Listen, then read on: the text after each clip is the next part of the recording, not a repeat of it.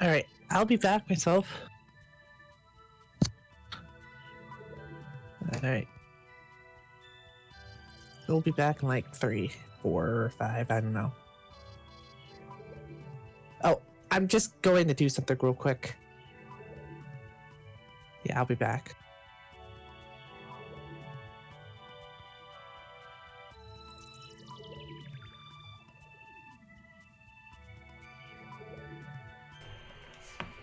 Hey, I'm live. Welcome. What was the button I was supposed to press? Oh yeah, this one.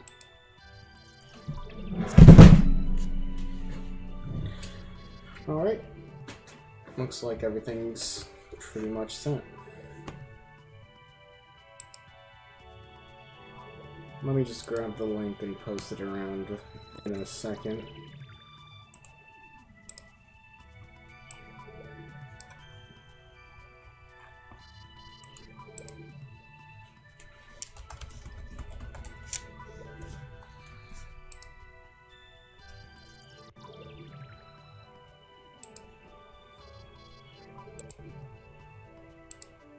Hey, you.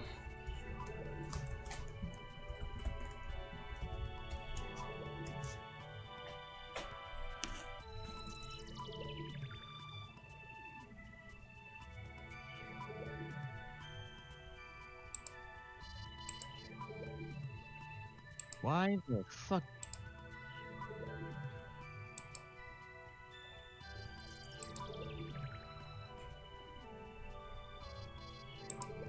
That's a good question. Well, yeah, we'll just start.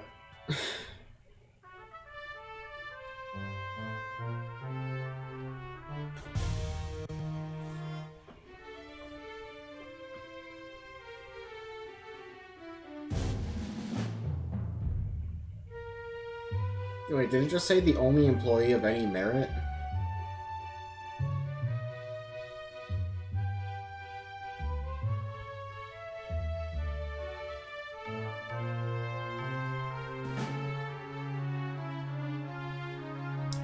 In the end, Hokate Freight ran into financial somethings.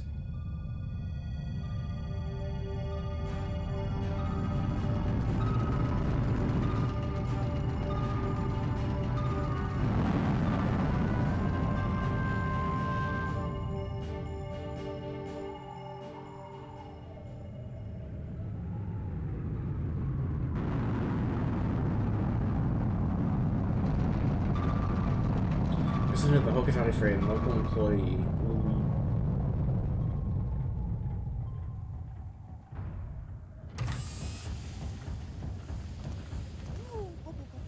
Almar, I'm so glad you're safe. Yes, very glad, quite glad, but sadly, I have an announcement that is not so glad.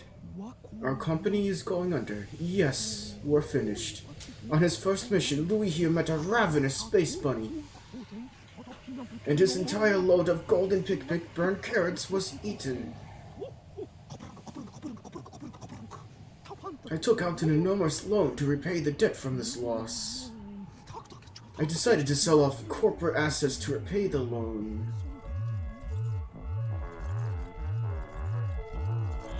Bruh, that's his ship. But the only asset we had to sell was your ship, the SS Dolphin. As for the rest of our loan... Bruh. We have no means to repay it.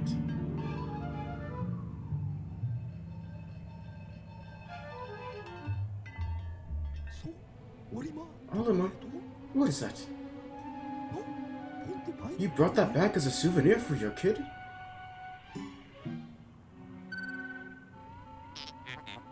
Treasure, treasure, treasure. Money, money, money, money.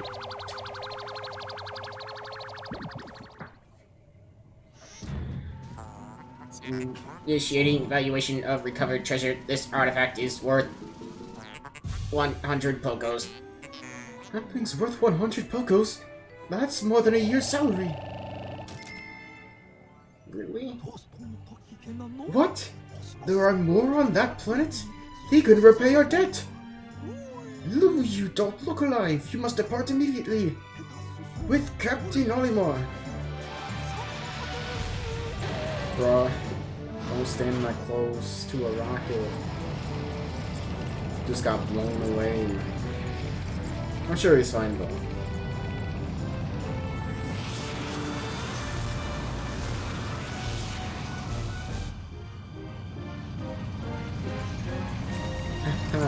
Nice try.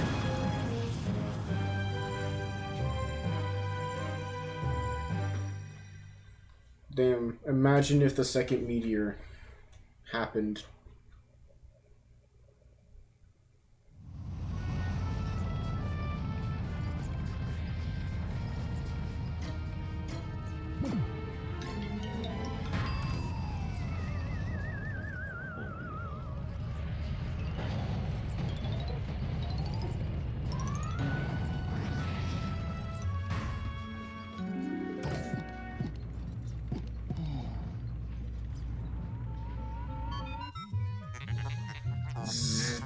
That was close.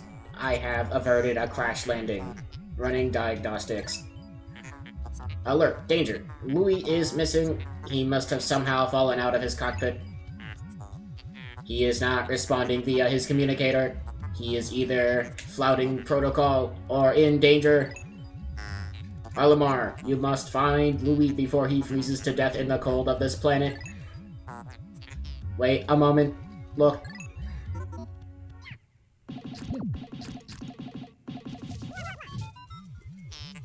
Could these be Pikmin? They look like they are about to be devoured as we speak.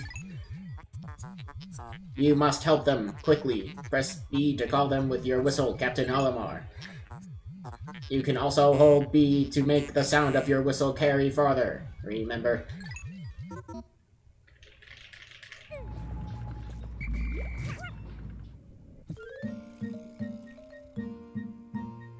Nice.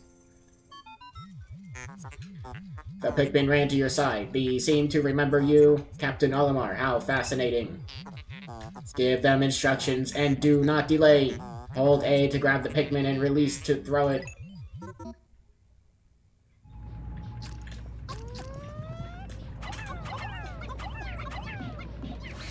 There we go. This is gonna take some getting used to.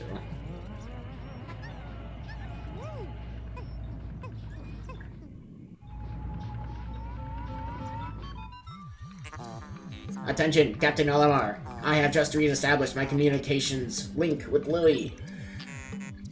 It is fortunate that we have managed to confirm his safety. Press Y to communicate with him. I am quite interested in the details of his condition.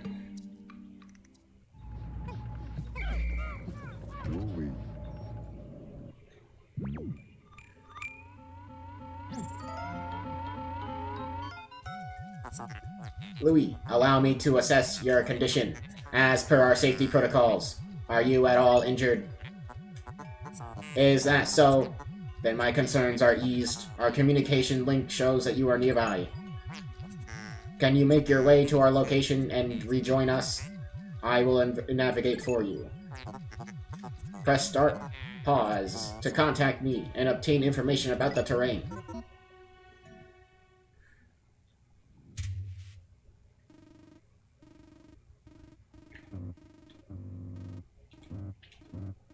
Map.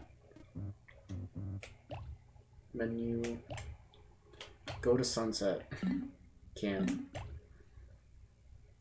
Exploration kit. None of these. Okay, so we even have more information this time, I think. It's been a long while since I played either Pikmin, actually.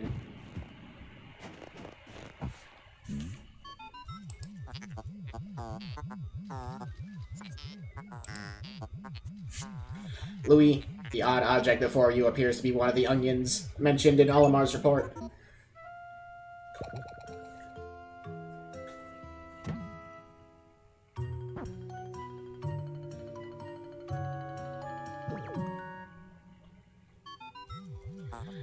What is this?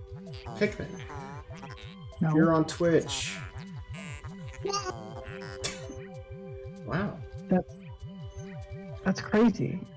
The seed the onion ejected for us just sprouted. According to Olimar's report, it can be plucked with A. this the Wonderful 101? Not quite, but kind of. It's like Wonderful 101, but like good.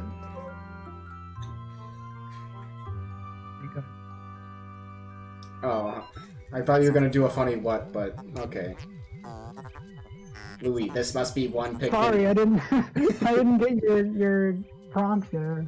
Oh, okay. This must be Sure. one of the Pikmin's creatures from Olamar's report. He is staring at you. You can use the C to issue objectives to your Pikmin squad or even direct their movement. You can disband your squad with X. Interesting. Olamar's description of the creatures resembling Pikmin characters was strikingly accurate. Louis, my sensors have detected drool in the corner of your mouth. Are you alright? Pikmin is like Pokemon if somebody spelled it wrong. That's very wrong, but I guess.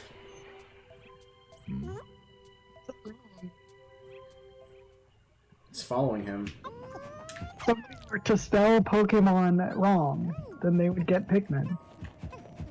Alright, camera, camera, camera.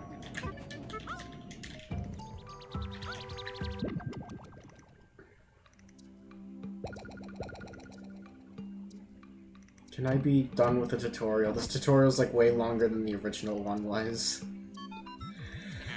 The youngin ejected more seeds to pellet. Yes, the Pikmin gather nutrients and hold up to the youngin and then further propagate the species. Youngin is a Pikmin mothership. Reviewing Olamar's report, it seems they're repeatedly tapping A, and lets one rapidly puck Pikmin sprouts.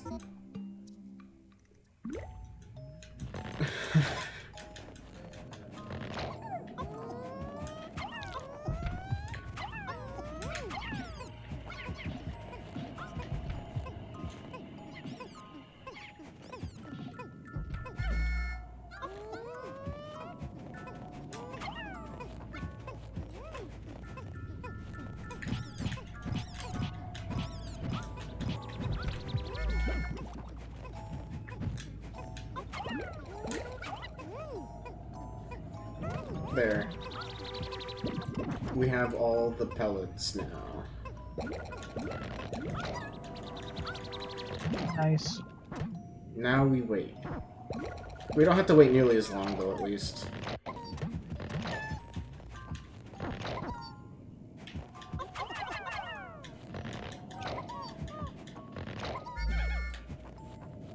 Okay, let's go.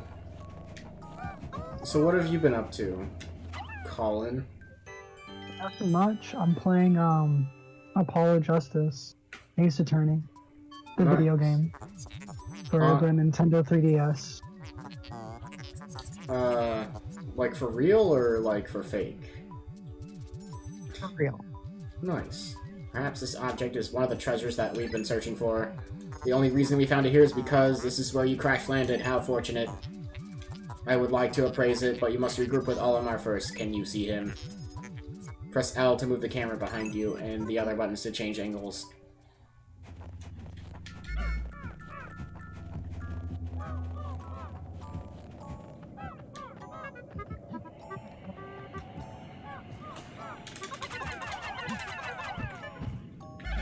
Bruh.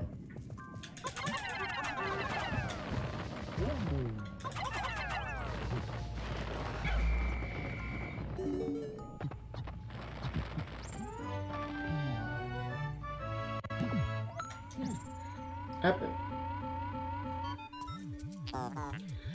Captain Olimar, Louis, you are reunited at last. This has been a troublesome start of our trip, but now you must feel assured that with your combined wits can get you through anything, correct? From now on, use B to form a single group and use X to take solo action and Y to change leaders. Basically, your partner is kind of like another Pikmin. Crazy. Yeah. 2 Pikmin? That's a lot. It's actually 6. What? This is insane. I'm having trouble just keeping up. There's too many things to. Yeah, so Instead of like managing your time all by yourself, you can actually split up tasks a lot easier because now that you have a partner, we can go like, alright, they're gonna work on this and Louie, you stay here, and then I'll go over here. And when the Pikmin come over here, I can bring them back and I can also pluck the seeds and all that. So stuff like that. Whereas with just one person, I would just have to wait for them to bring it back and then, yeah. That makes sense. Oh, they're already done. We still need 10 more. Which is why I came over here in the first place.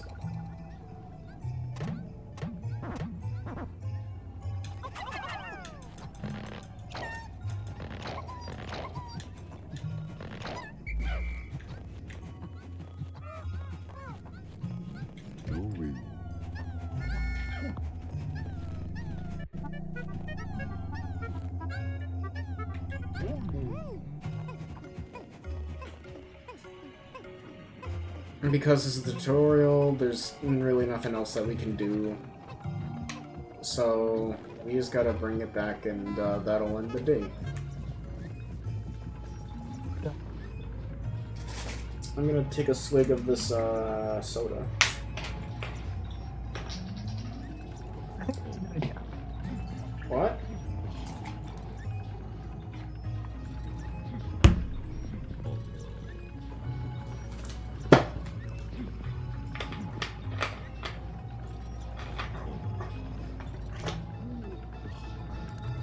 Here's an interesting thing.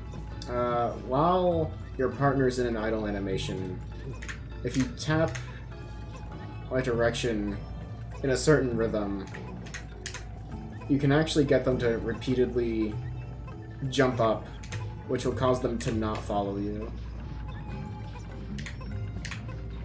See, Like, they're gonna try to follow you, and they eventually will, but you can actually get a lot of distance.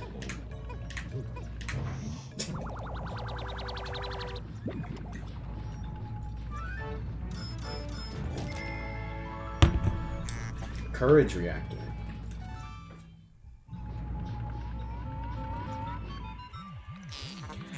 Our first day of exploration has yielded our first treasure. We will be done in record time. I took the liberty of naming it when I appraised it. The name reflects my current thinking. Leave it to me to think up catchy names for hit products.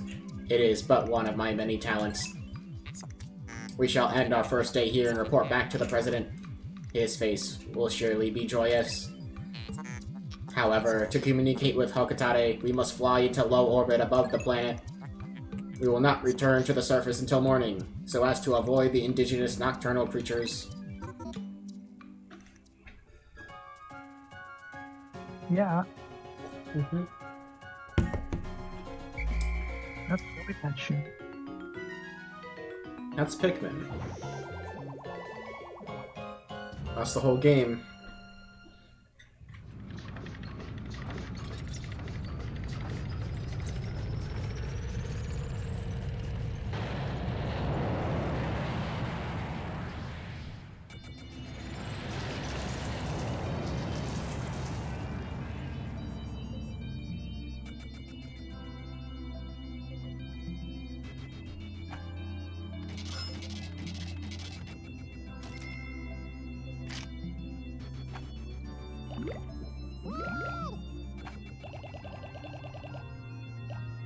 Neat.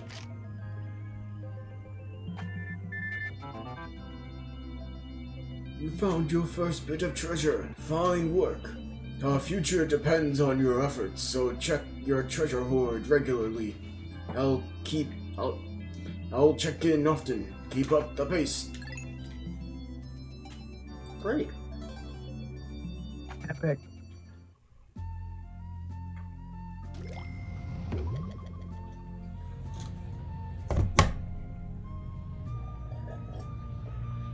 As a kid, this is probably one of the few games that I was like really hyped for, to be honest. I see. Not when it originally came out. I got into it like years after it came out. But even then, like I played the hell out of Pikmin 1. And for Christmas, like, I want Pikmin 2. And then, we went out and got it, so it was like confirmed as a Christmas present, but of course I still had to wait until Christmas. So, yeah. It's literally fucked up. Not really. Dwarf red bulborb. Pensaurus pseudoculi russus. Redbug family. Although initially identified as a juvenile red bulborb, groundbreaking new research indicates that this creature is in fact a member of the breadbug family, a close relative to the vanilla breadbug. It escapes predation through mimicry. Unique adaptation of the red bulborb's crimson coloration allows the species to safely commingle. Such effective adaptation and obfuscation by a prey species is rare, indicating this clever creature is a master of mimicry. You can even see how it reacts to Pikmin, generally. In case you were curious, you wanted to see how it reacts. Pellet Posy, Ampulus nutrio, pelletweed family. In the stem of the pellet posy, one can observe the muscle fiber unique to half plant, half animal species, such as Pikmin and candy pop flowers. So the pellet posy is a species that can be considered a close relative. Although the ability to crystallize nectar is unique to the small group of pelletweed family. The fact that these pellets reach maturity so quickly and that their pellets contain such a high concentration of natural nutrients in the soil explains why the Pikmin and so many other indigenous species are so reliant on these pellets for sustenance.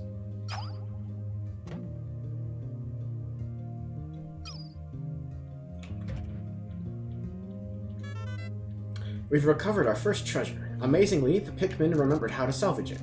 I can't understand their adorable language, and I don't know what they're thinking, yet I'm so happy to see them.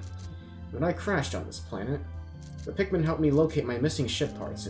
In my darkest hour, the Pikmin were there for me. Now that I'm reunited with them, I know everything will be alright. It will, right? Hey. Oh, is this Pikmin 2? No. This is Pikmin 1. This is Pikmin. This is the prequel to Pikmin 2. So Pikmin 1? Yes. Oh, no, this is Pikmin 2. Yeah. We're still in tutorial, but we'll get out of it soon enough. Good game. Yeah. We're also on Twitch. In case What? you didn't know. Yeah. Check Showcase. Time for some demon. Nah. Good morning, workers. Ready for another day of toiling for the profit of your company? Wait, I got this. The The Pikmin Pikmin seem... still seem to be asleep inside their onion. What lazy creatures. No wonder they lack survival skills. Then, beneath the onion, and press A to call them out.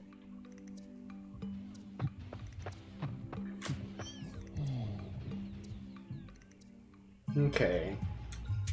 So we may as well take our time here, because as soon as we go inside of the cave, that's a requirement of today, the day ends. There's nothing up there yet, okay. So yeah. I'll just have Louis stand around for the new Pikmin that come around.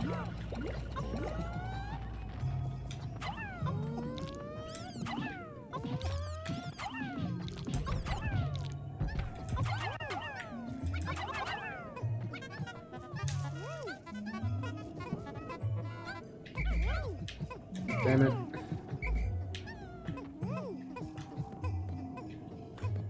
So yeah, I gotta stack it on that bag. I'm gonna look over here real quick in case there's more pellets. Because we're gonna have a lot of leftover time, and literally nothing to do with that leftover time. Okay.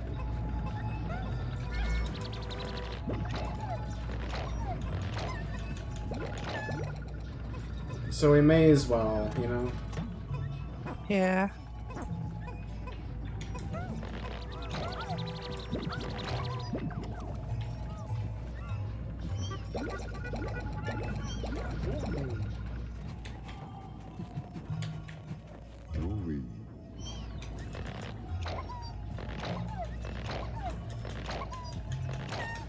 Hmm.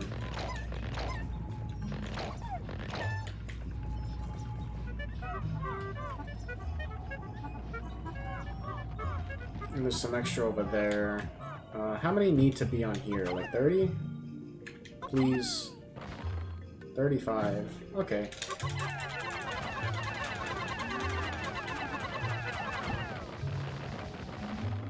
What? Oh.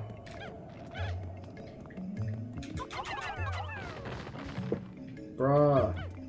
Just... Okay. Pikmin, you need to be fatter.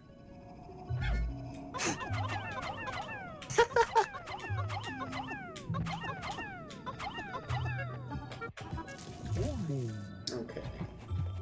So I know that there's stuff over here, so I'm gonna divide the Pikmin and bring 13 over here. And then have Louie handle the rest for now.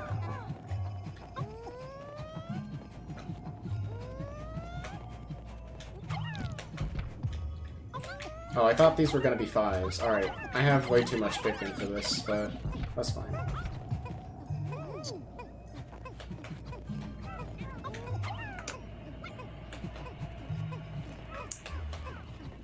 Alright. I'll just leave them be for now, and I'll regroup with Louie, and then we'll take on all the enemies with an excessive amount of force.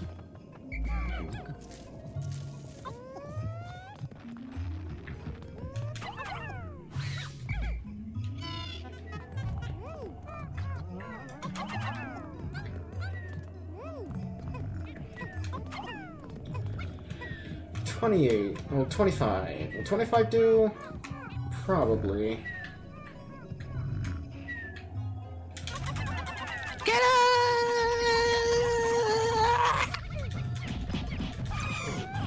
Alright, well that sucked. That didn't suck. Rest in peace, Pikmin. Okay, so 30 was the magic number.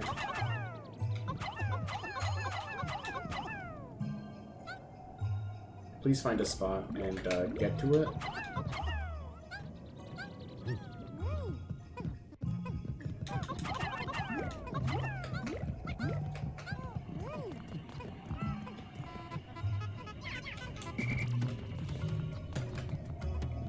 And while they're carrying that back, I'll have those guys work on that, and then I'll have Olimar come back.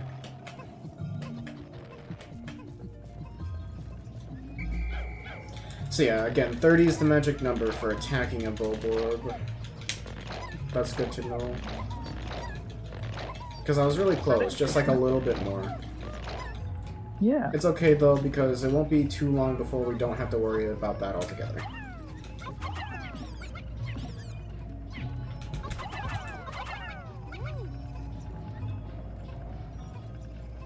Yeah.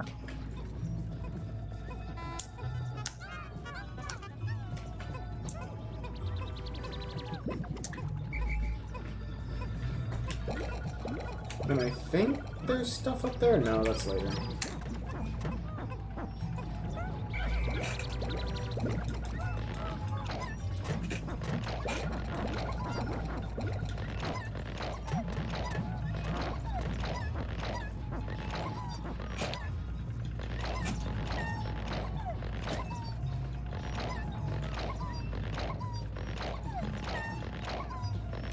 Great.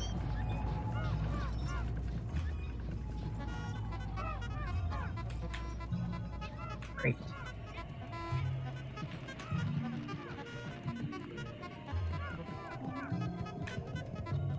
So first of all, we're gonna get this trigger.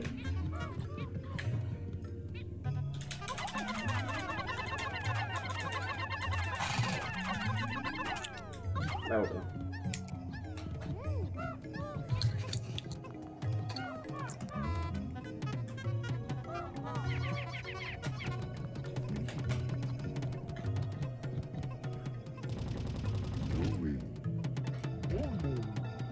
I'm gonna have Olimar go ahead and wait by the ship again.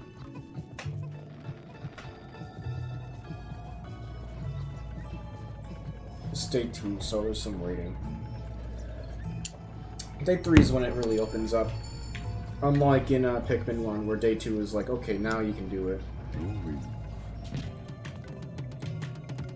Wait a second. What? Is this Pikmin 1? No, this is Pikmin 2.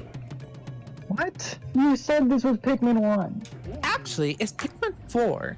I can't believe this. I feel so like...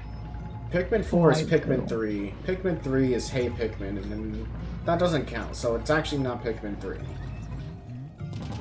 So Pikmin 3 is Pikmin 3 then. Yes. Which one is Okay. Pikmin 5? None. That doesn't exist yet. How could Pikmin destroy such a massive wall when their might is ferocious? Louis, did Olimar instruct you on proper Pikmin commanding protocol? Apparently not. Olimar, you are failing in your duty as a superior. Allow me to explain. Press A to grab Pikmin, and then group them up, and then do that, and then here's a rundown of all the controls again, because you are 5 years old. Really?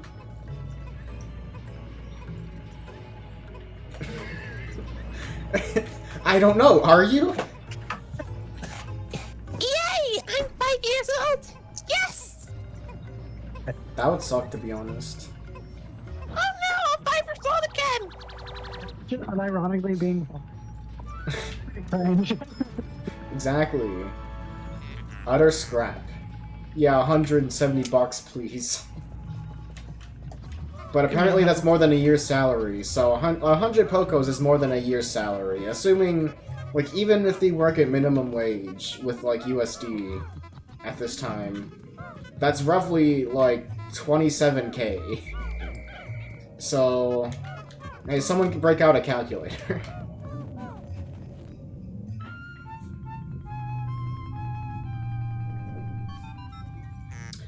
Interesting. Warm air is welling up from the hole in the ground before you. What could lie underground? What is wrong? You both show expressions of unease. Do not fear, the leader's group of Pikmin will join you. I shall dispatch my research pod to... Approach the hole and press A to jump in.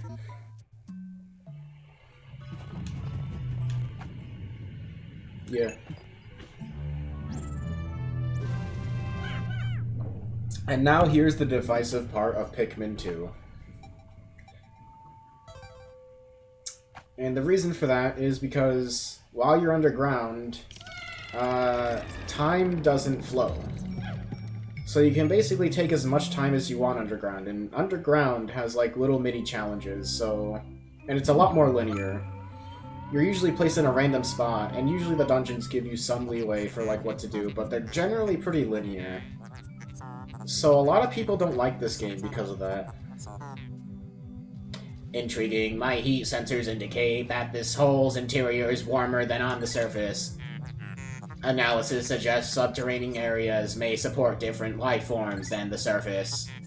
If you wish to check underground terrain, press the button to communicate with me. The I am divisive not part. Never mind. just a ship. I am an all-purpose support pod.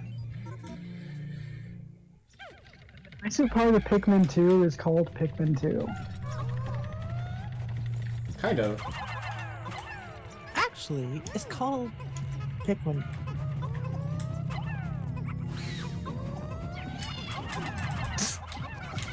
I'm just gonna smack this guy.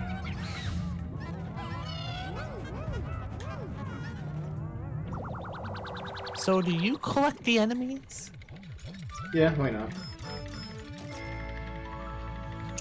Quenching Emblem. Of course it's 7-Up. 7-Up, let's go. There's a lot of product placement in this game for some reason.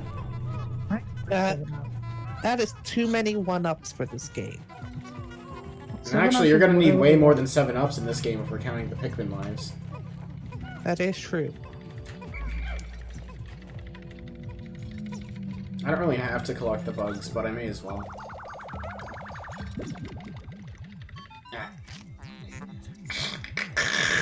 How can this possibly consider this beast a treasure?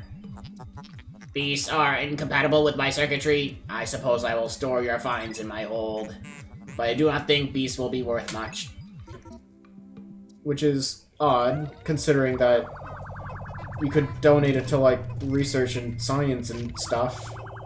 So I think they would be, at the very least, worth a decent amount. Which, I guess they kind of are, considering that 100 Pokos is, like, 27k. So I'll imagine how many 2 Pokos is worth. Citrus Lump. Someone calculate that, actually. Someone, like, divide 27,000 by, like, 100. So we can figure out, how much, like, roughly how much, like, a Poko is worth. 27. 27? Wait, 27,000 or Wait, no, 270? 270, I think. Yeah. 2 Pokos is $270. Yeah. So yeah, they're actually worth quite a bit, I guess. This hole appears to be quite deep. My sensors indicate more treacherous terrain ahead. Louis, do you recall that you could adjust the cameras? I have to remind you because you're still 5 years old. Really? No, Louis like 21. And Alamar's probably like 30-something. Why are they lying to us then? Alamar's old! And I'm mostly... Well, yeah, he's got like a wife and kids. I'm roughly like translating it to like human years, so that it's like easier to compare.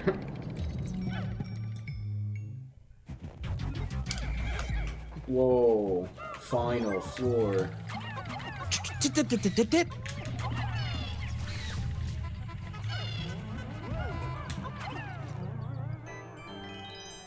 Well, what are you waiting for? Grab it. It's inconceivable that such an immense object has been buried here for so long. The design on the outer shell resembles the surface of the planet as seen from space. Perhaps that this can be used for something other than salvage. But how will we ever lift it? I fear that even 100 red Pikmin will be unable to lift it. Oh, don't worry. We just need one red Pikmin. He's getting it. Slowly but surely. He is getting it. He can't even lift it. Damn. If only we didn't lose, like, the 4 Pikmin earlier this day.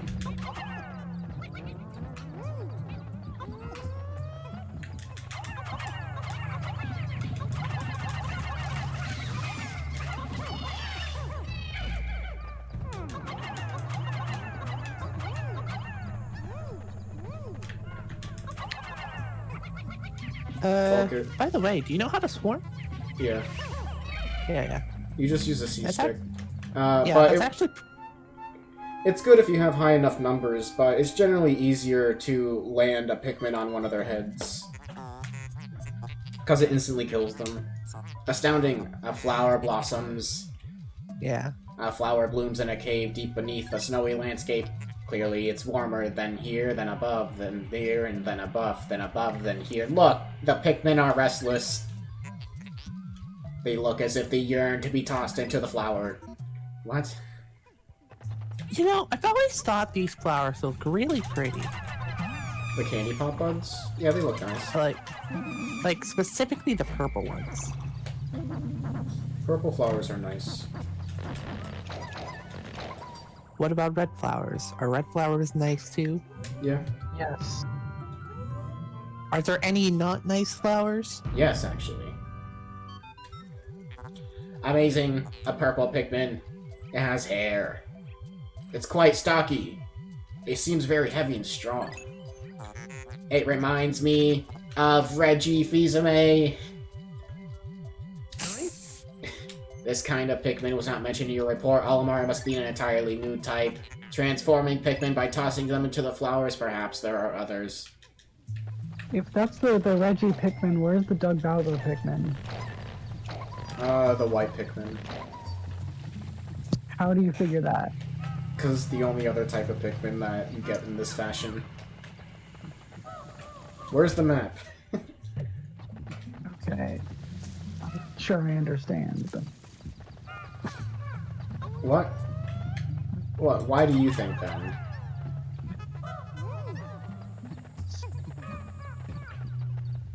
This don't make no sense to me. What about? Doesn't make any sense. Why is the purple Pikmin Reggie? Oh, because one time Reggie like ate a lot when like Pikmin 2 was getting released. He's like, oh man, I feel like a purple Pikmin. Like something like that. Okay. Did you just call him so fat? No, he was saying that he was stuffed. Reggie is literally like the final boss of Yakuza 5. Well, one, spoilers, and two, well, I'm not gonna ask how because that's spoilers. This looks like Reggie, Okay, the final boss of a Yakuza game. I was Yes. gonna. You face all But these it's spoilers, crime so. lords, and then you face the Bills and me. Reggie retired from Nintendo because he was done with his life of crime and he wanted to leave it behind.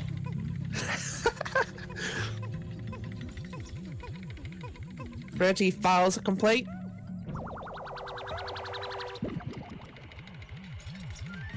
Epic.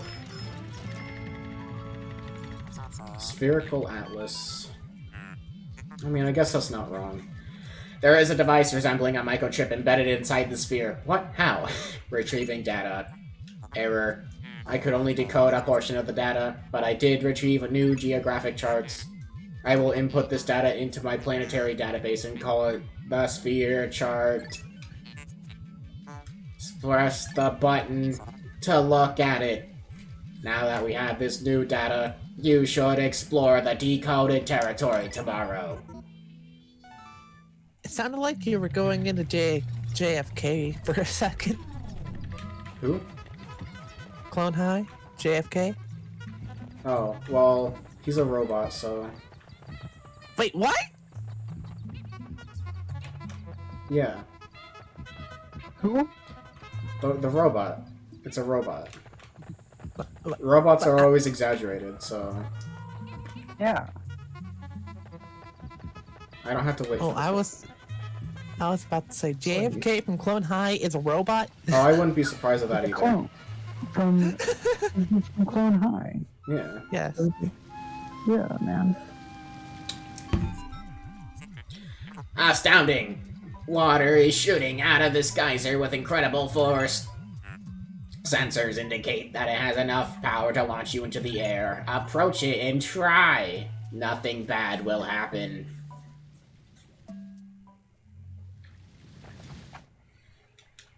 Okay.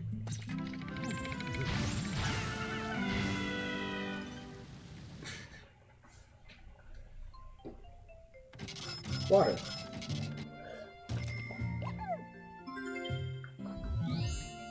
Cave complete. We got all the treasures, but we are gonna come back into this cave because not every day, but like every so often, I think like every other day, the flowers actually do respawn. So if we Yeah. happen to be in the area, we'll drop by and get some more purples because these are... Actually, That's the yeah, I only think way that you Yeah. can get purples. What are you saying? actually think it is every day though. No, it's not every day. It's That's every, not- like, other day, yeah.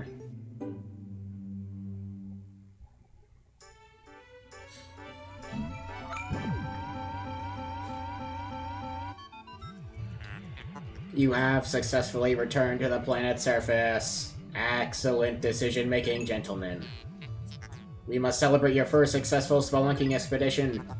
You've gathered a large amount of data that needs in-depth analysis. I shall send a report back to the President tonight detailing your progress.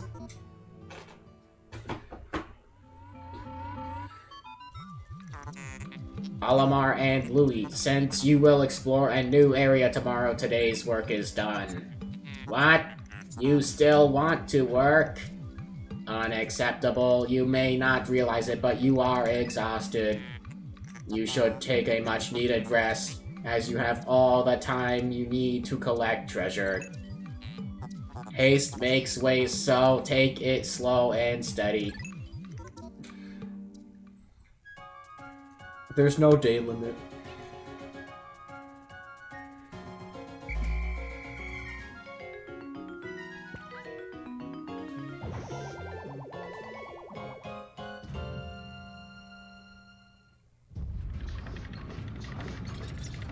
Imagine if there was a day limit in Pikmin 2. That would suck. Yeah.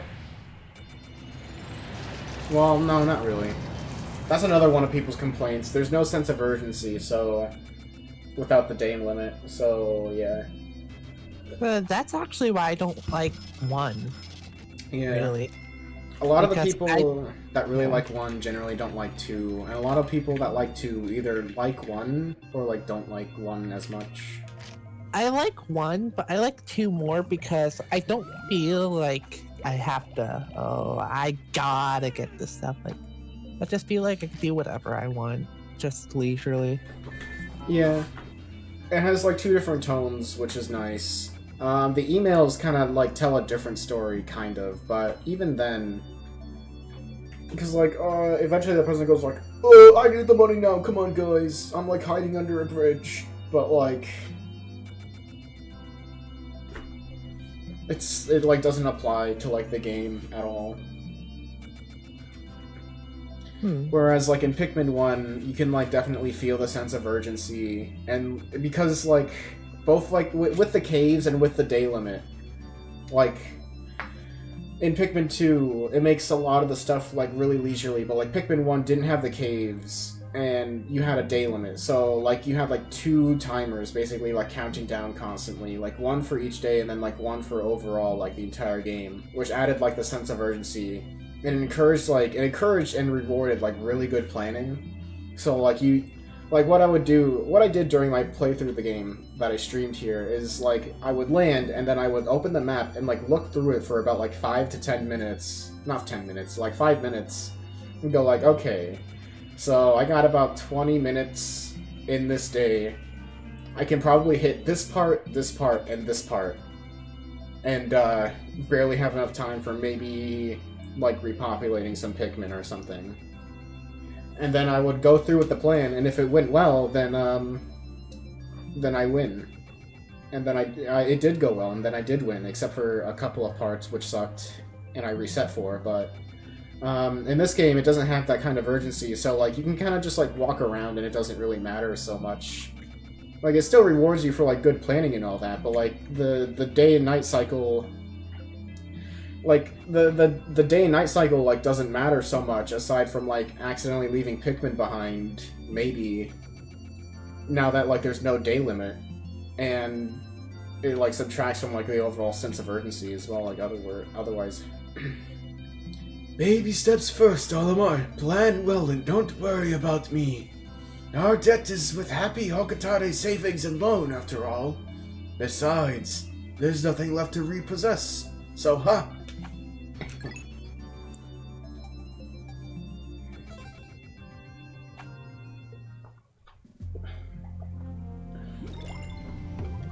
Epic.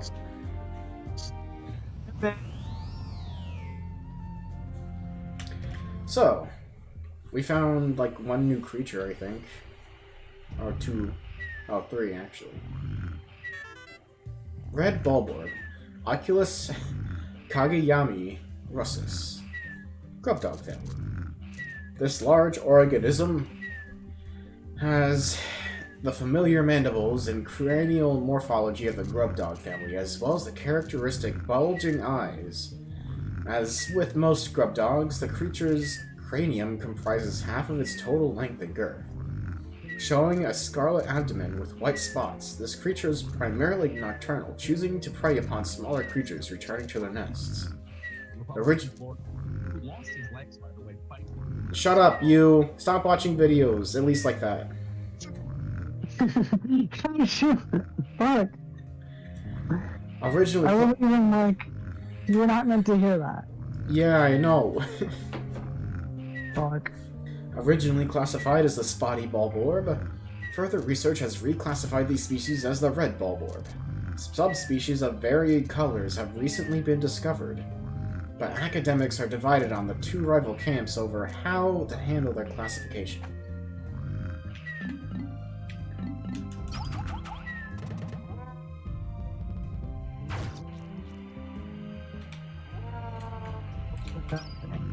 They're mean. Snowballboard. Pansara pseudocali. Yeah, Pseudocali frosticus. Red bug family. Like the dwarf red bulborb, the snow bulborb is a member of the breadbug family that seeks to survive through imitating the appearance and behavior of a bulborb. Its pale coloration and blue spots makes for easy identification. In particular, this organism mimics the hairy bulborb, but it is of course unable to grow the hair that gives the hairy bulborb its name. However, as the hairy bulborb has been known to lose its hair in certain circumstances, the snow bulborb is an effective mimic that often is mistaken for a member of the same species. There really is no difference between these two either.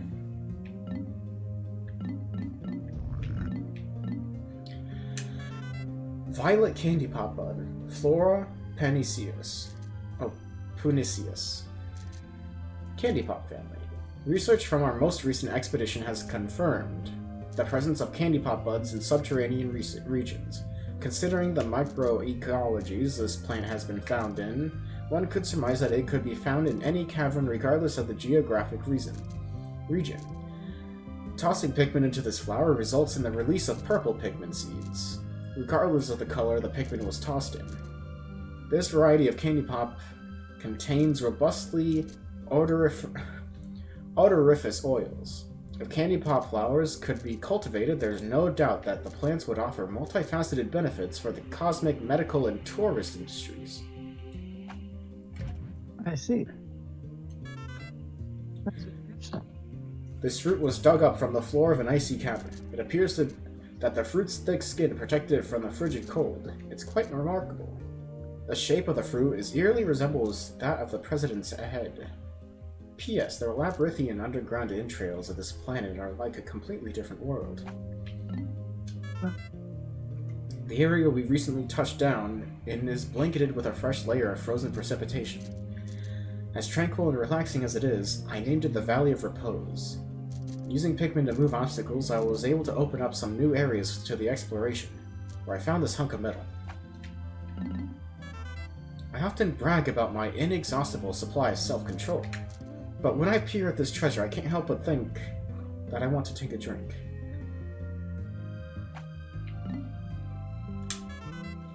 The purple Pikmin were somehow able to carry this massive treasure. Today, we measured their physical strength using the ship's onboard beefometer. It seems that they have 10 times the weight and physical power of any other Pikmin. When I throw them, they land with a resounding thud. I've decided to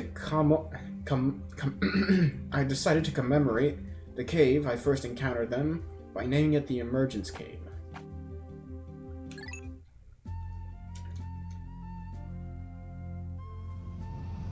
Okay, cool. Let's go to Awakening Woodman. Okay. My cat. Your cat?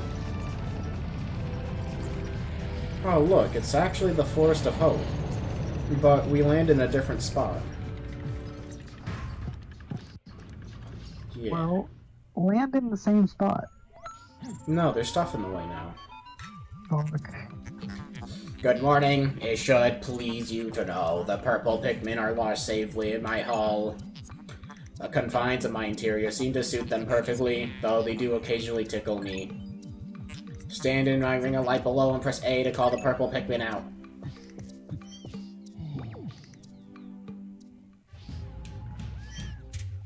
So yeah, purple Pikmin and soon white Pikmin are stored in there.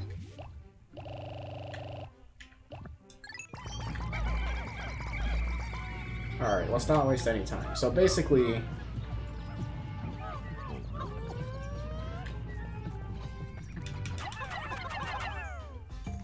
Are you fucking kidding?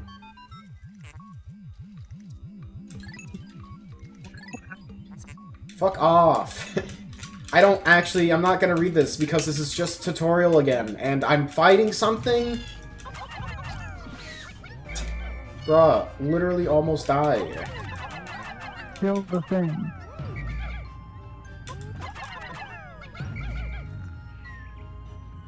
Alright, so basically, the reason why I said it's not really gonna matter how many Pikmin I need to cleanly kill these Bulborbs, because if you take a look at this, I'm just gonna kill this thing.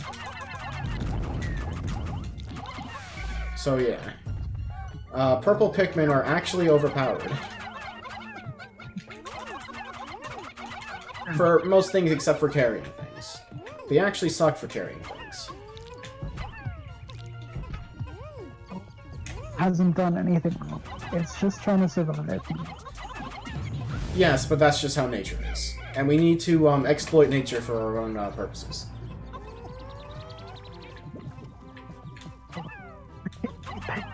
It's like a game about like evil people doing evil shit to the planet. No. We're not evil. We're justified in our actions. But we're not really good either.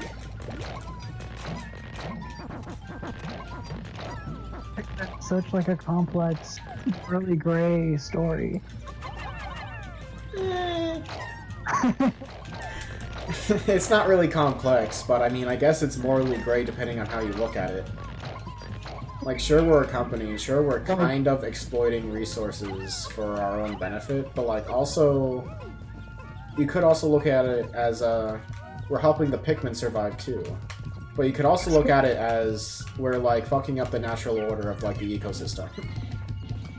It's literally, like, revolutionary in terms of storytelling. No? This one's more morally gray, but the other one is more, like, understandable. Astounding, this red berry contains ultra-spicy essence. Does not appear to have any monetary value, but I will research uses of it. Bring me another.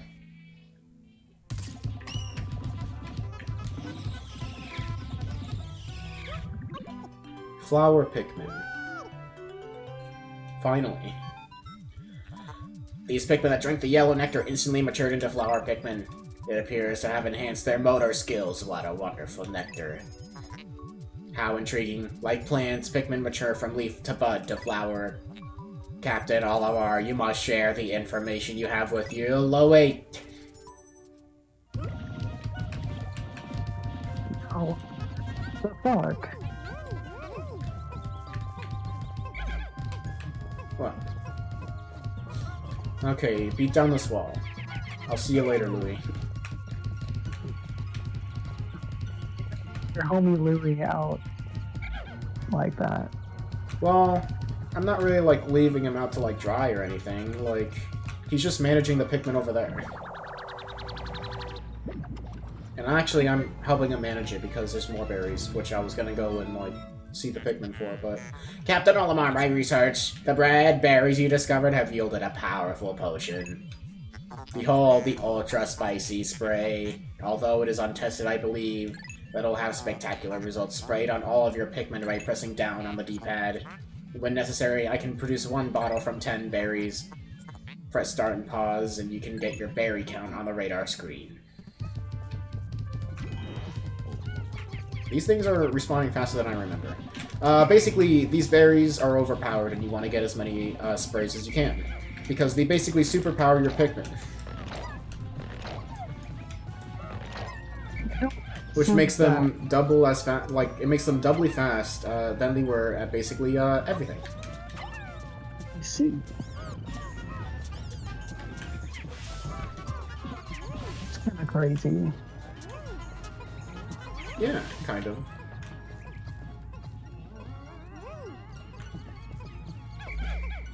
So yeah.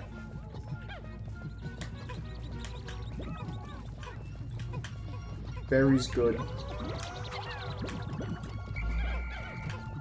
So basically, berries, good.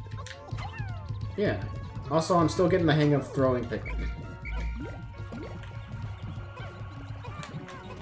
You're pro at this game, the fuck?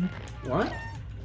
Well, it's been so long since I played any Pikmin, and also the throwing physics are, like, slightly different, so, like, if I just throw, then, like, it'll go where the cursor is, but if I press, like, forward and throw, then, like, he goes, like, way farther.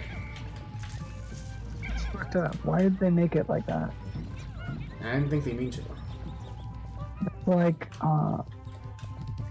if you throw it, then it doesn't actually land where the fucking... Well, I mean, oftentimes you'll need to throw farther anyways. bullshit, man. Alright, It's Louis, go literally ahead. like- They're like lying to you. Like, oh yeah, this is where it'll land if you throw it. Not.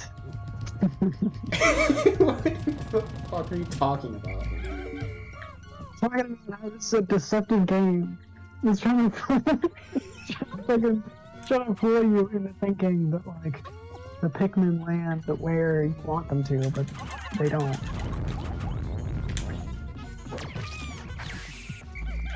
It's okay, he's alive. See? Soul just left his body.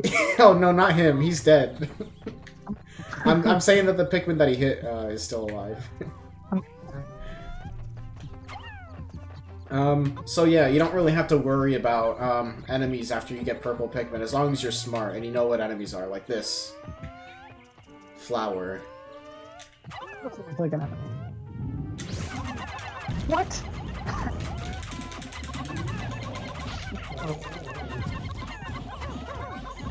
Oh yeah, it also hits itself when it misses, because it's stupid. Yeah. It do be like that. Okay, I actually don't have that many.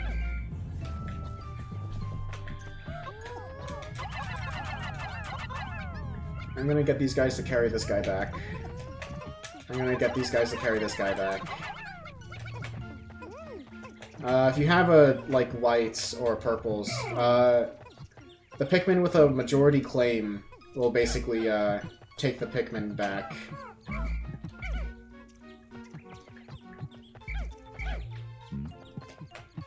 But yeah. So we don't actually have very many other places that we can go other than over here. And I'm gonna do that later because I'm actually gonna collect more berries. Even though we don't really need to. But there's no time limit, so what do I care?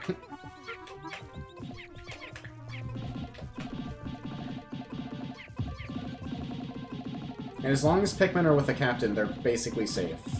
So there's no, like, you know, if I leave my Pikmin here, I'll pick them up later, but I do gotta do it within, like, the time limit or else they're dead. What? Already respawned? Is there, like, a timer or something? Like a global timer? Maybe. What? What? Oh. I hit 100 Pikmin. Interesting, it seems that the number of life forms within the onion has increased. Did you notice that too? You can't have more than 100 because this is on the GameCube and it's not that powerful? Goodbye. All things considered, this runs very well.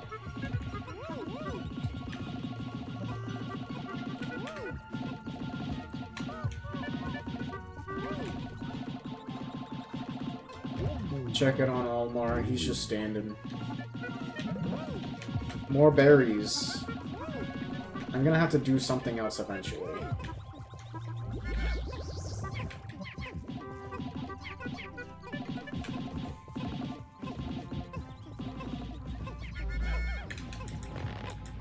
Something interesting as well is that the music actually changes depending on which captain you have out. When you have Olimar out, the music plays as a just straightforward beat, but it changes to a swing rhythm when you change to Louis. It's something that you won't really notice, or probably even hear.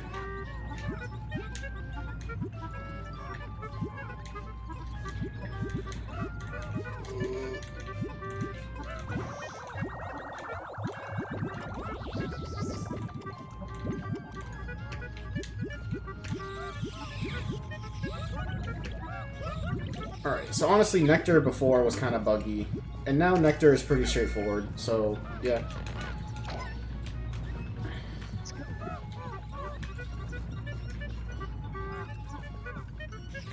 Two made the game good, Yeah, they made the game not lie to you this time. but it still lies to you. Sometimes. Anyways, now that we have excessive force, let's go to that cave. So yeah, flowers are way faster, and everything, and you want to have flowers at all times and not leaves. Yeah.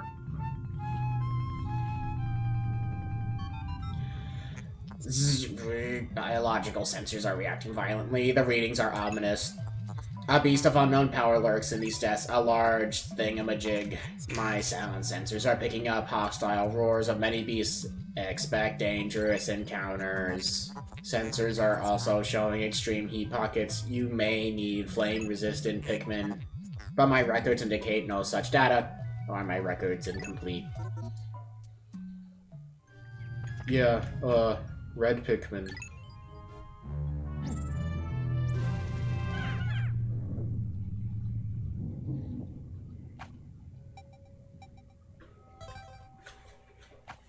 I'm having fun. How about you? Just chilling. That's good to hear. Yeah.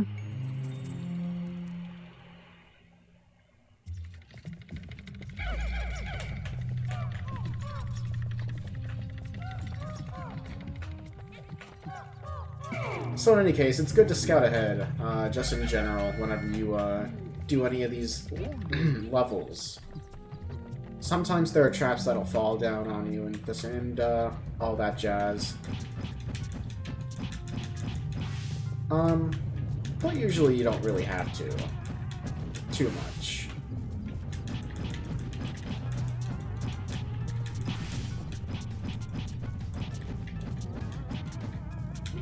You can also punch things yourself if you have no Pikmin.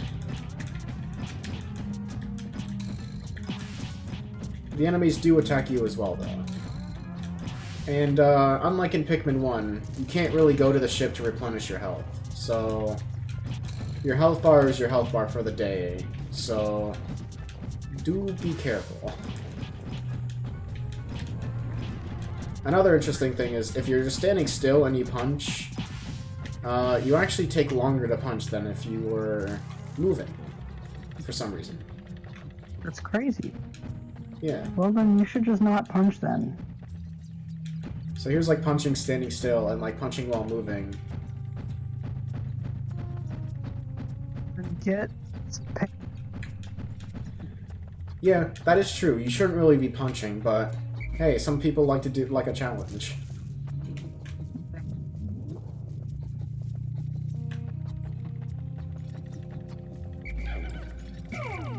Anyways, I'm gonna sort... without using any Pikmin. Well, you need to use Pikmin to carry stuff, but you can defeat most enemies without using Pikmin. Some you can't, like flying enemies, but most you can.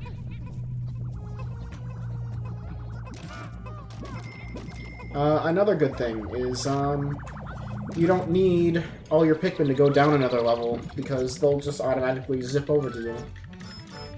We got a thing. What is this? A Stone of Glory.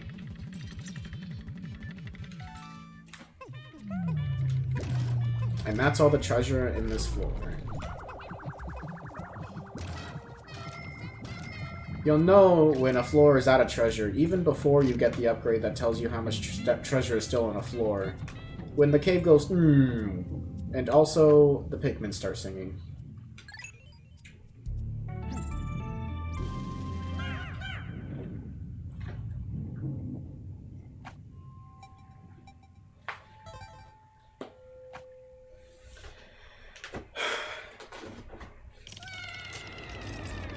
So when do you want to go camping?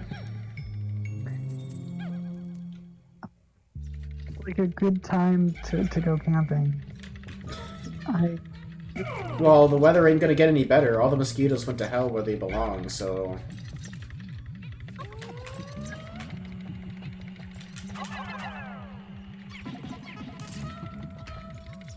What? Is that nectar?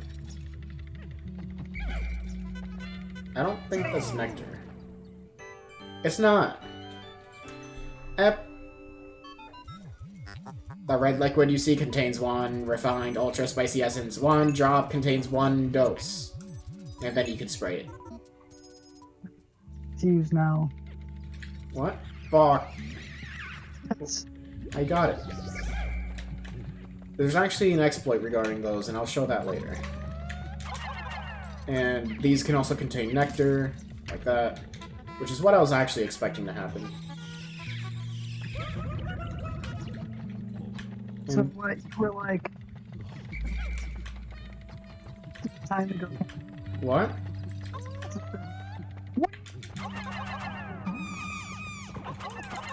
You're cutting out. You cut out like a lot. What's going on? How's this happening? I can hear you now.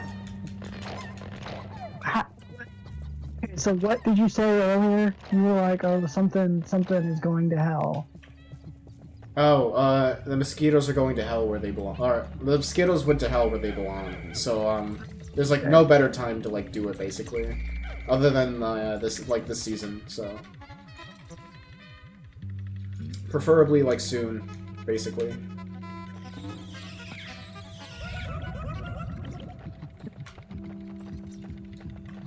Oh, yeah, purples have, purple flowers. Pretty cool. Yeah.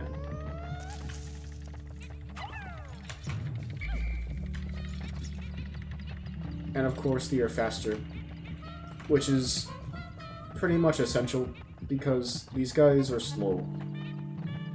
See? But at least when they're flowers, they're like... Alright, so like when they're flowers, they're like red leaves, basically. So yeah.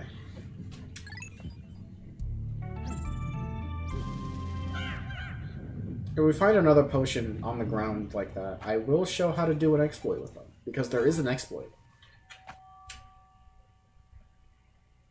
It's pretty simple.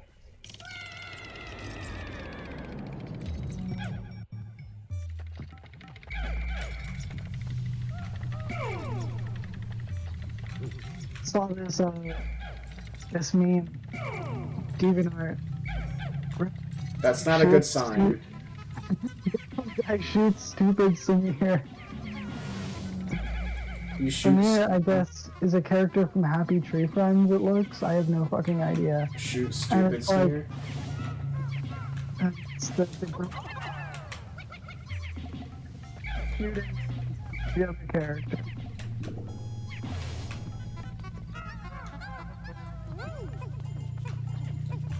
You're cutting out again. Shit. Okay.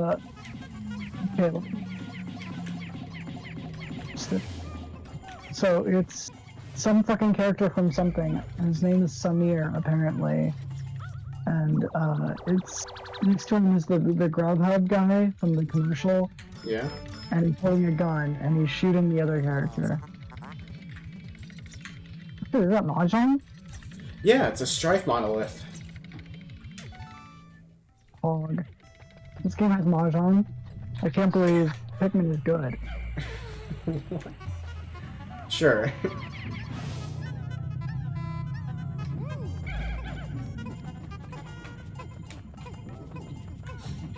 Damn, the Pikmin work just like I work at work.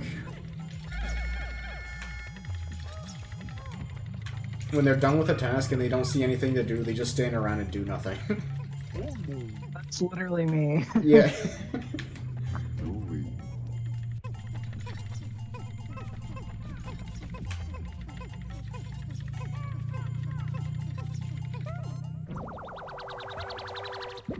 Epic. It's a This floppy is, disk. Yeah. Cosmic Archive.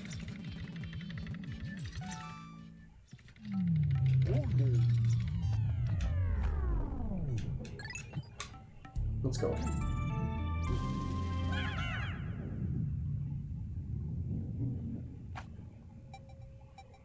So wait, what are you talking about? Post it in like shitposting chat. I posted it in no mic.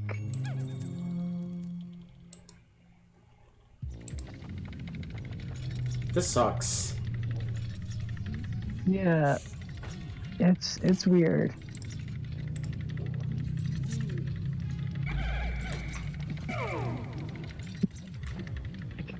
somebody posted this on like another server that I'm in, and he goes, "No, rest in peace, Samir. He was killed by the Grubhub fucker." Someone else is like, "Who's Samir and who's the Grubhub guy?" I don't know. Wow, he had that inside of him.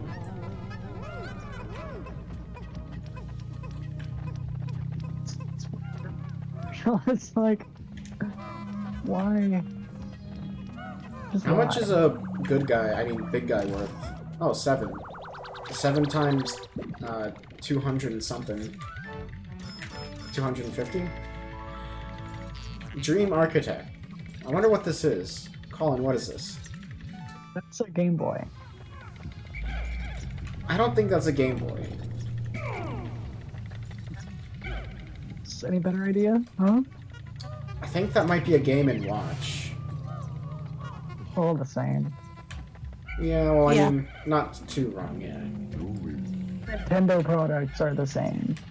Actually, yes.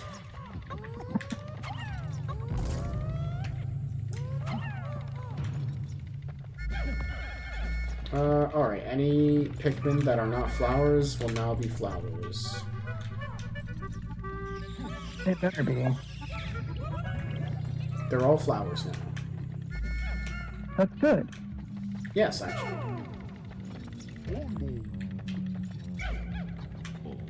Alright.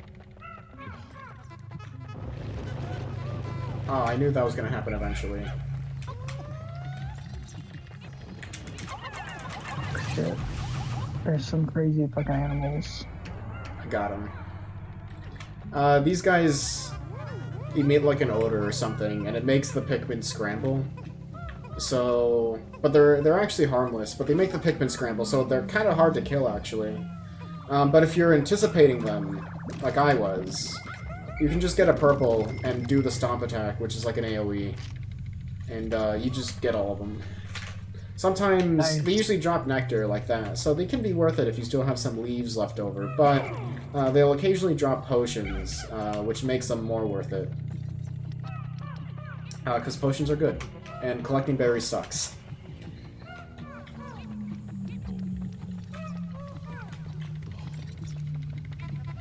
They'll occasionally be in eggs too, so look out for that. And they're really bad to encounter if you're already already fighting something.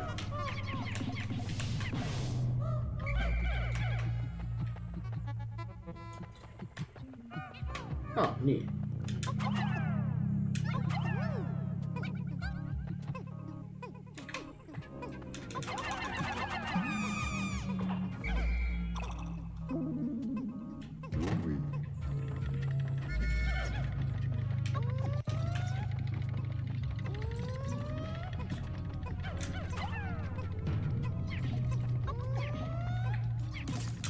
Like that. Epic. It was pretty weird. Luck Wafer. It's a Nintendo playing card.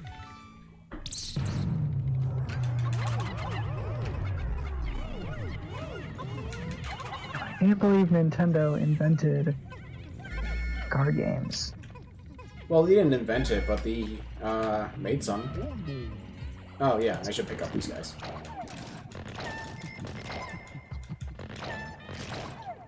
I mean, the thing is with the creatures, like, a lot of people don't get the creatures, but I think, like, if it's not too out of the way, like, you may as well, because, they add up. Like those, all of them were, like, each worth, like, 1 Poco, but I got, like, what, 10, 20 of them? And some of the treasures in the game are only worth that much anyways, so, you know, you may as well. Alright.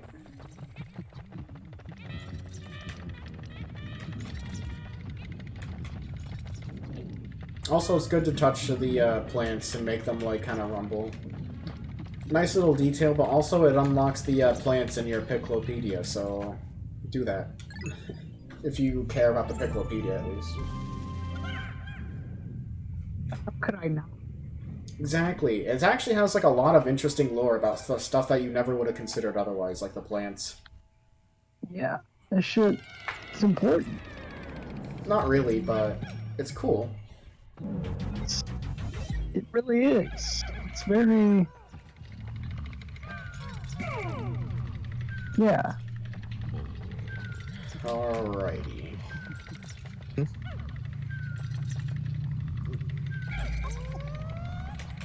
So here's this guy. This guy. Big Chungus. Alright.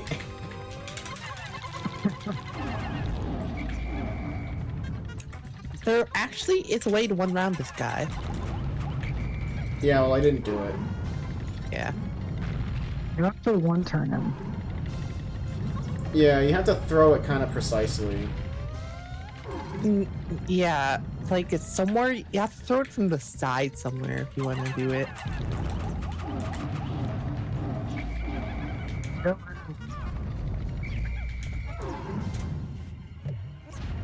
Alright, hang on. Let me reset real quick. Here's a reset button. If I lose a purple Pikmin, I'm just gonna reset the game. The game saves after every level of a cave, and purple and white Pikmin less so but there's certain treasures that require a certain amount of purple Pikmin. I'm okay with losing most Pikmin, but if I lose like a purple or white, I'm just gonna reset because that sucks. Playing this on. And it's a real pain in the ass. The reason why is because it's just a pain in the ass to replace them, basically. So you know what? This fight's not even that good with purples anyway. I don't Playing even... this on. What? What are you playing this on? The GameCube. Why? Because I like it on the GameCube better.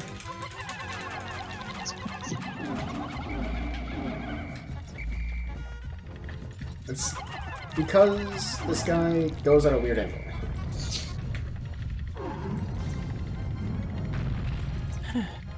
But yeah, it'll roll from side to side, and you have to wait for it to stop. This boss isn't very interesting. It's a shame that there are like 3 different versions of this boss. Should be.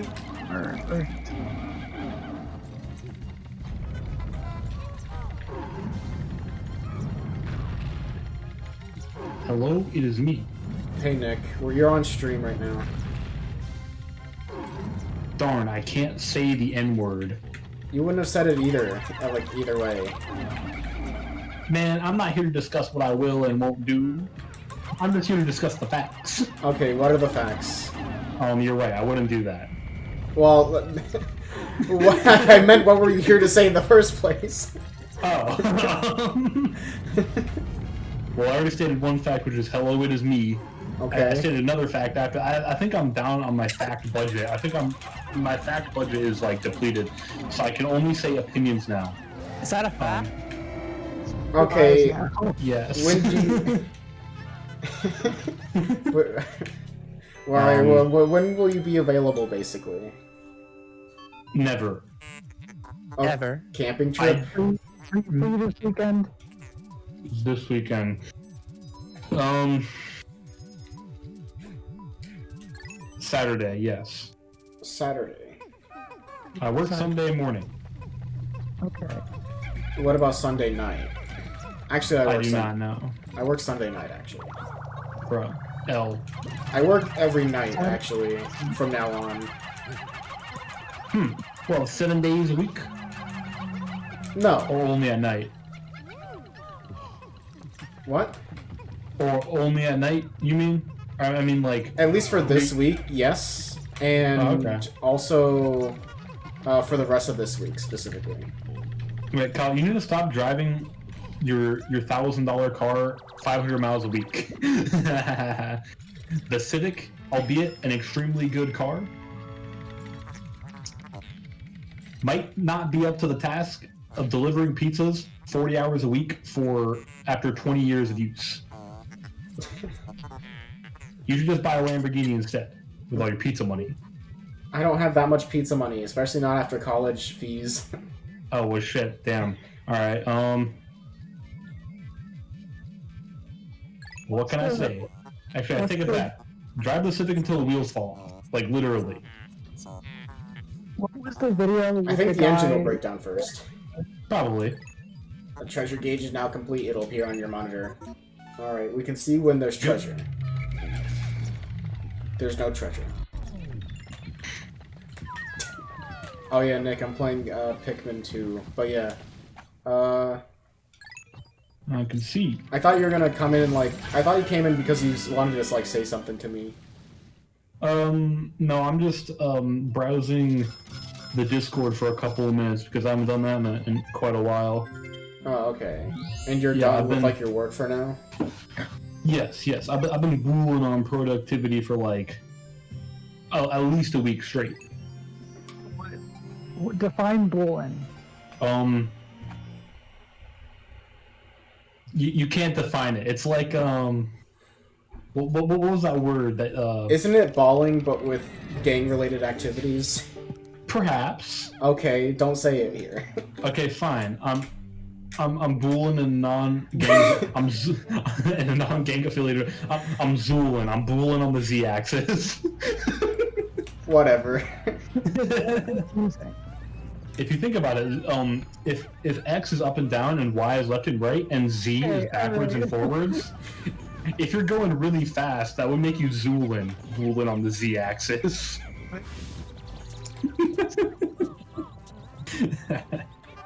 I don't know what you're saying. I don't care. Damn. True. I don't blame you. I wouldn't care either. So anyway. I forgot what the fuck I was trying to say. Never mind. Well, so am I to assume then that you... Okay. Oh, here we go. Get back to the issue at hand. Okay. Supposed to take boolean to mean that you are or are not busy. R. Okay, thank you. That is all I needed to know.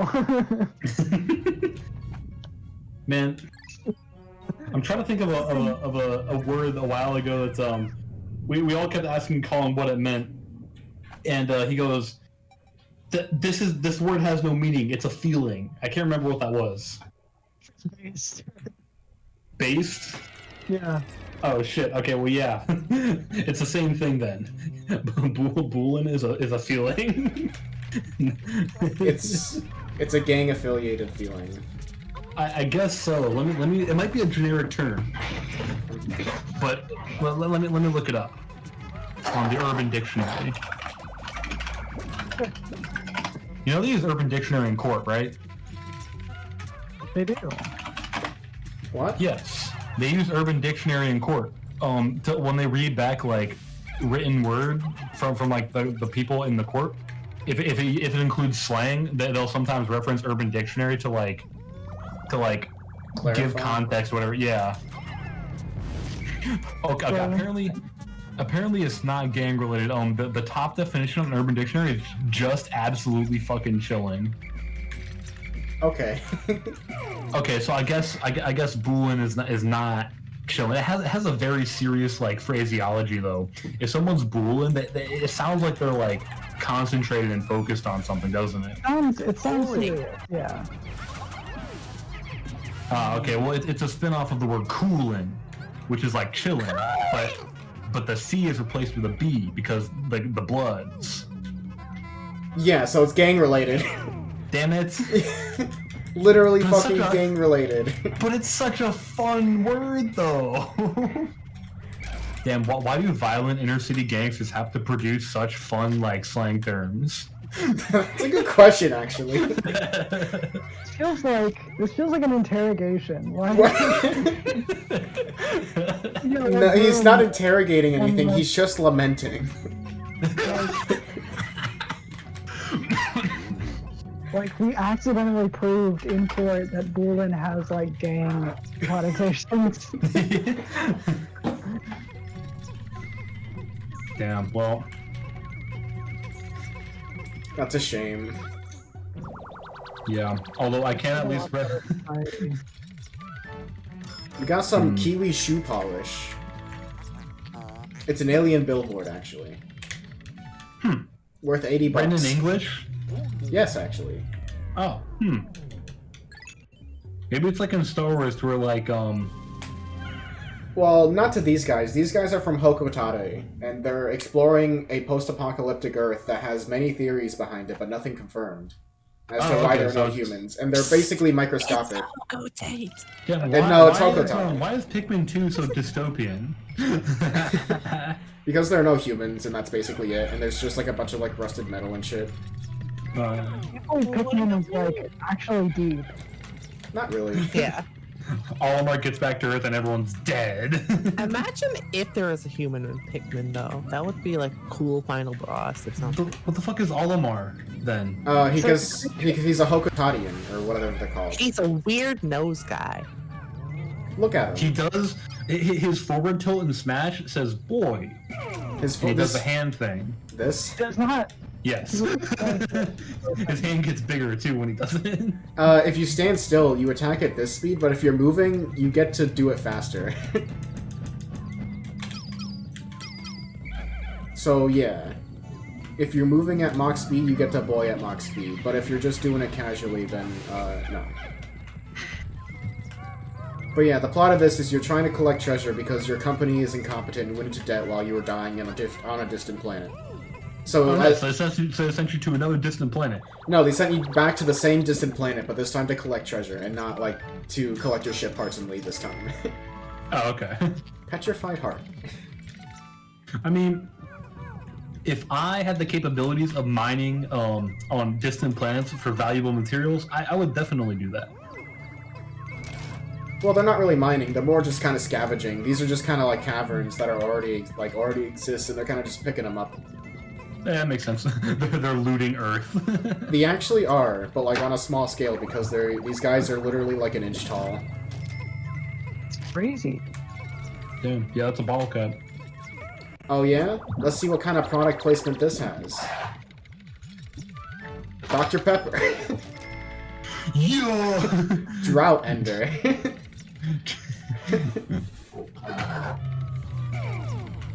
I guess to someone an inch tall, picking up a bottle cap would be like picking up a big ass piece of like half-inch steel plate or something. Well, like I'm pretty sure it's like aluminum or something, but yes. Nah, bottle caps are made of steel. They are? Yeah, they are. The steel is really cheap and really tough. The inside of bottle caps is filled with like silicone or wax because it like seals against the surface of the top of the bottle, and the outside of it's made of steel because it holds its shape better than aluminum. Huh. Yeah. No. Now you do. Yes. Alright, so I keep calling the Pikmin and dividing and pressing X to divide them because I usually just want specific ones for specific tasks, and whenever you start, it always just like groups them all together, so you don't want that. Min-maxing the Pikmin. I don't want to throw purples in here because then I'm gonna lose purples, and purples are a pain to get. How can a flower so deep on the ground bloom so robustly? How mysterious. This place is conspicuously warm. It could act as some kind of hothouse for foliage. Or foliage. Do it in the Chill's voice. What an interesting development. The Pikmin look as if they were long to be tossed into the flower.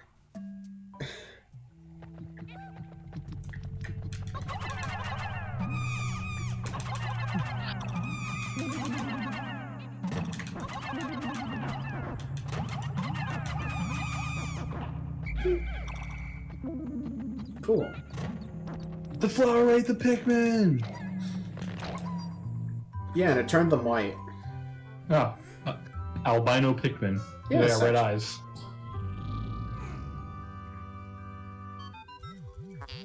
Incredible. A white Pikmin. It is tiny, but it looks distinctly swift. Its eyes are unseemly red. This type of Pikmin was not mentioned in your notes, Olimar. It must be an entirely new type. Our data record on this type is a blank page, since a certain captain never documented them. You must experiment and make detailed observations for the benefit of future generations. Damn, they could have just said write shit in your notebook. They didn't have to like bring like an existential guilt trip into this. No, that's what the ship does. He's an asshole. Oh, okay. Anyways, if I walk around, with the meter getting bigger, yeah, like right here, white Pikmin actually can see underground somehow, and they start digging if there's treasure. Oh, that's cool. Yeah. Amazing. The white Pikmin have unearthed a treasure that was completely buried underground. Perhaps the beady red eyes allows them to sense objects buried in the dirt. And then once it's like out a little bit, the rest of the Pikmin can help dig it up too. The white Pikmin are considerably faster as well, compared to other Pikmin. 3 types of Pikmin in this game. There are 2 types of Pikmin in this game. Well, there were, but now there are 3. Inside of each Pikmin, there is 2 wolves. So yeah, they're carrying it back really fast because of the white Pikmin. Another thing is, if the Pikmin get eaten, they actually are poisonous. So they poison the enemy and do some damage. Oh, good. But you don't want that to happen because white Pikmin are hard to get. That makes sense. Oh, the white Pikmin look poisonous. Yeah. $80 for gamma tape. I mean super stick textile. Meanwhile, the purple Pikmin are really slow. It's harder to tell because they are flowers, but usually the flowers are like they keep up to you like really well. And like these guys are still kind of falling behind. And when they're leaves, it's really annoying. Well, I know from Smash that the purple Pikmin are buff. Yes. They do a ground pound, and they can also carry 10 times their weight, but they are really slow. But they also stun lock enemies. Oh, so good. if you do that, if you just keep throwing purples, basically every enemy just dies. And that's why they didn't appear. And that's why they didn't appear in story mode for Pikmin 3.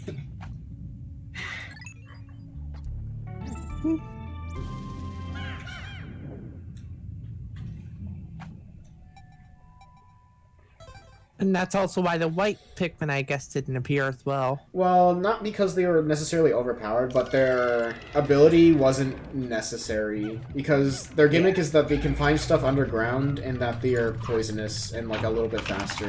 Which is like, you know...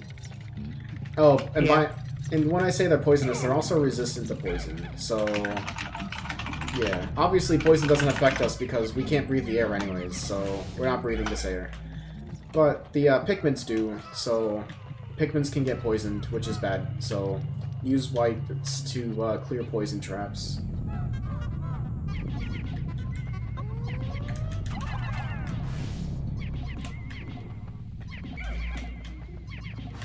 So generally scouting ahead with different hazards, or to take care of different hazards, and then regrouping and getting the rest of your Pikmin for whatever else may be hazardous, like enemies, is generally good.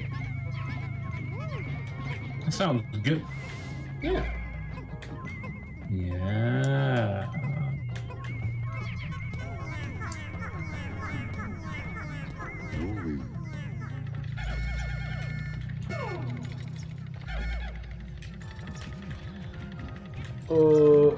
Nick, when will we do the Domino's thing?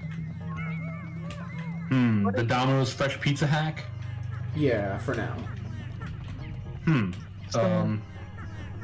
It was less powerful because it was only like me and John last time, so it wasn't completely worth. But if it was 3 people, then it would have been totally worth. Well, is it 1 coupon per customer?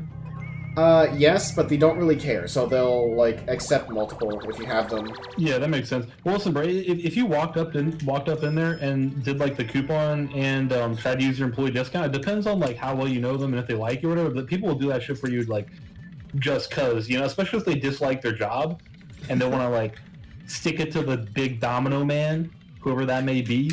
They'll just, you know, give you free shit all the time. Chapstick, survival aiming. I like to think I'm at least decently well-liked, but not, like, too much. I'm not, like, very sociable, but, like, I'm at least, like, not an asshole at work. Okay, well, I mean, when you do the coupons next time, just pretend you're making a joke when you say, oh, yeah, so my employee discount applies to this too, right? And then if they want to help you out, they will, and if they don't, then you got yourself covered because it was phrased as a joke. Yeah, but I'm also, like... Cause like, where do you think I got the coupons though? Like, you know? So, like, what, Maybe- what are we trying to do here? Scam Domino's. It's not really even like a scam. It's actually just using the coupons just like Yeah. efficiently. I remember when you worked at McDonald's and they had like the Monopoly shit going on, Yeah. and every time a customer every time you like had to throw out a cup, Yeah, you would because it just, like fell on take the floor or sticker off something. it. Yeah. Mm-hmm. Yeah. So, we're gonna scam Domino's by using their services, like, completely normally. Yes. It's no, Colin. It's no fun if it doesn't feel like a scam. Okay.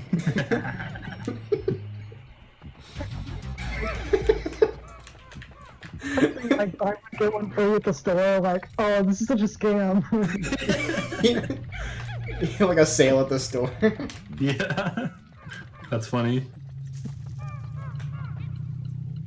Okay, I'm gonna try this with purples and see if I can stun lock this guy. I don't think I will be able to though. I think we will. Only under certain circumstances. I'm just gonna go in by myself actually and see what's up, because this is a boss here.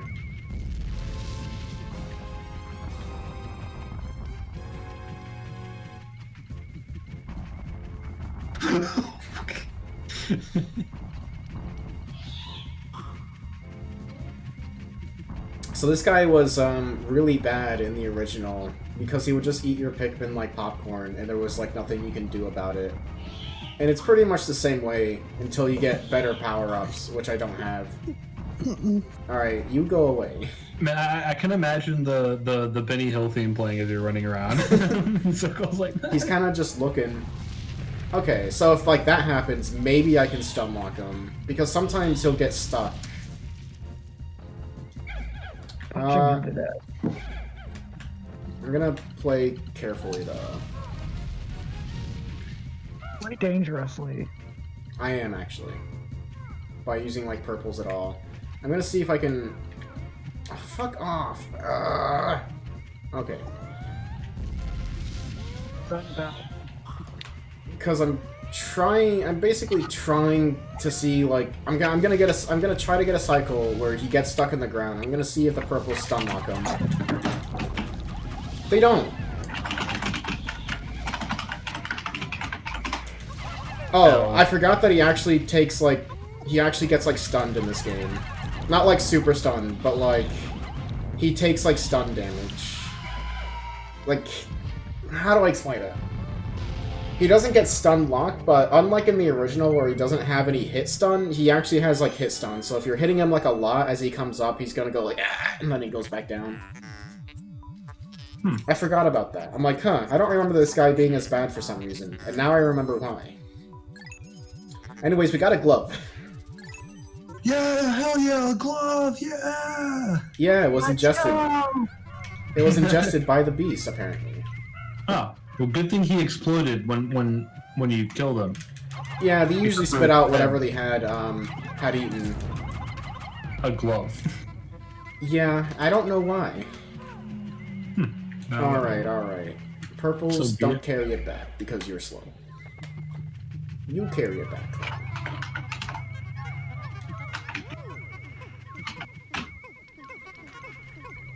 So, have you ever heard of the brand Saturn?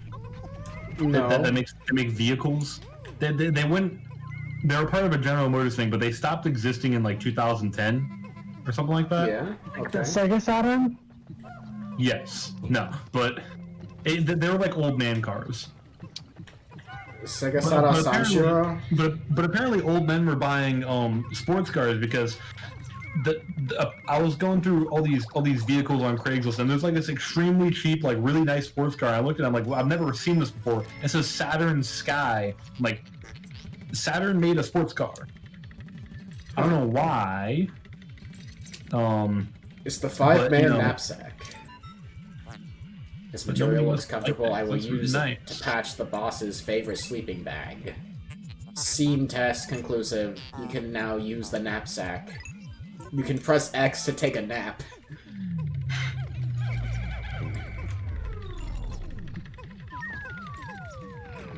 How much is this head worth? The head is worth $10. Okay, but like I don't know what their economy is like, but like their economy is like real fucked up because apparently $100 is like worth more than a year's salary. So like even working, like assuming that they were working minimum wage, which they're definitely not. Yeah. Like 100 Pokos is like worth more than like 27K. So if you so yeah, it actually gives you the ability to sleep, and if you have Pikmin nearby, they carry you. It's a useless feature actually. If I had an army of like dudes that was that large, I would probably crowd surf on them at least once. So yeah, Sleeping seems like a bit of a flex, but you know, gotta do what you gotta do. if it like healed you or something, like when you got back to the ship, like maybe, but like it doesn't. You just like lay down and then they like take you back to the ship. But like you can get back there yourself like much better, and like if anything like happens, you can actually react to it. Maybe it's like the taxi in GTA 5 where it's supposed to be like you call the taxi and then you like leave to go do something while the taxi drives you across the map. Why would you play this game and then leave? This is an RTS. I don't freaking know. Don't ask me these questions. Jeez. Anyways, let's use the geyser to go back to the surface. Yes, then what's the turn-based strategy version of Pikmin? Civil... no.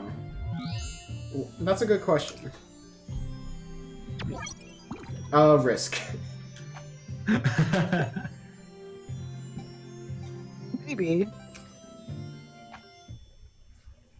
I got some new board games that I'm kind of eager to try out whenever you guys are around. We still got Betrayal, but also Carcassonne, which has been sitting here for a while.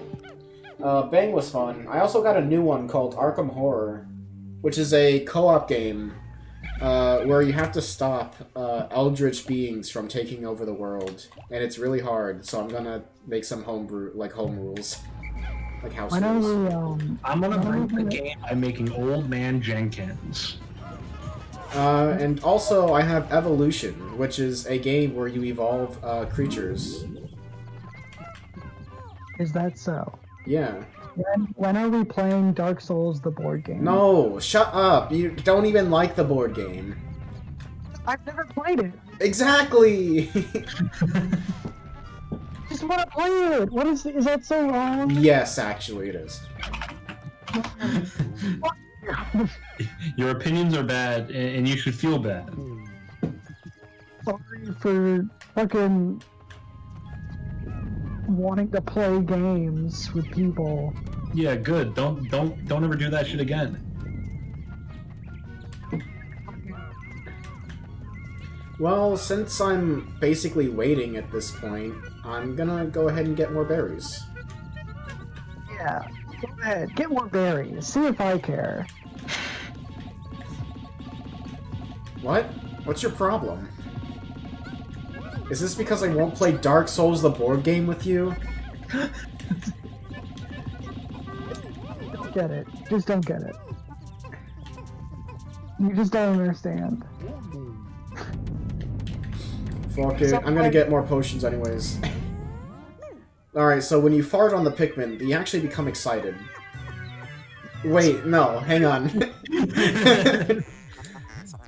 It makes a fart noise, but you're actually spraying them with the red potion. Also, don't clip that. And basically, they double their speed and power, basically.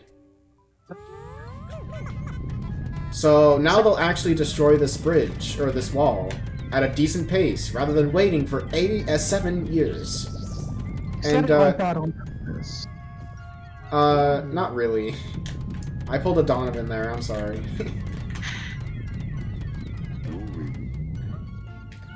I'm just waiting for more berries.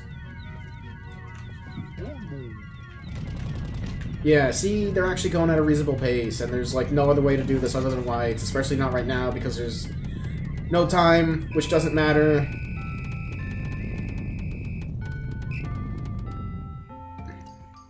What? It's sundown. Call the Pikmin to you, because if you leave them behind, then they're never coming back. If they're basically when Pikmin are not in your party or not within the area of the base, they get left behind and then they die. Oh, hell. So I'll just deposit all the purples just to be safe. The reds I can keep around. I don't really care too much. And then the whites are gonna be with Olimar. Alrighty. And there's an enemy over there, which I don't care to take out right now. And it's too late to make any progress with pretty much anything else. I can't even get another round of berries, unfortunately. So yeah. May as well end the day there.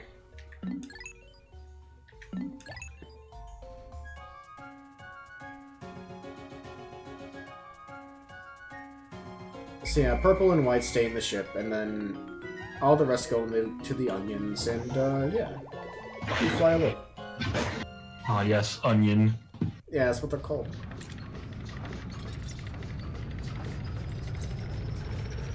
Good? Yeah. Not a bad day. Not really good, but not bad. I wasted a lot of time collecting berries.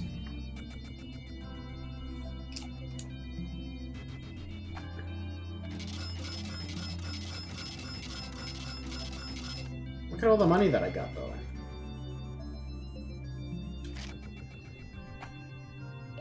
Well, that justifies the amount of time you spent collecting the berries then, doesn't it?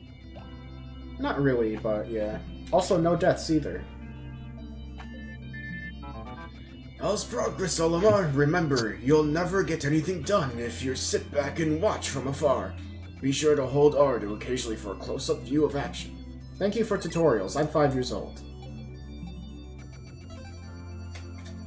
You were 5 years old when this game came out. Actually, I was 6. But I played this game when I was like 12. Chipper, I was so close. Well, not when I played the game. I was actually like 14 or like 13 or something, and I was really looking forward to this game. Actually, this is like the game I was the most hype about, despite the game coming out like 10 years like before I was hyped about it. And the reason why I was hyped about it is because Christmas, basically. Oh. Well, that's how it was for me with Wind Waker, and not the Christmas thing, but I played it when I was like 14, even though it came out a billion years before. I actually had that original copy since it came out in 2004, but like, yeah, I just never played it until 10 years later. Well, I'm more so saying like the hype aspect. Like nowadays, I don't really get like hyped for like any one game in particular, but like I was super hyped for this game, you know. Anyways. You guys want to see a fucking encyclopedia in this game, Nick? Not particularly. Fiery Blowhog. Sus... Draconis. Damn, the Fiery Blowhog is sus. Names. It's actually sus. From the Blowhog family. I'm disappointed. Among Us reference in Pikmin 2. This creature expels a volatile phosphorus compound from its snout that combusts upon contact with air. This fire-breathing ability is dependent upon air-to-fuel ratio at its mouth, catalyst reaction within the expelled compound, and purification of the compound, else it is highly unlikely that such a complex process could cause the spontaneous explosion of a fallen blowhog. This process is also perhaps to avoid risk of spontaneous combustion in the belly of a live specimen. However, one should still treat a fiery blowhog with great care even after its life functions have ceased. Female sheargrub. Himega mandibulosa. Mandibulard family. The males of this species are purple and black creatures with tapered mouths, while the females are lighter in color and lack an armored exoskeleton. As with most mandibulards, these creatures have regressed to the point where they have lost legs and wings. They can be seen crawling around on the ground and are believed to feed on vegetable extracts from the congealed fluids of expired Pikmin. Male shear grubs. This specimen is a male shear grub. Having lost both legs and wings, the male burrows into the soil and waits to ambush small creatures that pass by. This beast's mandibles can be dangerous, making creatures such as Pikmin easy prey. Cloaking burrownit. Trilobitins reclusiva. Burrownit family. The snake-eye pattern on this beast's shell is one of the most distinctive features of the burrownit family. The red pattern of the cloaking burrownit and the spikes around its mantle make it easily identifiable, while still making it a representative specimen of the burrownit family. The shell on the cloaking burrownit's back also provides a frame that fixes its muscular structure in place, and appears to give the creature its powerful needle-launching attack. Mitites. Midivus infiltratus. Unknown family. These parasitic insects feed on eggs. Upon reaching maturity, the excrete a special pheromone that attracts females of a particular species, enticing these females to swallow the mitite's ol. Pikmin, however, seem to dislike the scent. After entering the host female's body, the mitites lay their own eggs inside the host eggs, just prior to the host spawning. Huh. That's messed up. Ivory Candy Pop Bud. Floroniveus. Candy Pop family. Research from our most recent expedition has confirmed the presence of candy pop buds in subterranean regions. Considering the microecologies this plant has been found in, one could surmise that it could be found in any cavern regardless of geographic regions. Tossing the Pikmin into this flower always produces a white Pikmin seed, regardless of the color of the Pikmin tossed in. In many cases, plants with small leaves typically have limited photosynthetic capabilities and thus must find alternate means of obtaining nutrients, with parasitic and predatory behavior being the most common. The candy pop could be considered one such example. Nick, look at this flower.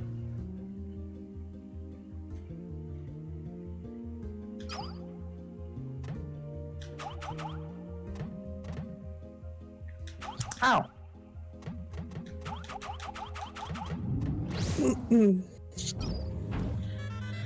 A creeping chrysanthemum. Pterorax rovina. The chrysanthemum family. Like Pikmin, the creeping chrysanthemum is a member of the group of creatures with the ambulatory root structures. This creature is known as a mimic, but because it is actually a form of plant, this label is not entirely accurate. For unknown reason, this creeping chrysanthemum mimicry does not fool a Pikmin, perhaps because they share similar heritage. It relies on preying upon other creatures to provide sustenance, so it has no need for leaves for photosynthesis. Generally speaking, the role of plants within an ecosystem is as a producer species, and thus plants are generally found at the bottom of the food pyramid.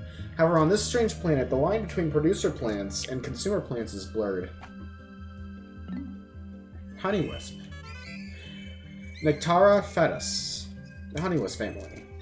This floating lifeform drifts effortlessly on the winds. Upon death, its physical structure instantly collapses, and as the creature is particularly elusive and difficult to catch, no sample specimens have been acquired as of yet. If we could simply recover a live sample, research on this species would likely proceed more smoothly. Pick a man. Thanks, Cassie. Thanks for the reset. Nice to have you back. Common glowcap. Like, even like the normal like plants get an entry, which is really interesting. There's a lot of world building.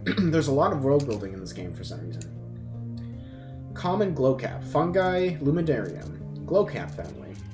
The light emanated from this rare mushroom is neither a reflection nor a release of stored light. It grows not only on decomposing trees, but also on soil and rocks. This mushroom's fungal filaments are capable of stabilizing and concentrating pure Hocotanium-111. It is none other than the Hocotanium-111 approaching the point of critical mass that causes the glowcap's blue luminescence. These things are fucking radioactive? Are you kidding me? Clover. Quadris infectum. I did touch them, but we're in a spacesuit, so we're okay. Clover family. This is a naturalized species. These plants are extremely persistent, and with the assistance of symbiotic or a symbiotic fungus that grows on its roots, the species is able to survive even in drought conditions. Typically, its leaves come in the groupings of 3, but intense impact on the leaving stem early in the development cycle can result in an extremely rare 4-leaf cluster.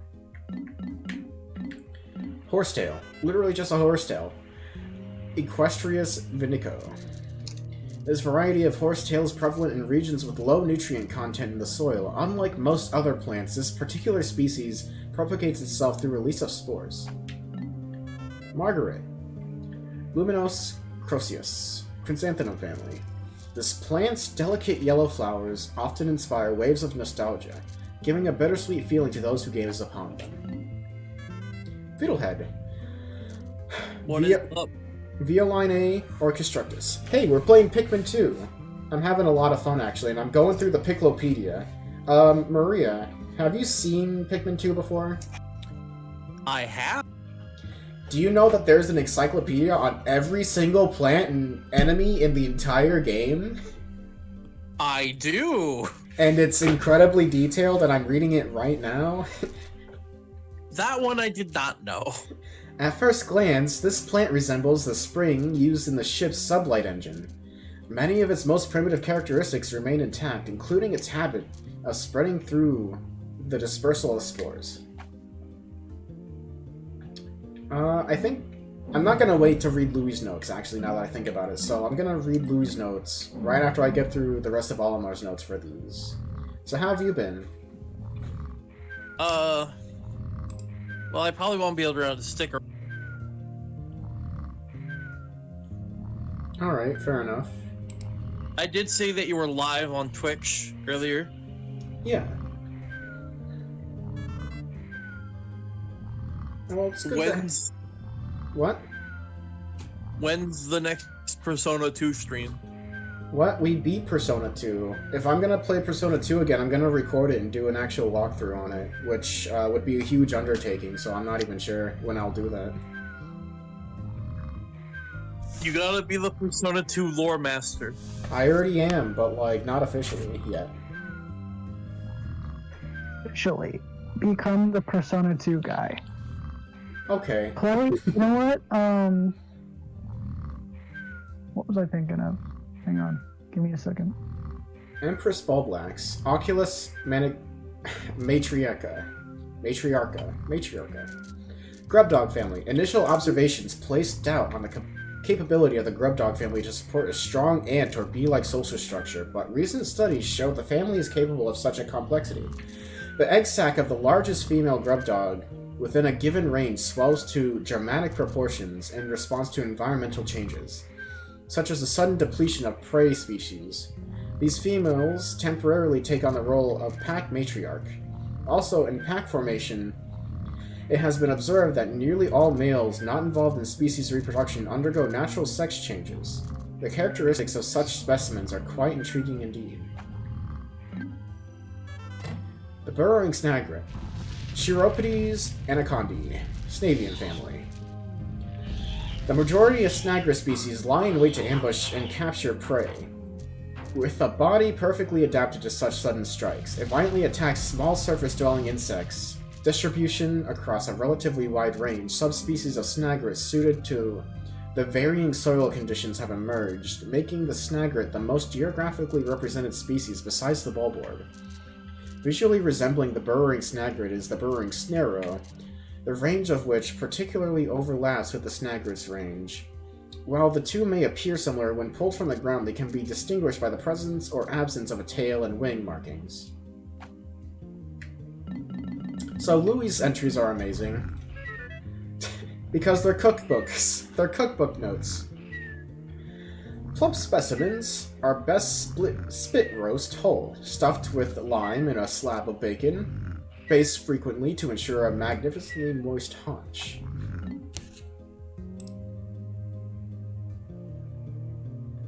Let me see.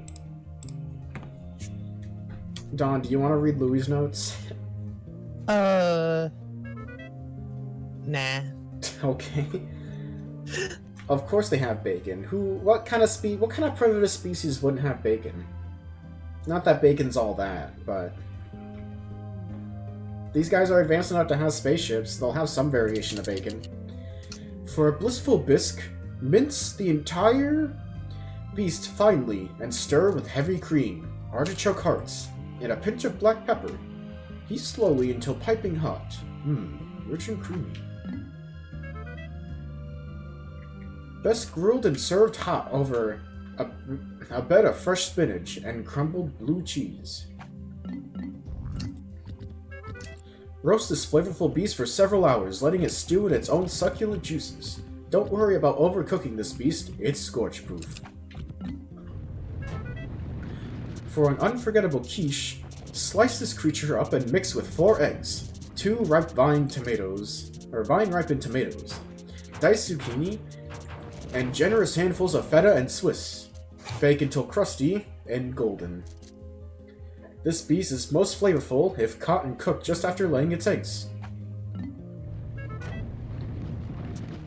Well, to be fair, they're surviving, and Louis is a cook. So he's just trying out new foods. Besides, I'm we're... reading all of these. Because it's fun. Okay.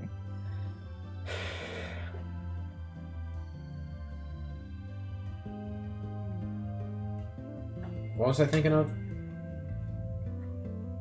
I don't remember what I was thinking of.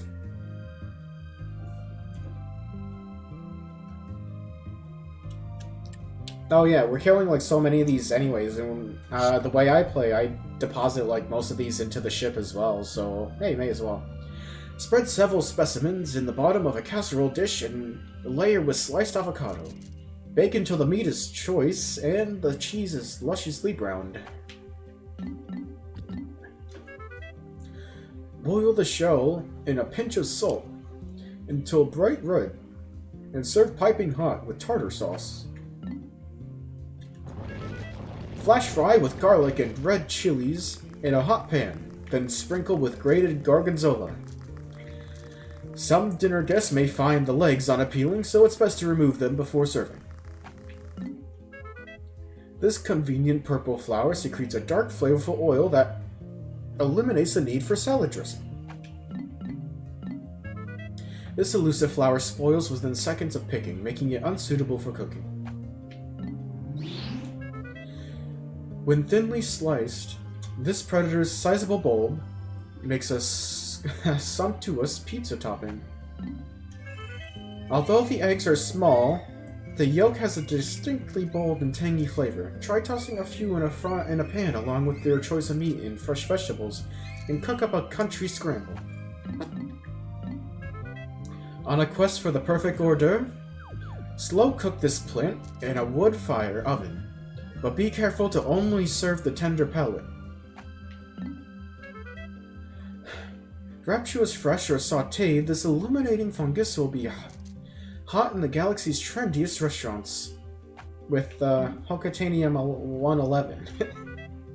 Mildly poisonous, may insult in nausea, headache, fever, fatigue, chest pains, paralysis, loss of bone density, moodiness, feral rage, sauciness, dilly-dallying, strokes of brilliance, and untimely doom. Remove and discard the primitive scaly leaves, and then blanch the tender stalk in a buttery broth. Delicious. Are you saying that to the clover?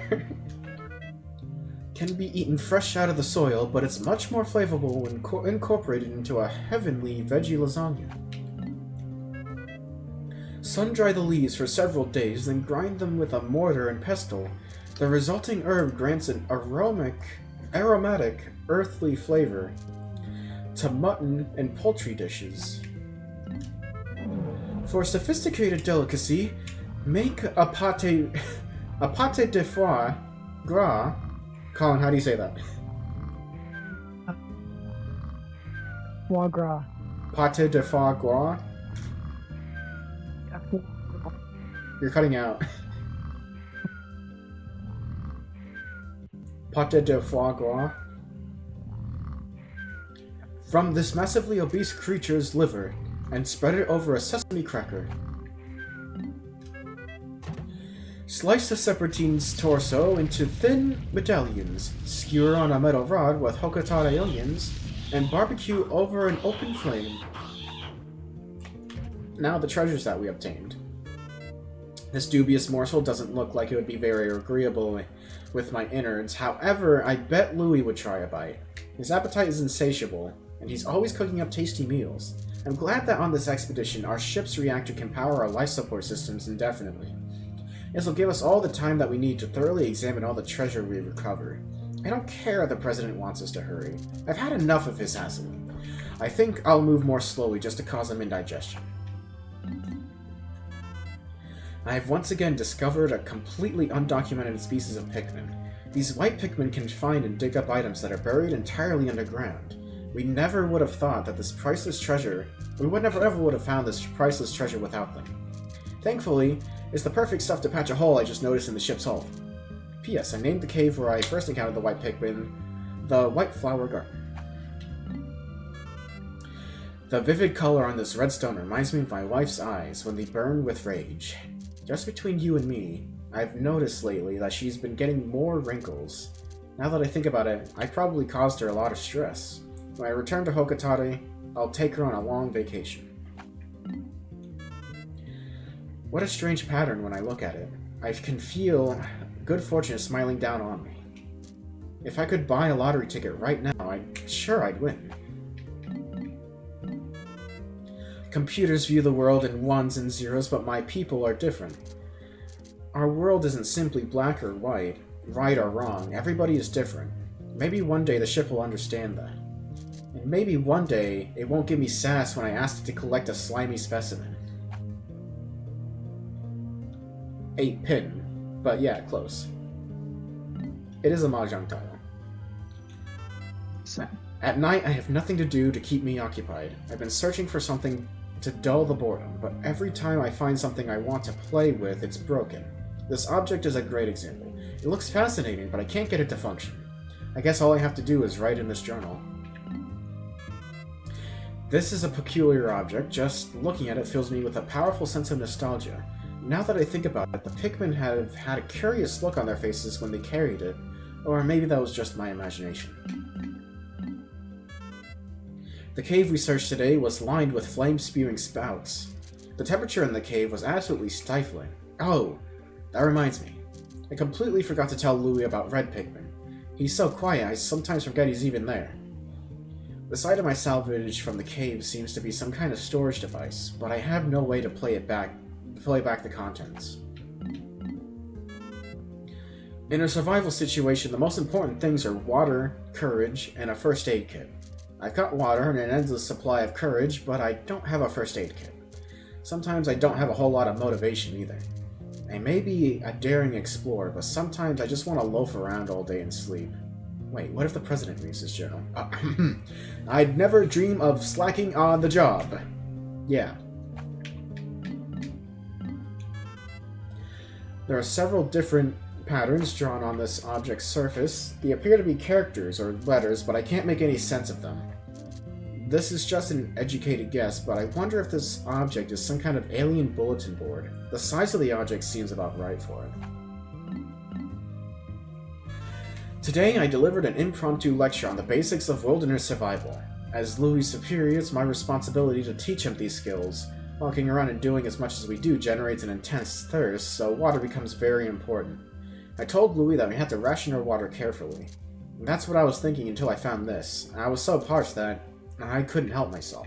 I drank all the water in the canteen, and it tasted so good. But when I turned around, Louis gave me a cold stare. Today we searched a subterranean lair, swimming with carnivorous bugs. The name Hole Abyss immediately came to mind. The convenient contraption I found there has become an invaluable treasure-seeking tool. When it approaches a piece of treasure, the gadget beeps and the needle moves to the right. When all the treasure in the area has been collected, the device powers down. When we left Hokotate, I thought we'd never be able to pay off the company's debt. But thanks to this gadget, I'm feeling optimistic about the outcome of this daring mission. I'd love to lay down in the grass, bask in the sun, and take an afternoon nap, but with all these Pikmin following me, I can never seem to relax. I should remember to press X to dismiss the Pikmin, and then press X to hold X to take a nap.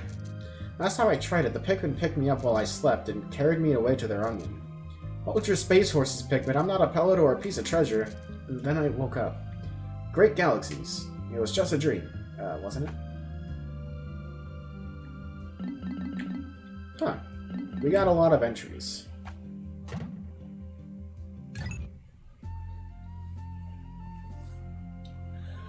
Ooh, alright.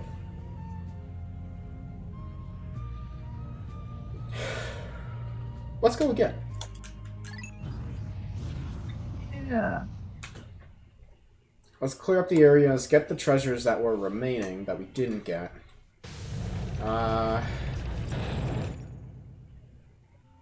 Explore some of the other places maybe as well. Good morning. The white Pikmin are lodged in with the purple Pikmins in my hull. The two types are sleeping well and do not quarrel. I have made them most comfortable. You can call them out by pressing A. On a separate note, be wary of overworking yourselves. Taking a break, too, can be fine. To retire early for the day, do that. Alright, so we're gonna need all these. We're gonna need pretty much all these. We'll probably only actually need 20, now that I think about it. Yeah.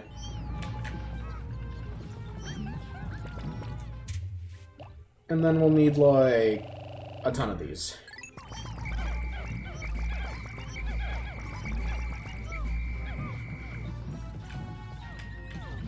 Come here. Alright.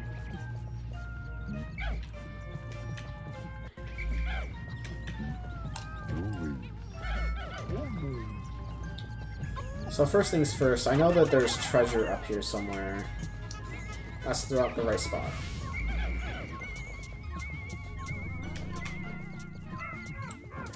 Oh, whoa, that scared me.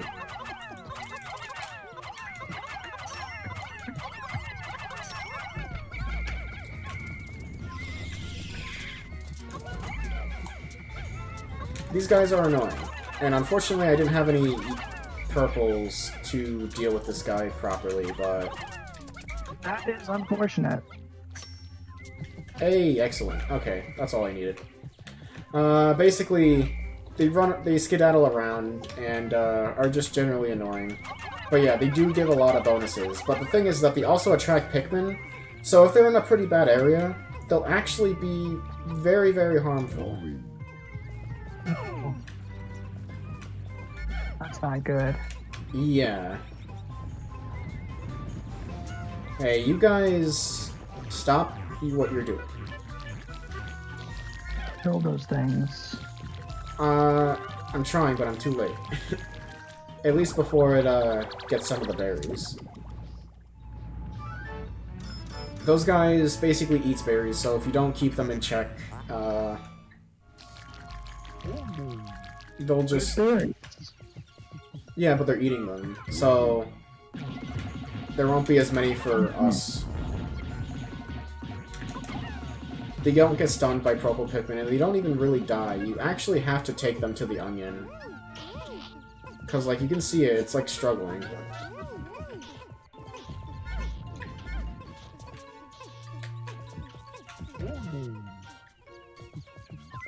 Anyways, there's a bit of treasure over here that's actually underground, which is why I brought these lights here. Wrong.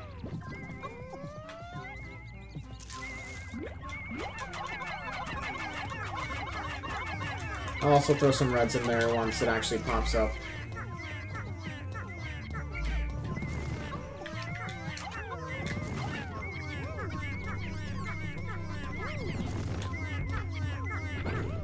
There we go. Ooh, that was pretty neat, actually.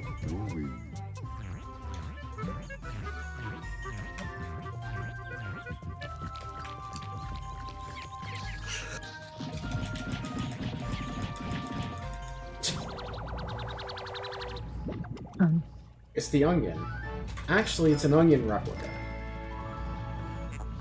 It's actually the pilgrim robe.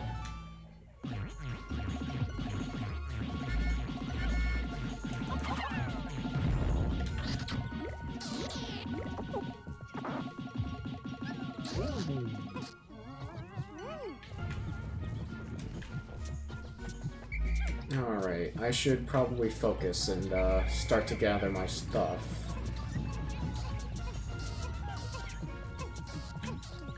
So first things first, no, actually, well, I'm thinking.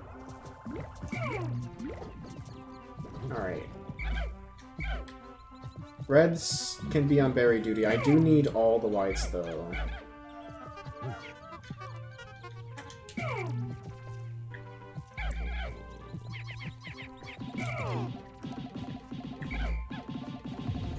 $13. Then there's like 2 over here, probably. Not at all. Oh, there they are. Damn it.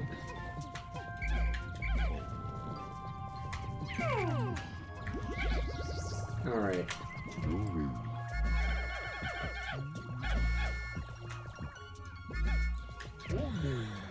Okay.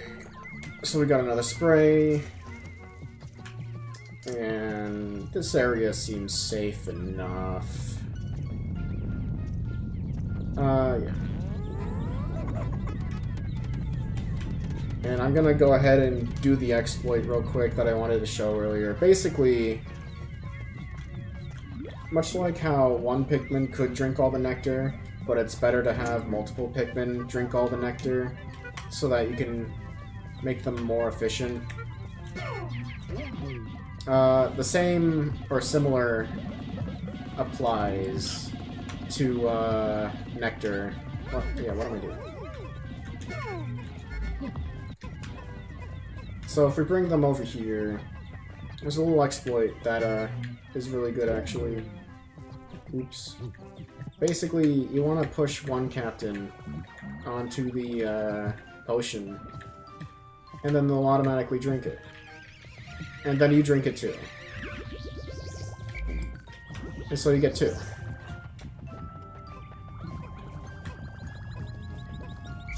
Did I actually get 2 there? I'm pretty sure I did.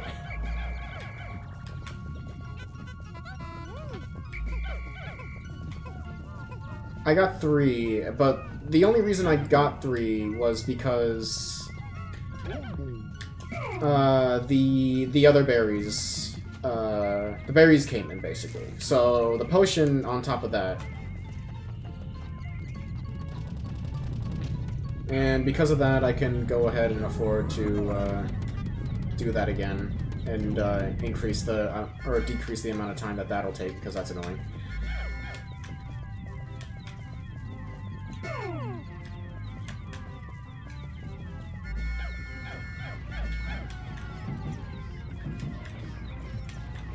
Oh yeah, of course. The other area is actually fine to explore now, like all the poison's gone, so I may as well go ahead and do that now that I think about it.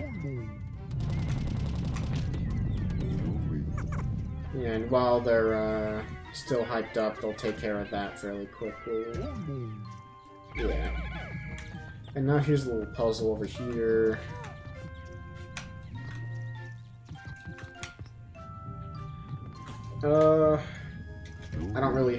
I don't really want to leave behind any whites right now. So I'll just do this area first and have that queued up later.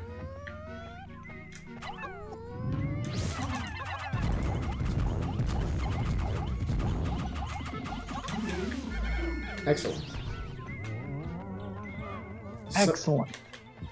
I don't want to wait too long either, so I'm gonna just do that to have them build the bridge rapidly. Excellent.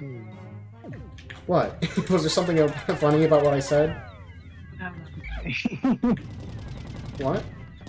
No, not really. I'm just, You think I'm funny, mean? yeah. Oh, good. That's actually a nice compliment. Alright, so there's actually not a whole lot that I can do up here now that I look at it. Alright, don't just stand around. You guys are acting special. And by special, I mean, like, you're charged. Is that the world? No, it's a globe. Fascinating. This object is highly similar to the one that you found in the Valley of Repose. By examining it further, I may be able to extrapolate new planetary data. But yeah, this is what we need to advance. And where did my potion go? It's here.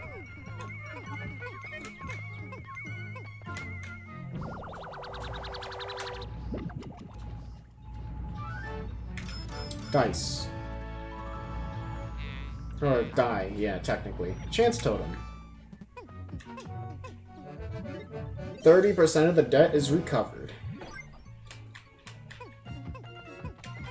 Let's see what's over here. I think water. So yeah, there's not actually a whole lot we can do after we get the globe, so... Yeah, these guys are assholes, but... if you can lure them on land, they're not so bad. Because purple Pikmin stunlock them, just like everything else. And also, we don't really have to go this way anyways. Well, I mean, I guess technically we could, but... there's not enough time to really do it. And also, the other things require, yellow Pikmin. So I think the...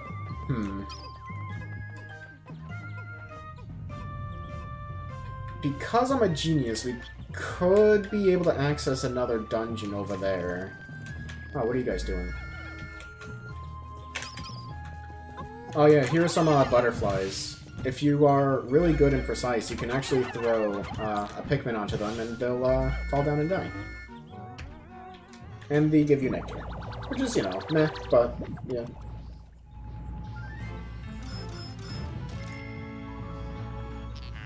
Geographic projection. This hemisphere also contains hidden microchip. I will attempt to decrypt the stored data. Decoding complete. As I surmise, this chip contains additional topographic data. The data has been inputted into my database. I shall call it the survey chart. How many Pikmin do I have around, actually? I think I've been kind of messy with them. No, I'm fine. Also, yeah, blue Pikmin over there, but we'll figure that out later. So yeah, the general troop is like, you want like about 20 purples, you want like 10 whites, and you want a bunch of reds, and later like a better variety, but as it stands, meh.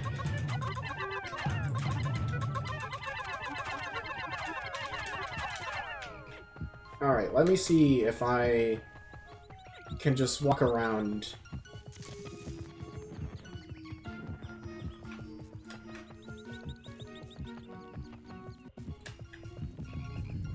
I'm gonna avoid those guys. Oh, they thought of everything. And by everything, I meant this specifically. So we actually can't do anything there.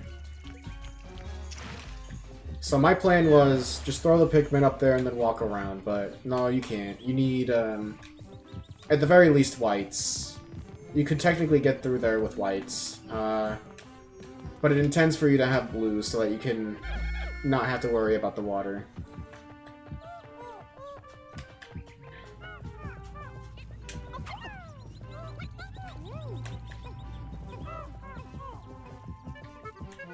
And we don't have very much time left.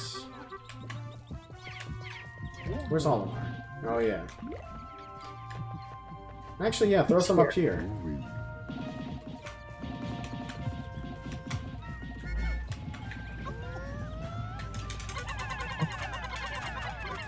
It's his deal. He's about to get some purple berries, but not very much, to be honest. He's about to get some, you know what I mean? Kind of weird that how I got up in the first place. It kind of felt like a bug. Not really a bug, but like an oversight. I kind of abused animation frames. Oops.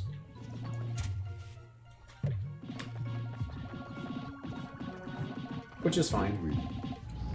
It is a feature now.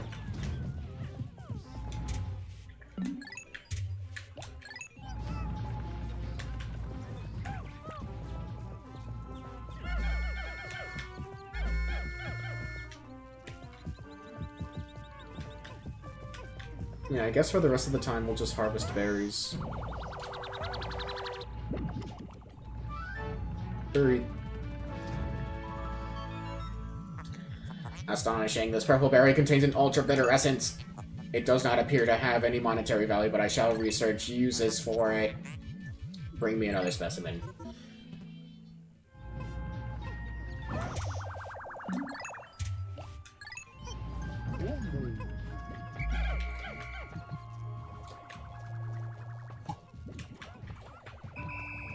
Yeah. Let me see if I can get a spray at the very least, because I might be able to barely.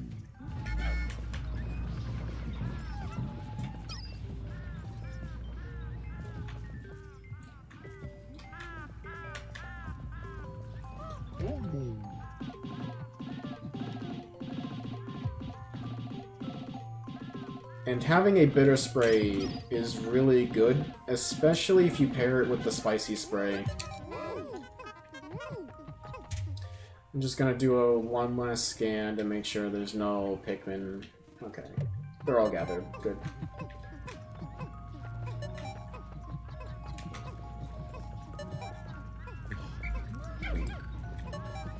Yeah, okay.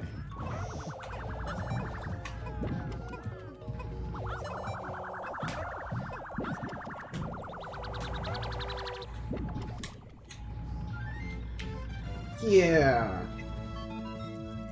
Captain Olimar, I've completed my research on the purple berries you discovered. Behold the ultra bitter spray. It is untested, but I believe it will be highly effective. Approach enemies and press up to spray them. When necessary, I can produce 1 bottle from 10 berries. Press start and pause to do that. Good. And we really don't have the time to do anything else, so let's go to sunset. So yeah, bitter sprays are really, really good. Basically, you turn enemies to stone for a few seconds. So, really good for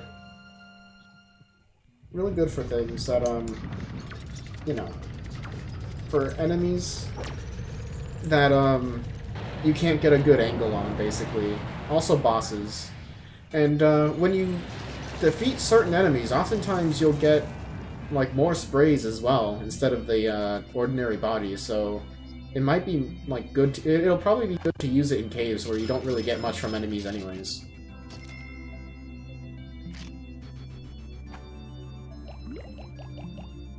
Potion of Get His Ass. Yeah. Yeah. Population went up to 100, 15 to 15, 25, 25, alright. Olimar, good work so far. I hereby promote you to Perennial Manager. Press X to divide up your work, and press Y to delegate more work to your subordinate leader. All goes smoothly. So yeah, bitter sprays are really good. I tend to save them most of the time because I'm usually at an advantage by numbers and positioning. Yeah, I don't know why. They're still doing tutorials, and like he still emails you tutorials for some reason. But anyways. Certain enemies you can't do that with, though, like bull bears, which you'll see later, who start out already roaming the map, so stone is very effective against them, because otherwise you're bound to lose Pikmin. Alright. Iridescent Flint Beetle. Pili envelopens. Flint Beetle family. Flint beetles are nocturnal, choosing to hide in the grass by day and stay active at night. These creatures keep undigested food pellets in their stomachs to sustain them through the winter. But given the right stimulus, they will spit them out. Recent research has revealed that these pellets are enveloped in a membrane that seals and preserves them in a sterile, airtight environment. If kept at room temperature, it seems that this pellet membrane will keep its contents fresh for up to 6 months. The membrane may be from the same substance that gives the exoskeleton of the flint beetle its beautiful sheen. An essential flavor, a sinuating ingredient in gumbo and jambalaya. Also delicious in soups, broths, and marinades. Ravenous Whiskapillar. Lepidoptera. Pluckius. Whiskerpillar family. As the species of insect has only recently been discovered, fully mature specimens have not yet been collected. No molting or metamorphosis has been observed during the observation period, making it unlikely that mature whiskerpillars will be encountered anytime soon. Based on active predation by Pikmin, it is believed that the whiskerpillar's place on the food chain has not changed over time. Yeah, gumbo. It's like a soup. Oh, wait, go back. What? Delicious skillet seared or sauté with scallions, and red Genovese sauce. Unmarked spectralids. Finistari prismatus. Flitterby family. When strolling through the forest of this planet, clouds of these creatures are seen dancing overhead. Like flower petals drifting in the breeze, the sight of the flitterbys dancing in the lush green undergrowth is unforgettable. Flitterby collectors drool over specimen samples boxes lined up in order, highlighting the slight coloration gradient changes from blue to red to yellow. Such items fetch particularly high prices at auction. Spectralists don't provide a lot of meat, but the exquisitely elegant wings are surprisingly tasty, particularly when expertly prepared with a sweet, candied glaze. Another thing about these guys. No enemy butterflies. No. Thankfully. But the color actually correlates to what they drop. So the yellow ones are the most common, but they'll drop nectar. The red ones will drop spicy sprays, and then the blue ones, or purple ones, will drop the bitter sprays. So if you find any of those, yeah, aim for them. Figwort. Scrophularia. Xenomium. Figwort family. This plant offers an excellent example of a non-native species introduced to the ecosystem by some unknown method. Upon introduction, it quickly established a foothold and adapted to the new habitat. This plant's distinct flowers usually exhibit a stunning blue color in its early spring, but recent fieldwork have recorded specimens displaying a deep red hue. Although this may represent a sudden deviation in genetics of the species, the red coloration is more likely an anomaly. Additional readings suggest no significant atmospheric or solar radiation changes have occurred in the ecosystem, leaving open the possibility that soil composition and mineral deposits may have affected petal coloration. This titillating ingredient tastes impossibly fresh, but you must cook it immediately after picking. If you don't, it will go bad within minutes. It doesn't do anything to throw carrots at a plant. It just does a little, like, rustle.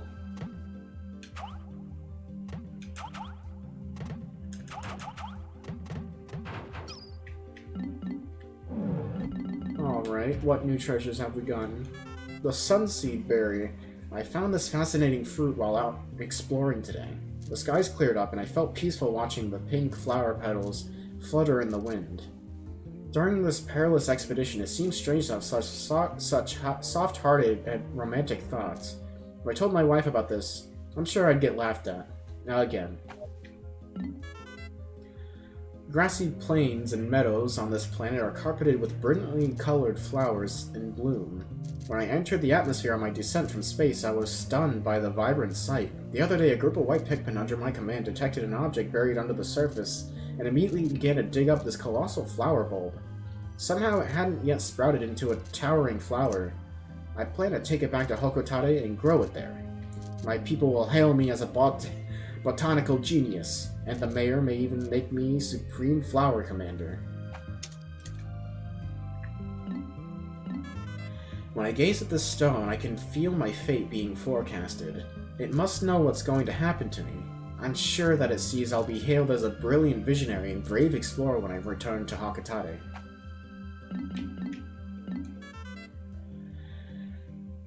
The interior of this atmosphere, or hemisphere, contains a chip coated with charts detailing a new region. I explored this forest the last time I was here, but it's clear that it's undergone some dramatic changes. The plants and animals have also evolved significantly.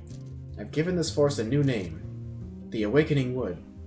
I must begin to form a hypothesis to explain why the forest has changed so rapidly. And that's what game theorists do. Yes, this is game theory. Oh, not this one, but yeah. I'm Matt Pat, and you're... I don't fucking know. I don't think there's anybody else on game theory. Well, there's a big team that work on it now, but like, there's no other like hosts, I don't think. Fucking Gaijin Goomba. Bruh, what? No. What? Are you okay? Alright, now we're finally past all the tutorial stuff. Now we're playing for keeps. Kind of.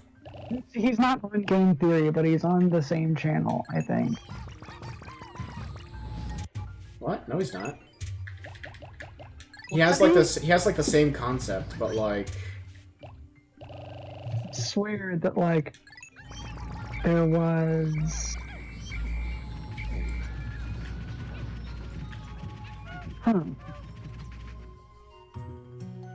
Hey, look over there. So yeah, this is the perplexing pool from before. Wait, no, this is called the perplexing pool now. What was it called before? Hidden Spring? Look, Pikmin off in the distance. Look, off in the distance, wild Pikmin. Can you see them, Captain Olimar? They are all yellow Pikmin. You encountered them when you crashed on this planet, correct? They would be most helpful if they remember you, like the red ones did. Yes, most helpful. Damn, they're just straight lounging. These guys suck. Die. They're cool.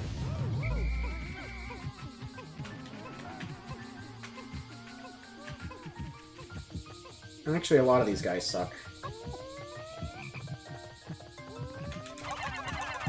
Die. Bro, you got to turn around? You kidding me?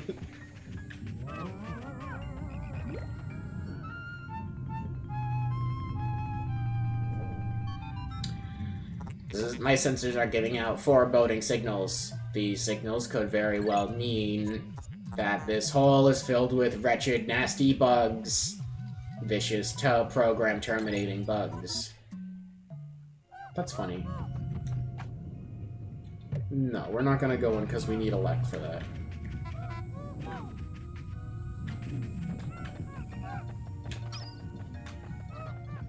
I'm gonna move around kind of cautiously. Because I haven't bothered to scout out this area. Oh boy.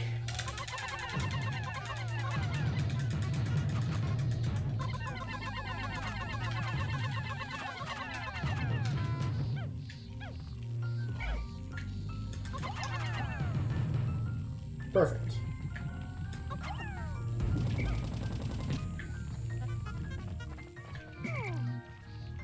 Alright, Louie, you go collect them. By collect them, I mean throw them back. Excellent.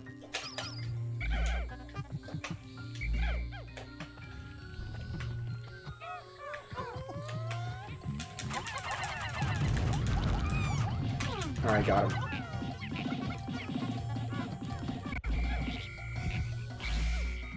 Those guys are annoying. If you don't know, the take your Pikmin and throw them on the ground. It's fucked up. I forgot about that guy.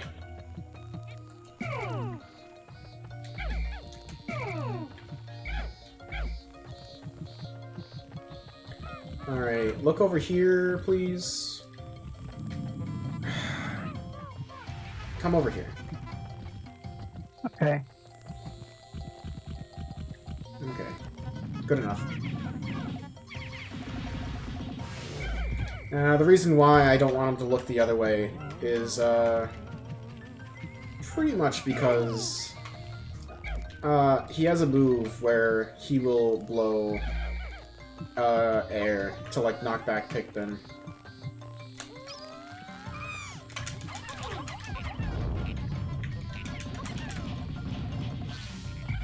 Alright, there we go.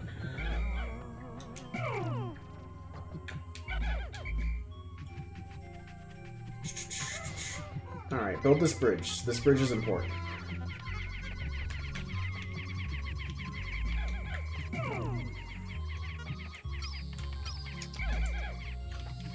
Alright, I hope these are all reds. Alright, I'm not taking any chances. Bruh! Fuck off with the tutorial. I'm trying to do something important.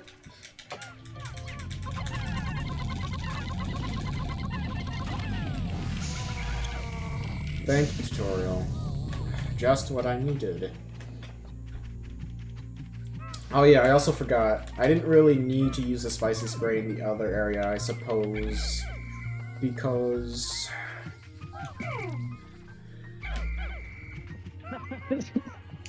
What? This guy makes a Hot Wheels car go so fast, it like hits the fucking ceiling and like gets stuck in there. Really? I'll post it in.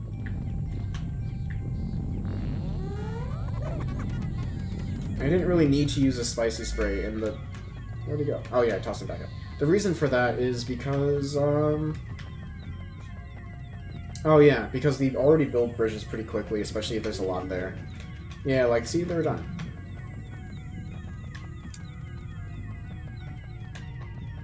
I believe there are more termites, though. Yeah. And I do want to be careful because having them hit the water would be really bad. There's no way for them to come back up from there. It's okay, you're fine. There. No, it's okay.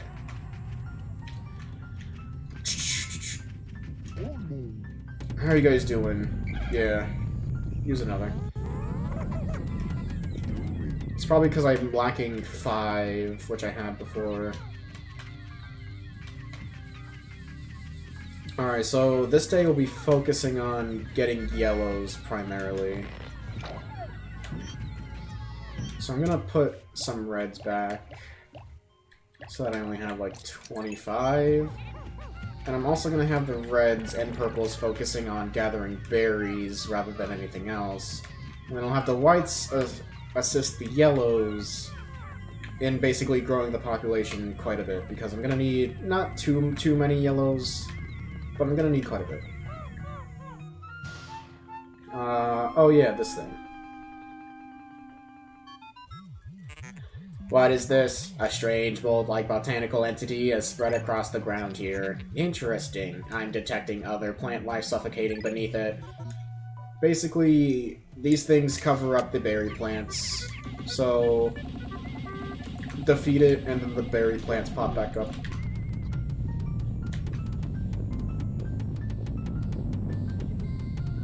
Yeah, I have time.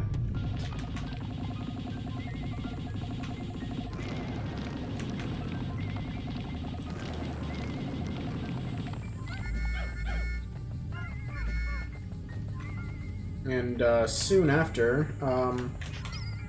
those guys that hoard the berries, or like eat the berries aside from us, so evil guys, up here. That's crazy. Alright, epic.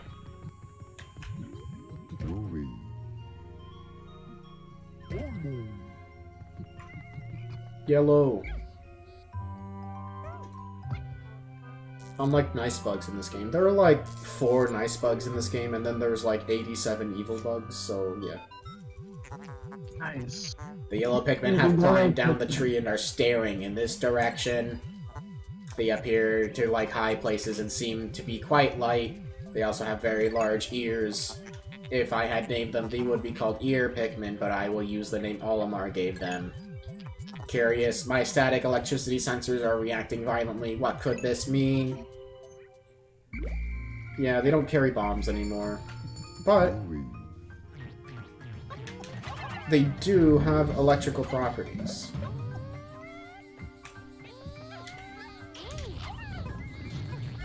Actually, now that I think about it,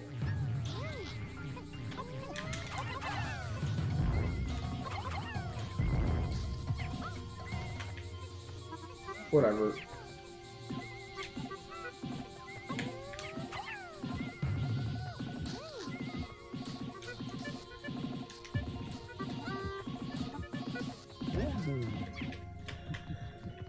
Okay. Time to populate yellows. Oh yeah, in this game, it also tells you where the pellets are going to go by color coding the names, thankfully.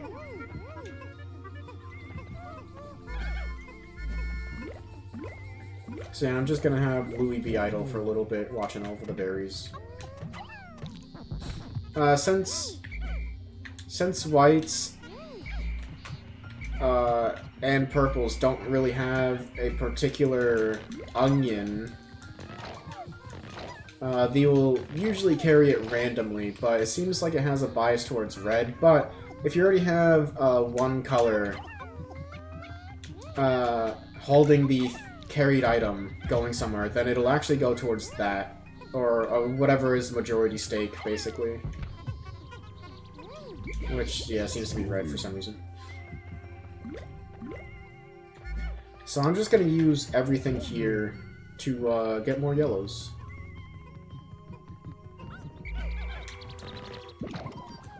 With whites assisting primarily because they are fast.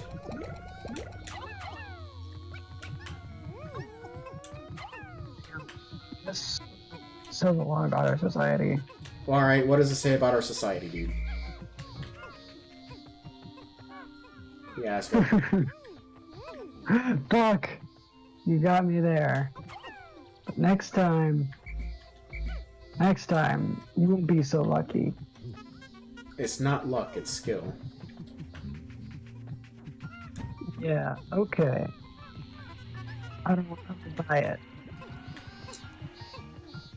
You bought it, it was like 60 bucks. Talking about. You bought it. Thank God they thought ahead. Thought ahead on what, exactly? Because I don't know the context of that anymore.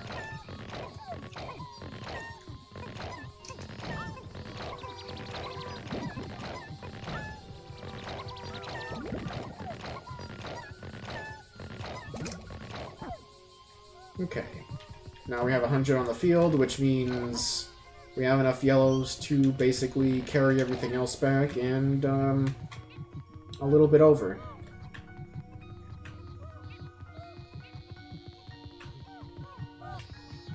Which means we don't have to pluck them every time now.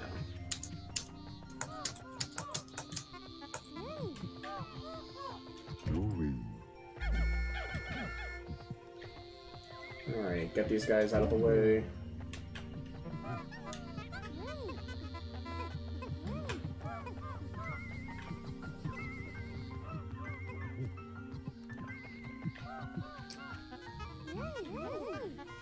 And have these guys all carry all this back.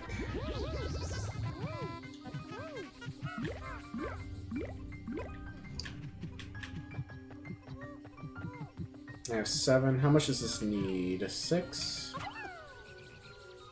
7 exactly. No, I'm not gonna use a spicy. Let me just check the map. Those guys are all traveling back. We don't have very much time either. I'm gonna I don't want to deposit because then I have to bother picking stuff.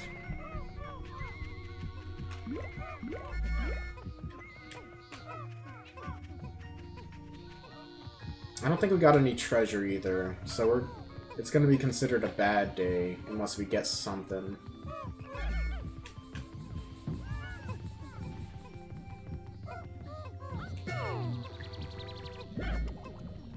What? Those guys reappeared? Are you kidding me?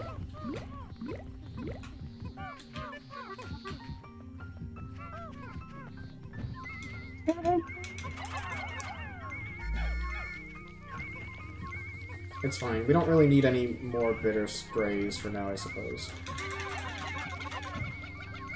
10.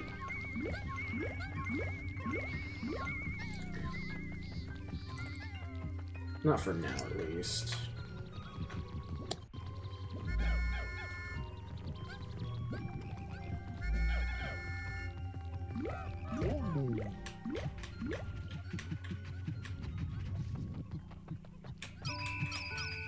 Okay. These guys are safe, but I'm gonna pick them anyways.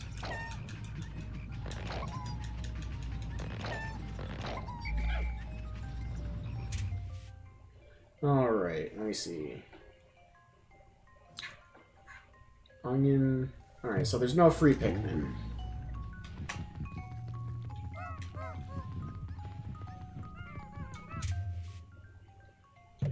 I don't think we'll actually have time to bring back that treasure. Which is fine. It's always nice to have a... It's fine to have a break day. Alright, come back.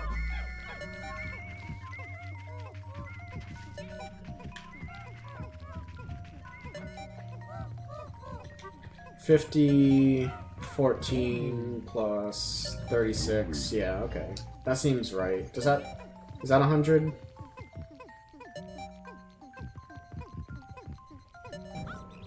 Yes.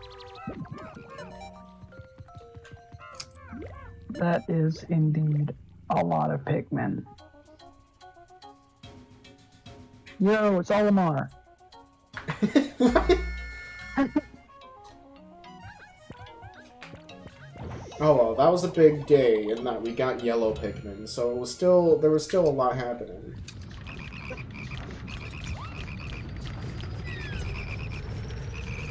They're attacking. Also, what are you talking about, Olimar?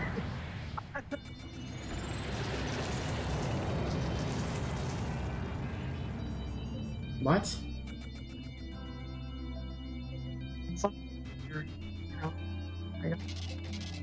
We got nothing. Big 90? deal. Oh, geez, that's a lot, actually. That's probably way more than we needed. All the more terrible news!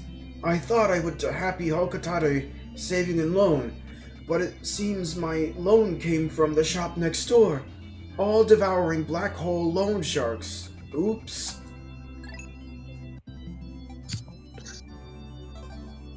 How? Yeah, how? Don't you have to, like, go through papers and all that? Piclopedia. Alright. Fiery Bublax, Oculus volcanus, Grub Dog family. Bodily excretions of highly flammable waxy substance interact with the cell structure of this grub dog skin, causing a chemical reaction that produces extremely high temperatures. The skin benefits from a spongy cell structure that diffuses the surface heat, protecting the creature from inner organs. Due to astonishing amount of heat produced by this beast, it should be observed with great caution. No stove? No problem. This sizzling beast practically cooks itself. Remember to thoroughly extinguish steaks prior to eating. Shearwig. Mega Valaris. Mandiblar family. Unusual for the genus, flying mandiblards have retained their wings. However, only the adult males of the species can fly. Females of the species spend most of their lifespan underground. They do emerge for a period after maturation to spawn, but never metamorphosize. Or metamorphose. Whatever. Wait, go back. Break this beast into a zest, and then whisk with sugar and cream for a chopped dark chocolate for a lusciously indulgent mouse. That's a true culinary coup de grace. Swooping snitchbug. Scarpanica Casperins. Scarpanid family. These scarpanids originally lived on the ground, sporting poorly developed vestigial wings. The species developed enlarged antennae that can be used as makeshift wings. Scarpanids are attracted by the sight of large groups of Pikmin in cavalry formation and will swoop down to seize them. However, Scarpanids do not eat the Pikmin. They will drop any seized Pikmin after a short time. The reason for their behavior is unknown, but I look forward to future research in the area. Remove the wings, marinate like a well-marbled steak for several hours in a chipotle marinade, then char broil to perfection. Yellow Wollywog. Aphanicaris frodendum. Amphituber family. Yo, it's a YouTuber. This is what YouTubers look like in 2021. Yo, it's Omar! What? The magnificent specimen has the brightest gold coloration and the greatest number of lateral spots of any member of the Amphituber family. This species seems to have lost some swimming proficiency with the evolutionary adaptation that granted it greater jumping ability. The Amphituber inhabits aquatic shallows and shows an instinctive drive to jump upon and squash smaller creatures. Beer batter and deep fry for a down-home flavor you won't soon forget. Seeding dandelion. Taraxacum ventilus. This game is rated E. Well, yeah, mention of like beer batter isn't bad. Beer batter is like a common thing. It is believed that this plant produces tough seeds. Also, it's technically E10. Tough seeds with a parachute-like arm, which allows the seeds to ride gently on the wind. This increased the distribution range of the plant considerably. Dried, roasted, and finely ground, the root of this plant makes a passable coffee substitute. Shoot. Unknown family. This is a young shoot of some kind, but what kind of tree species does it belong to? What shape will it take when it matures and grows to a full height? Unfortunately, we are only able to collect information from reportable scanners and on a select few of the countless number of species we have encountered. But even if our expedition yields only brief observations of the life we encounter, it will still provide a better understanding of this bizarre planet.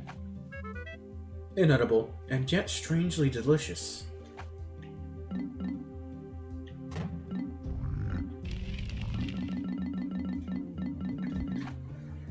Epic. Let me see. Well, while this area is still in my mind, I'm gonna go back down. Okay. And also, we've cleared up the area quite a bit, and if we wait a few days, enemies tend to respawn, so... yeah. It's like in real life.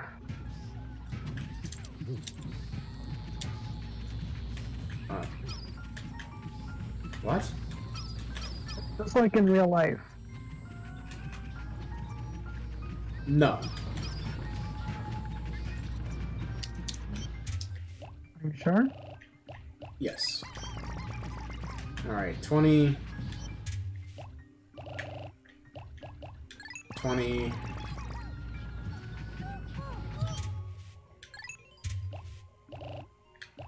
10...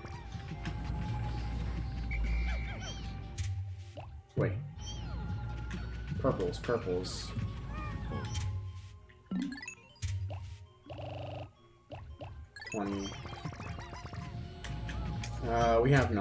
We have space, so 30... 35.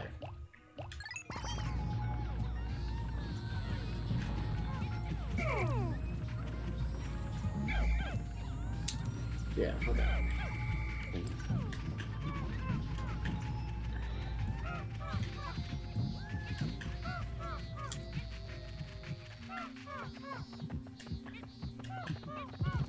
Whoa. I forgot these guys existed.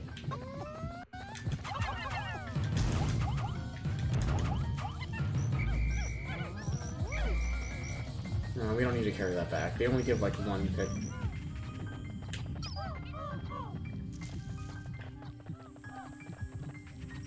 Let's go into the Citadel of Spiders for now. Wait, no. I just remembered that if I don't take care of them, those guys over there will eat the bridge, and they're probably already eating it.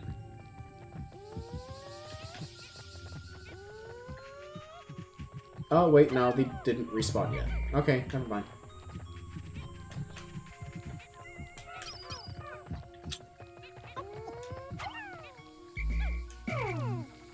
Alright. I'm gonna have these guys start to carry something back, and not you. I'm gonna have Louis gather the rest.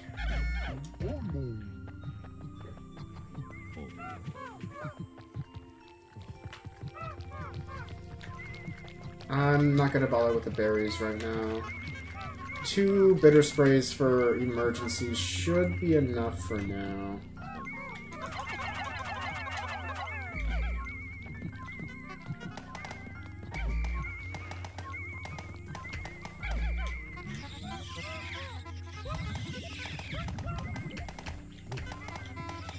I don't know what Nectar's doing inside of rocks, but whatever.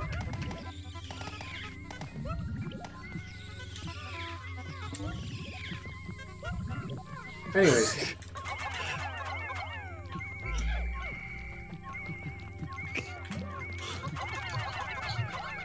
What?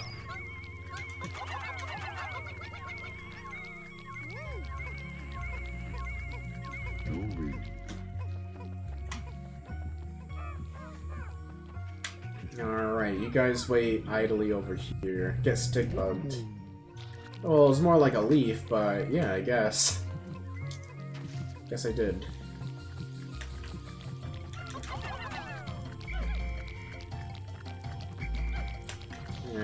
You know, I'm not gonna bother.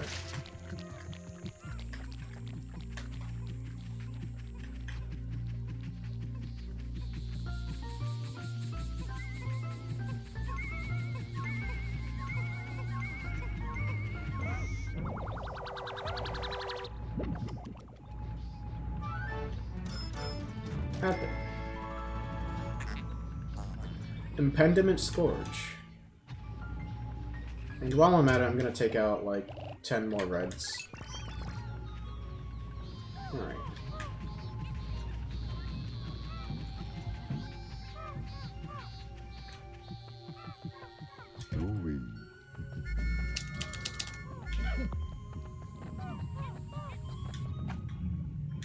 Okay, let's go. Whites in case anything's underground, purples for general combat, reds for fire, and also transformation fodder, and yellows for electricity, and also high up things. Because from now on there might be stuff high up. Okay.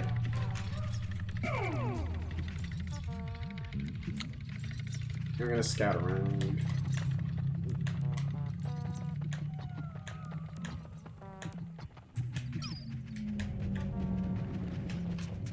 These guys.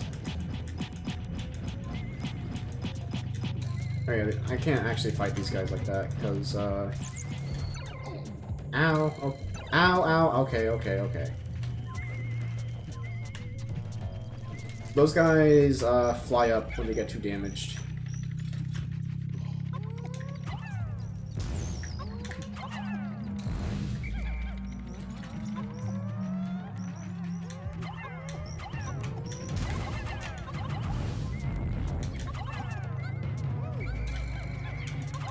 Bro, what are you doing?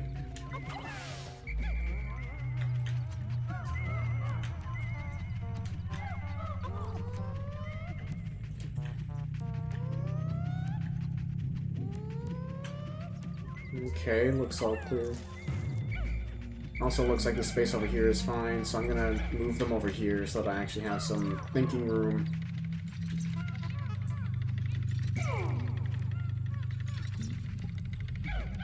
I'll take more purples, because actually, sure, you tactically risk losing more, but you're at a higher risk of losing if you have less numbers. Also, the good thing is that with purples, because they like stay suspended for like a second, They actually home in on enemies a lot better than the others.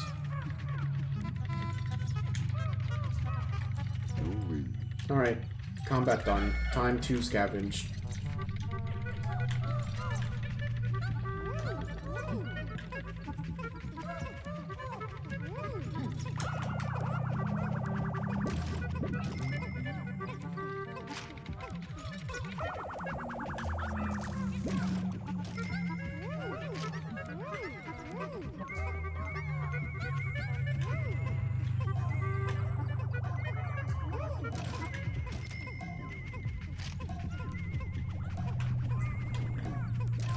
This is the only one on this floor?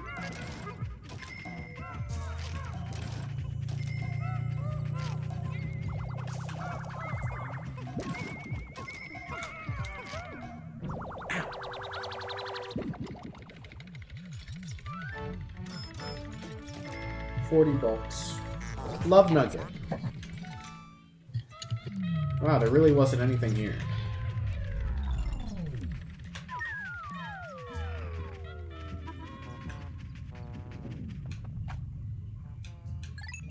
Apple. It's a tomato, Cassie.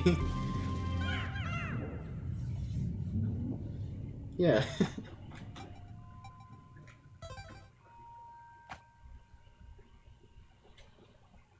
Alright.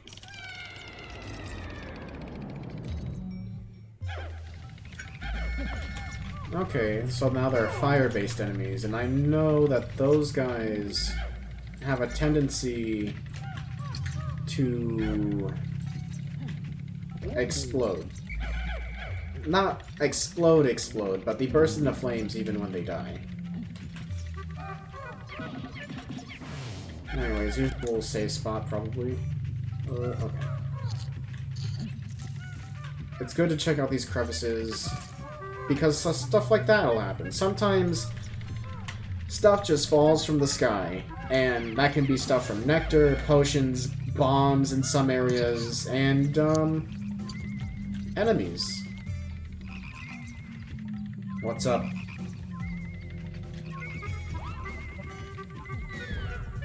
Okay, okay.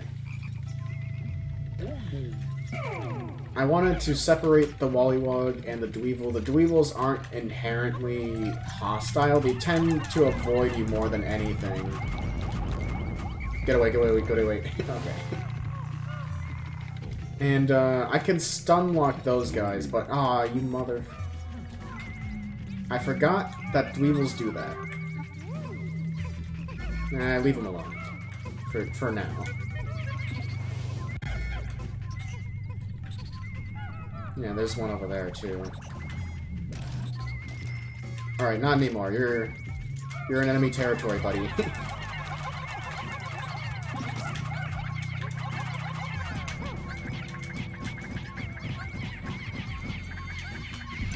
Ow, ow. I meant to get more distance, but my camera got fucked up and threw me off. Alright, bottle cap. They wear hats. Basically, Royal Crown Cola, or RC Cola, creative inspiration. Okay.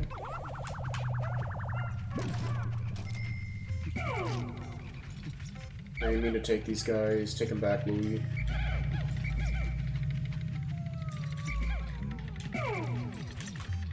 I want the purples. So Olimar can manage the purples for now. Louis can manage the reds. So once again, gotta separate this guy from that guy. If I just kind of like stand behind him, that should be good enough.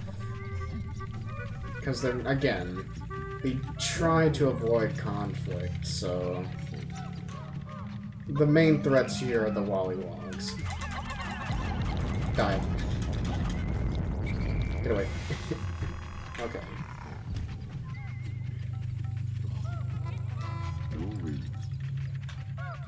But yeah, main problem with the Dweevils is basically when they put on a hat, they have armor. If you catch them off guard, though, and if you throw them like right from under them, you can land like pretty much all of your shots. Not when the Pikmin's attention is divided between them and the treasure, though.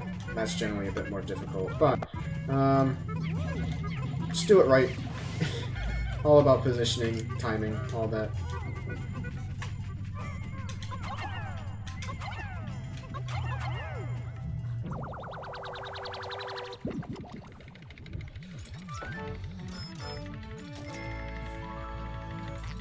Lip service.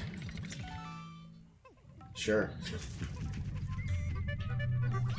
I'm glad I wasn't standing on that.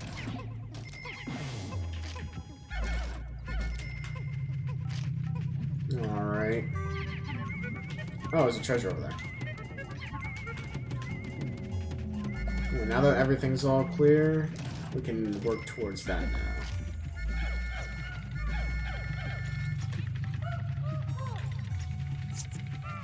As a group, and with 95 Pikmin, this is no problem.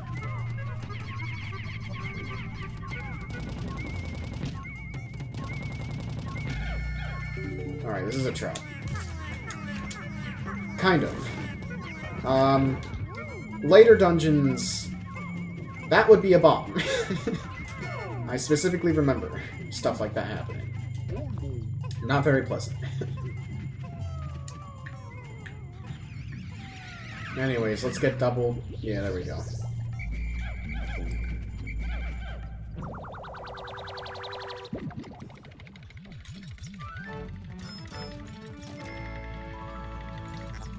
Paradoxical Enigma.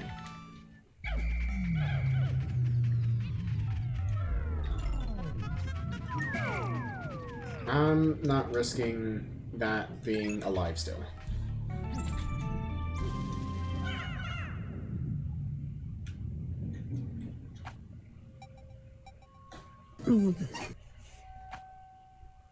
So how's it going? It's going alright. Good to hear. So yeah, our first real dungeon after the tutorial dungeons. Alright, this is bad. Is this a safe spot over here?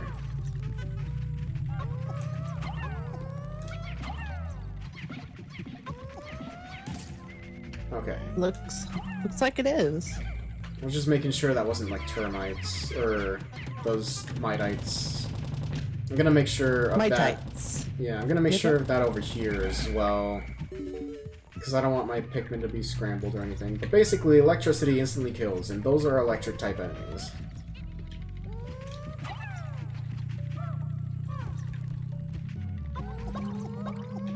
Right, you can switch what type of Pikmin you're holding with the D-pad. What the fuck?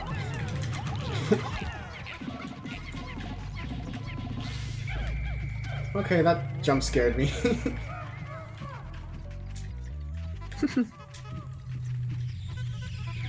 Oh, things are scary. No, because it yeah, you just swooshed right in. Anyways, I'm gonna take this, organize it a bit more because they're stuck in a crevice, and this is a decent safe spot. So yeah, 19 will do. They can't do any damage as long as it's yellows. Oops.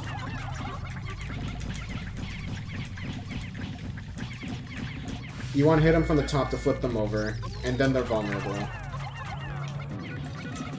They're only really threatening in groups. But basically, if you look over there, they create a little thingamajig connection. Thingamajig connection. Yeah. I'm just gonna get these guys out of here to clear them out of the way. That's usually why I take them in, because I want to kind of clear out the way and all that. Not really because of, like, money purposes. Huh. Please, thank you.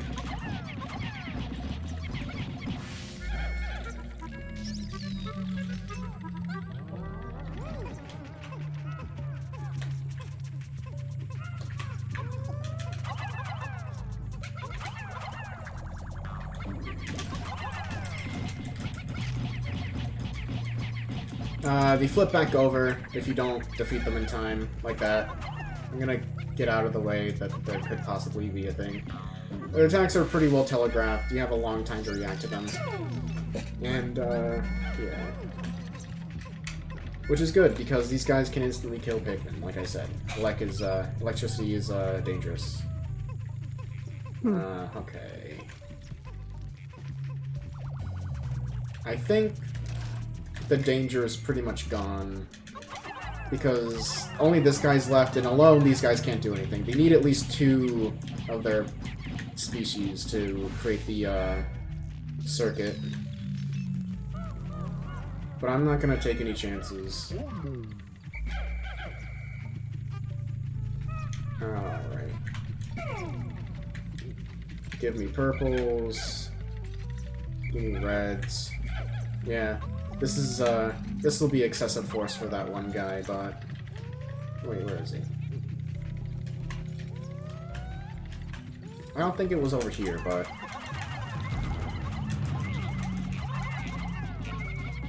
Alright, it's okay he can't aim in this direction. This looks like a different area, though. He's getting a bit too close, though. I just want to get those stupid snitch bugs out of the way. Yeah, it's over here.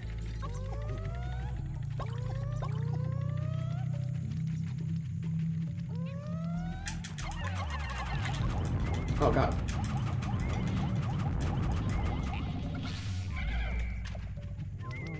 Alright. There's treasure, which have to be gotten by white Pikmin. And I can have Louie take care of these guys while they're working on that over there. So yeah, swooping snitch bugs just pick up Pikmin and just plant them again.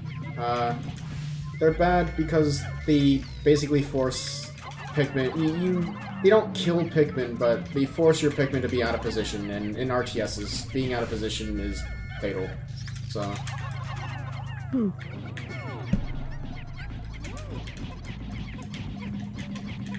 Oh yeah, so that's why I tend to carry back the remains, because otherwise Pikmin like to get distracted. So, yeah. Which is bad for me. Alright. No traps, so I just need white Pikmin. Okay. So yeah, that's why I always bring white Pikmin, even if it doesn't say like there's a poison hazard. There's always stuff underground from now on.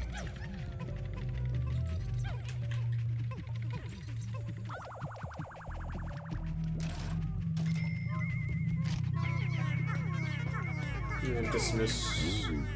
We'll get those eventually.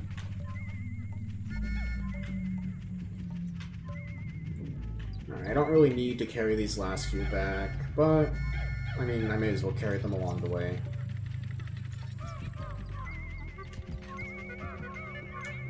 Unless this is like all of them that I have. Which it's not. So I may as well. There we go. It's a... I think it's like an oyster shell, actually.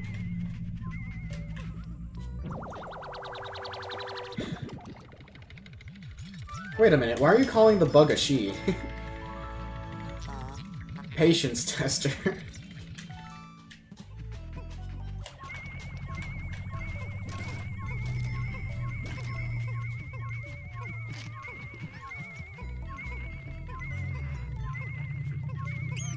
Oh, thanks Joss Kazi for the follow.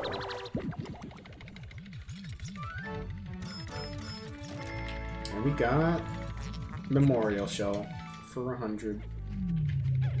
And that's everything. Let's get out of here.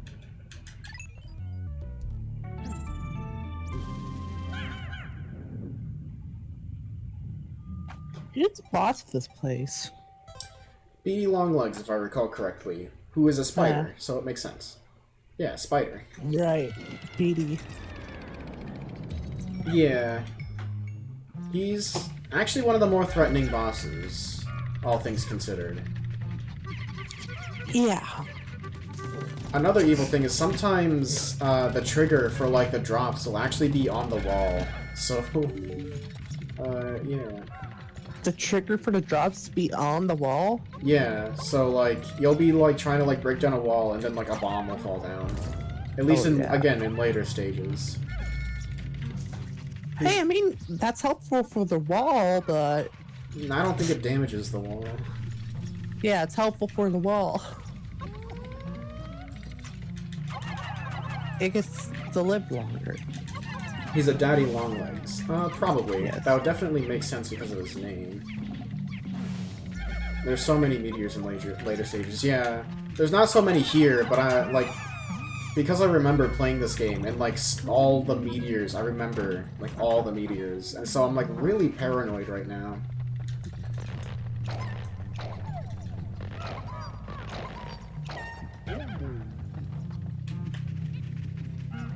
Alright.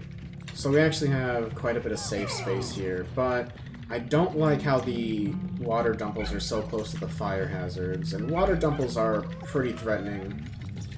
At least in their Pikmin 1 occurrence, and in that position is really bad. Get away, get away, get away. Okay, okay. That'll do. And move them out of the way so the Pikmin don't get excited.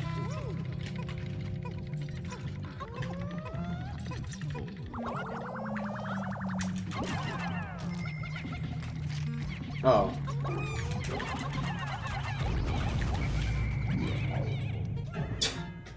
So yeah, stuff like that. This is, bad. Your Pikmin are suffering. Alright, I believe I got them all. If you blow the whistle on them, whatever status effect, is happening to them, basically will be called off. And if not, then they die. One died, it seems. Did it?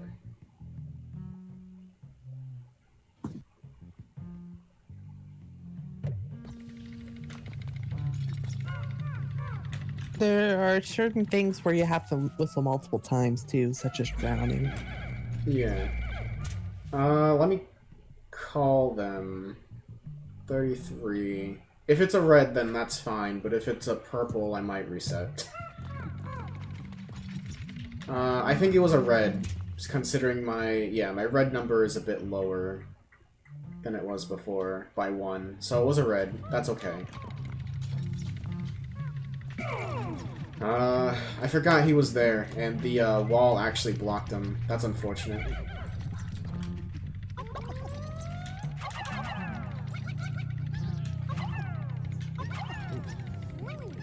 Okay, that's fine. Acceptable losses, that's okay.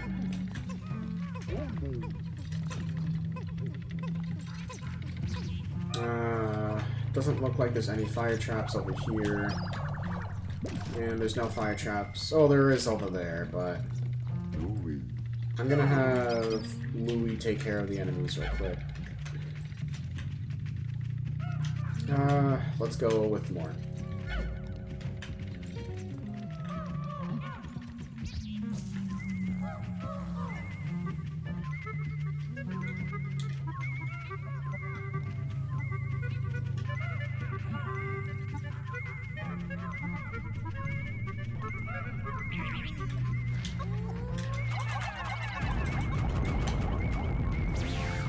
Okay, good.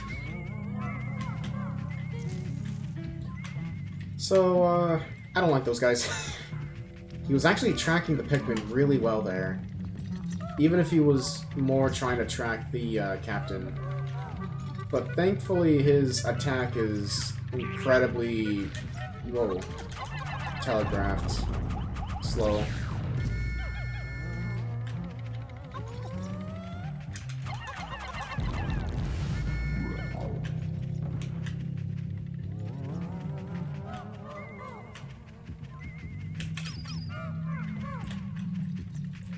Okay, I literally cannot see in there. And I think that's all the enemies here, so we're fine. Or at least, like, in this area.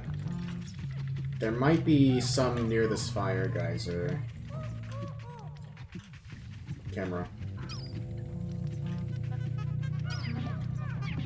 Not that I can see. And that's the exit, so I'll have Olimar stay near the exit. And there's no need for the red Pikmin now. And not really for the purple either. And the purple are bad at carrying, and all the rest can carry. Okay.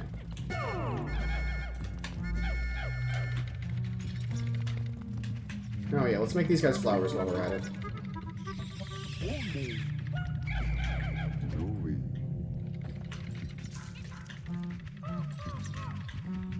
Oh, okay.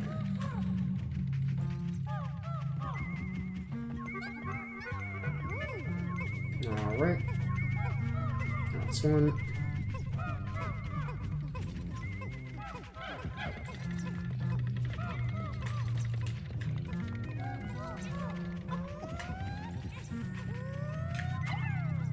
Oh, there we go. Doggy. Time capsule.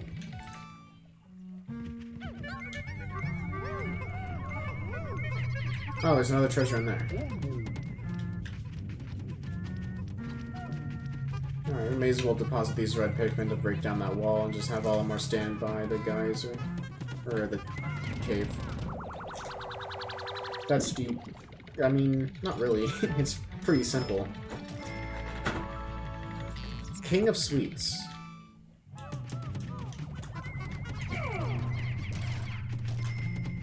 Oh yeah. No, stop. Thankfully, Pikmin trip a whole lot less, but it does still happen, I suppose.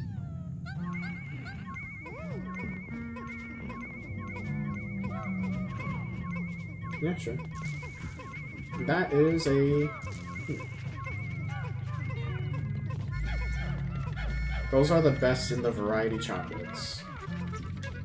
Well, I mean, if the game says so.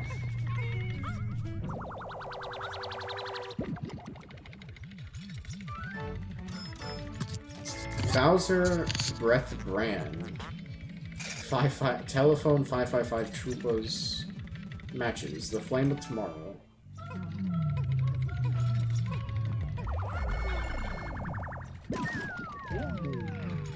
Alrighty, let's go. What's moving in there? It's a match. Yep, it's a match. Yeah, it's a matchbox with a match in it.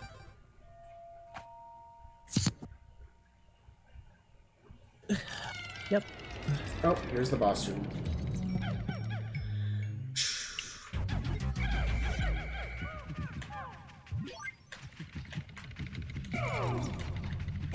I'm just gonna go ahead and scout ahead.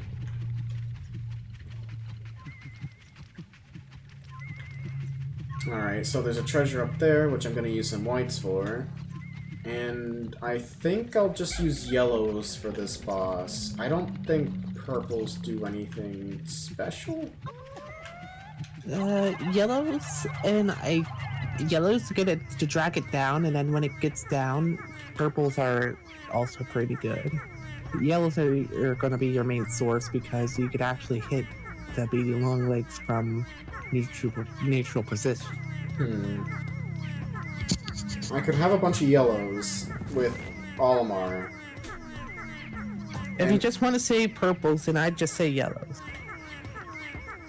No, I'm thinking. I'm gonna have Olimar with yellow, or purples, and then I'll have Louie with yellows. Louie will go in first, and then drag it down, and then after I have... Actually, no, it shakes a lot, so they're gonna be shaken off, like, a lot, too. Yeah. I do know that the strategy is generally to go in with a smaller amount of Pikmin just because it stomps around, so about 15 Pikmin will probably be the ideal number. 10 yellows, maybe 5 purples. Alright. What? Good kid.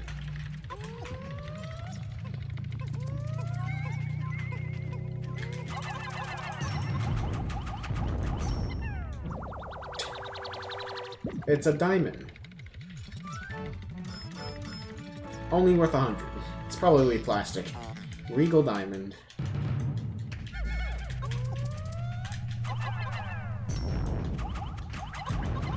Oh, he's gone.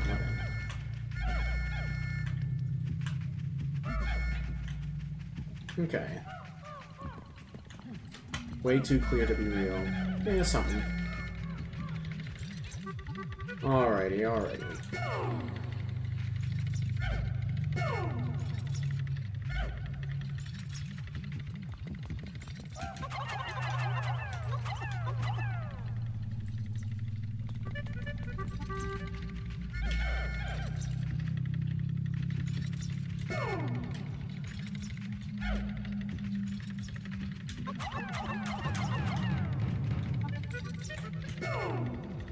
Okay.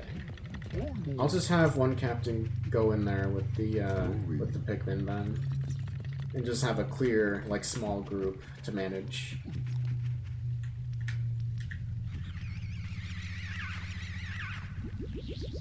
I do also have a lot of sprays. Anyways, Louie's gonna be up because he has more health. 13. Good enough. We're gonna have him up here first, though.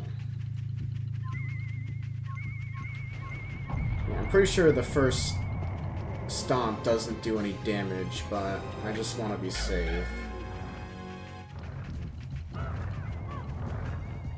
That is intimidating.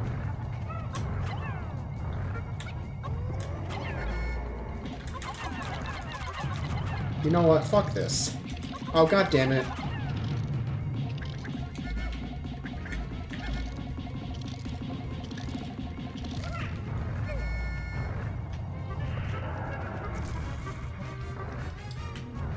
Hang on.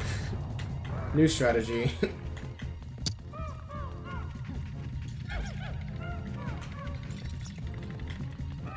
Kick him in the shin. His shins are impervious to damage. Oh, he's coming for me.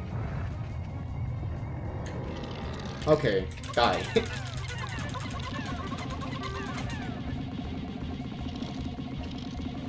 Get destroyed! Bruh.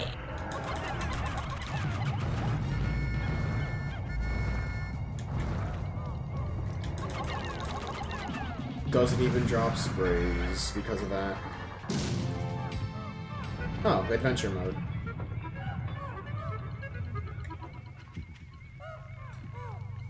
Yeah, he doesn't drop anything, so it's actually best to finish him off with a spray, and I believe he'll generally give you a spray in return.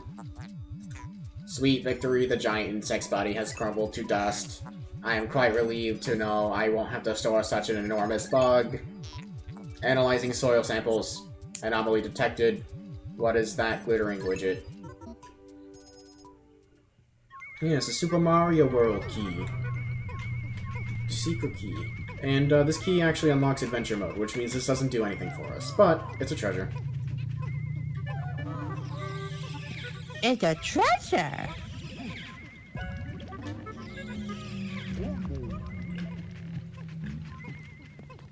And, yeah, no Pikmin loss, so it was alright, all things considered. But I did use 2 sprays, which is one more than I wanted to. The key. This object seems familiar. I will combine it with the President's Parallel Dimension Controller. Alert, sensors indicate a massive dimensional shift at a distant location. I'm receiving a message from far-flung dimension, displaying the message now. Challenge mode can now be accessed from the title screen.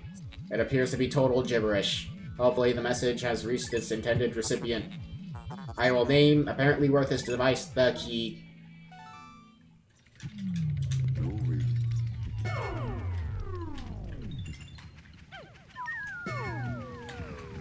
Look at that one purple Pikmin chilling. Yeah, he wanted to come with, and he will, actually, along with all other 93 of them. And that's he just wanted to feel special. And that's just the start to our day. 1.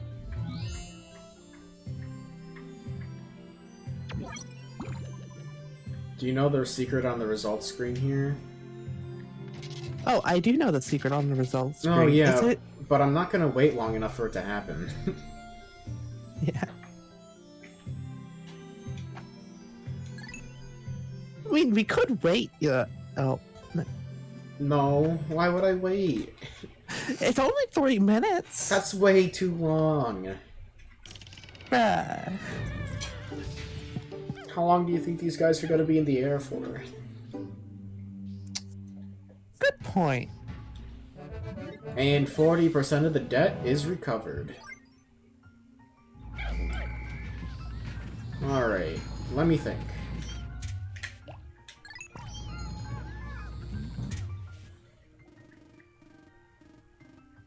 Some more caves over there. I believe I can unlock something with yellows. Whoops. There's also something up there that's a slight platforming challenge, which I believe I need 20 yellows for. Okay.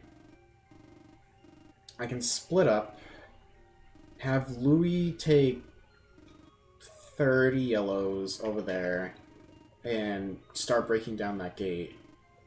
And I can get I can have Olimar go over there and get that puzzle. And I don't know if we'll finish all that.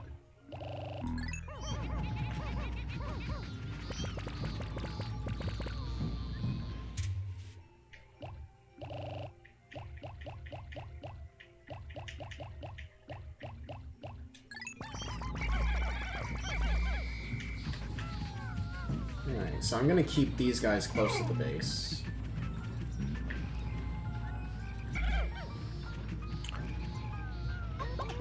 You included. Okay. Oh, our health is regenerated. Okay, so it doesn't really matter either way. And we do have plenty of time.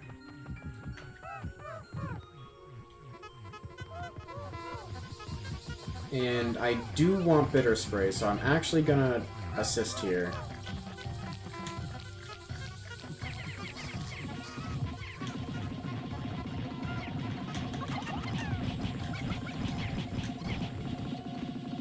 What? He went underground.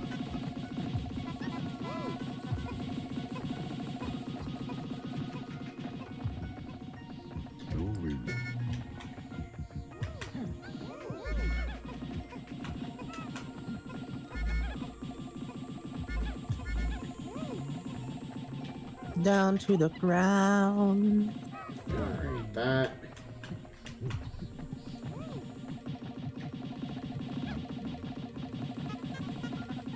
Come on. Alright, that's another bitter spray, which will help us out of a scrape. Alright, I just want to get Olimar working on the fence. Hopefully, there might be a Wollywog down there, actually. Also, I'm pretty sure one of these has Mightites.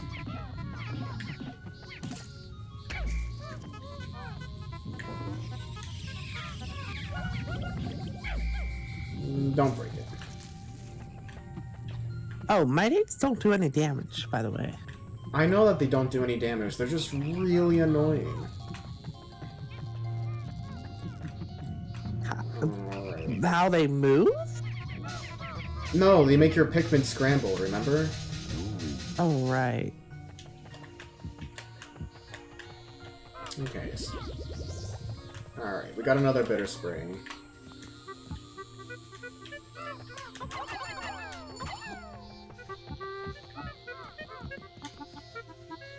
God damn it.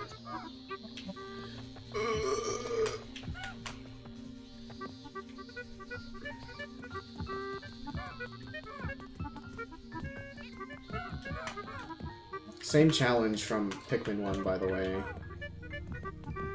Which was for an optional ship part. Oh, that scared me. Okay, it was 15. Damn it!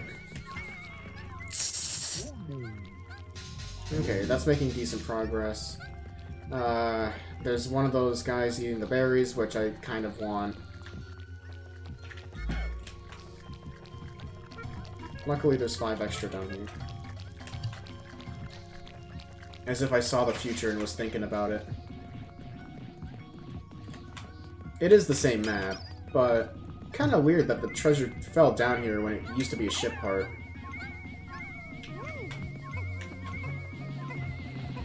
Alright, and they should be fine. I have had times where they fell over here, though. It didn't happen. Okay, good. How you going, Omar? Steady, steady. Okay.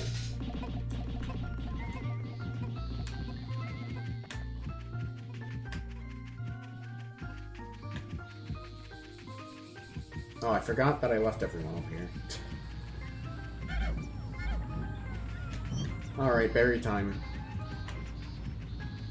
There's gonna be a weird number though now, because it did eat a couple.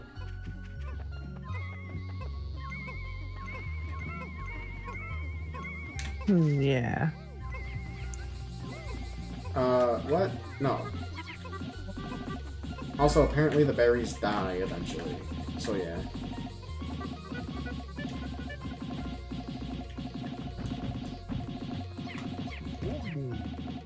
Almost done. So I should probably get Louis to gather things, the guys.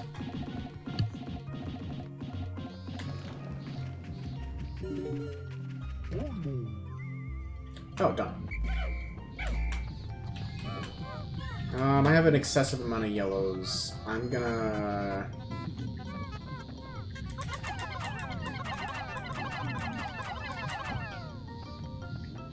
Wait, this is 20 yellows, so this is fine. This is like a good amount. Leave them there. Louis has to deposit his yellows.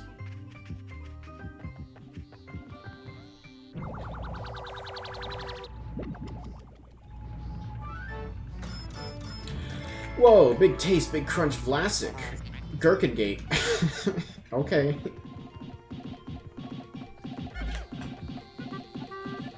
That's delightful. Is that like their slogan? No. It was a pun. Oh, right, because dill pickles. Yeah, I'll just have all of my stand here. No gherkins, please God. What? Are you okay?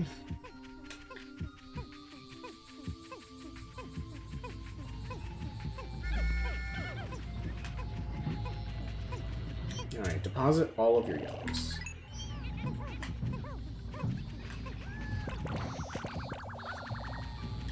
We will now need like 30 reds.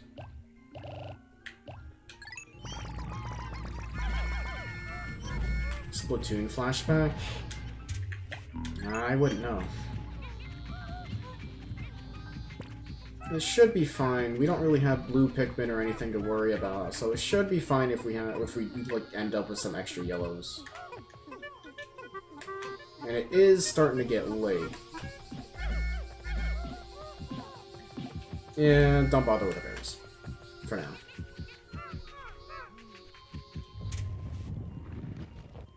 Okay, so I'm about to be attacked. Let me see. That'll do, that'll do. Oh, it's just those guys. Never mind.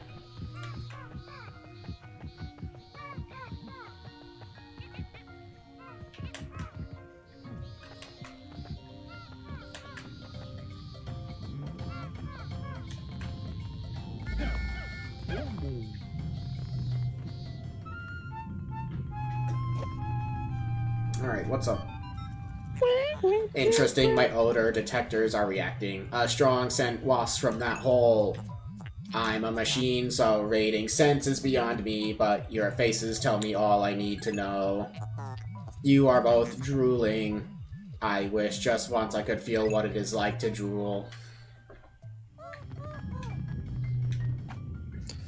Man, I didn't know Wario was in this hole. What are you talking about? It smells. So? What? Just because it smells means it's Wario? Exactly. Okay. Actually, this dungeon is a little difficult, if I recall.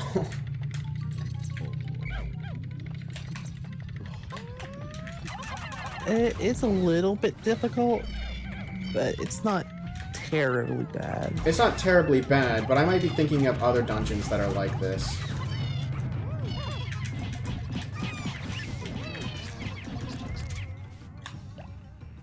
Hang on. Let me reset real quick. Let me get a different thing.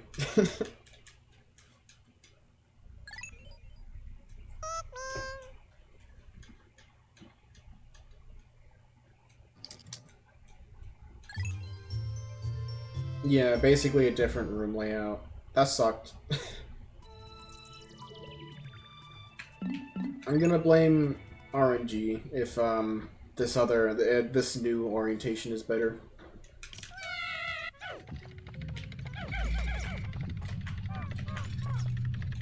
Yeah, it's hard to tell. Whatever, I'll bring reds this time.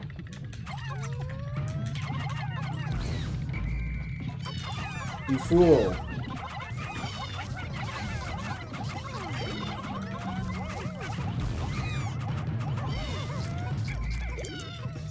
This just sucks. I don't even know what I lost, but I'm not taking it. No, I'm not taking it.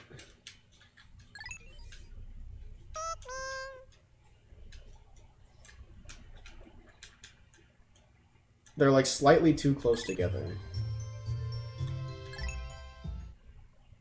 And Pikmin take too long to jump around and then like attack for some reason.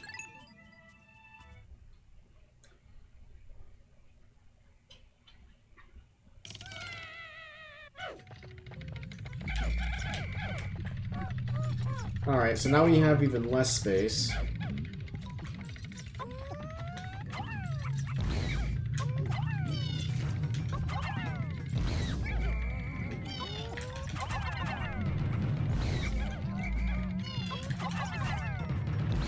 And they're ball bears, so they have like a long range to see.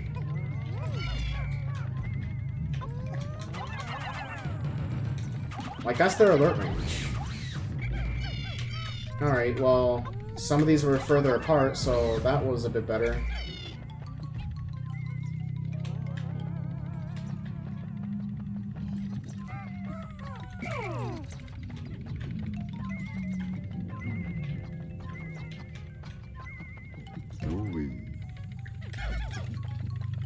Yellows will do for this one.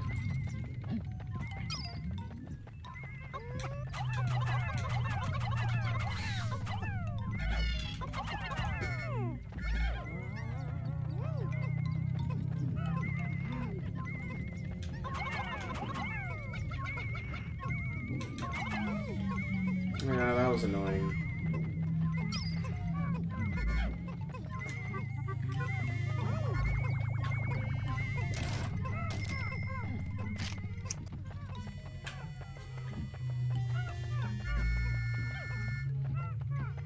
Go ahead and explore the corners. Is that really all that was there? Just crayon?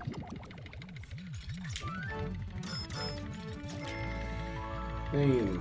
Master's instrument. Like, look, there's so many things worth... That really was all. There's so many things that are worth, like, 30. So, like, I would say, yeah, like, the little things do add up eventually. Like, these guys are probably worth, like, 3 or something. Let me see.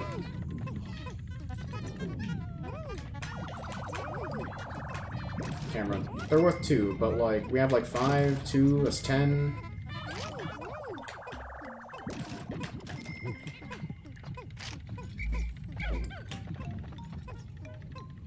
Haven't seen pastels since the 7th grade. I mean, like, crayons? Yeah, now that I think about it, I haven't seen crayons in a long time either.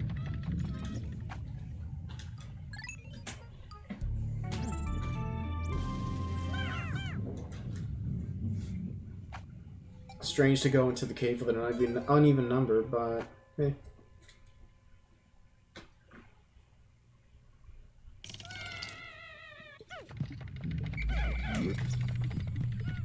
Oh, yeah, right, okay, these guys.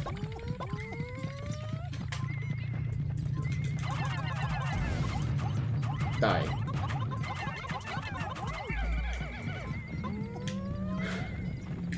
Purples, aren't we supposed to be homing?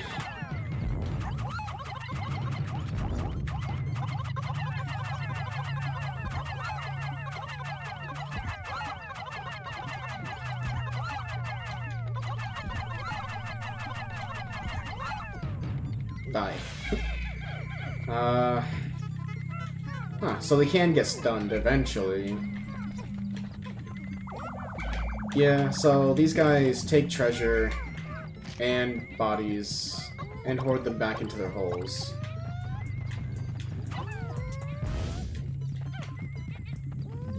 And, yeah, when they do that, you have to basically just wait until you beat them.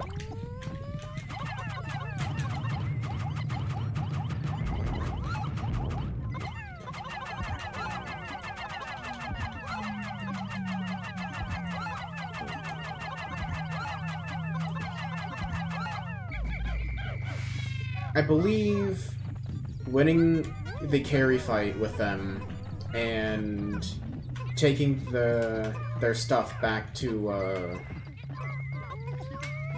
the ship creates a similar effect, but yeah. Like I said, I'm a genius. I knew that there would be yellows. That's just how the game's working. Or stuff for the yellow. They hit their head and die, yeah.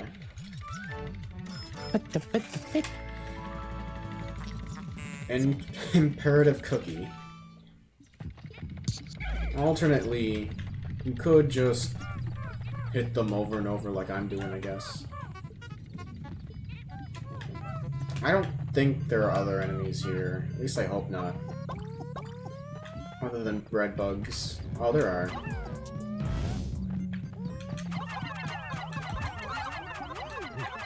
Like, as long as you aim your cursor good, and you just have enough ammo, then you should be okay. Yeah.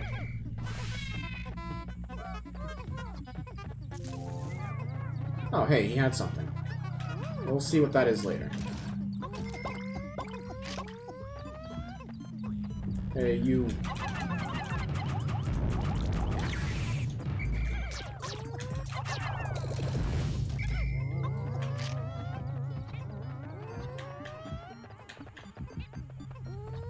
Go ahead and flash the Pikmin in the crevices in case there's a meteor.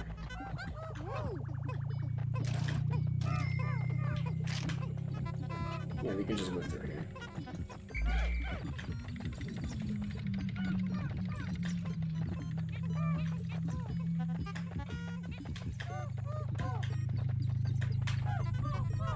Okay.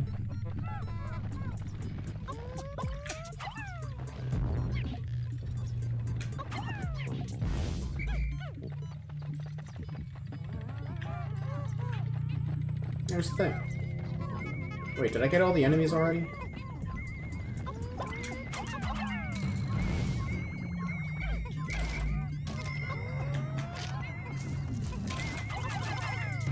Dang, even these guys carrying it are way too fast for the enemies. Good to clear them out anyways, though.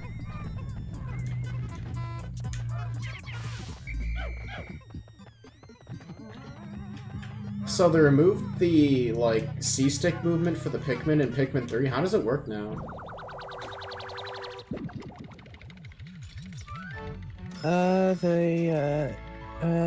Basically, well, there's a new charge command instead, where all the Pikmin charge. Yeah, so I've heard. Basically, they all charge, and it's much better than the C-stick. Really? It'll take Basically, you get consistency with it. Okay, I guess it'll just take some getting used to. Yeah. But you can't, like, micromanage your Pikmin's movement better now? What? No, okay. I don't even want to sort out my Pikmin yet. I want these things to be taken care of ASAP. I don't think you can, but also, you don't really need to in Pikmin 3. Really? Because you need to a lot in, like, Pikmin 1 and 2. You know what? If they lose their flower status, so be it. I want that trap out. Going POS.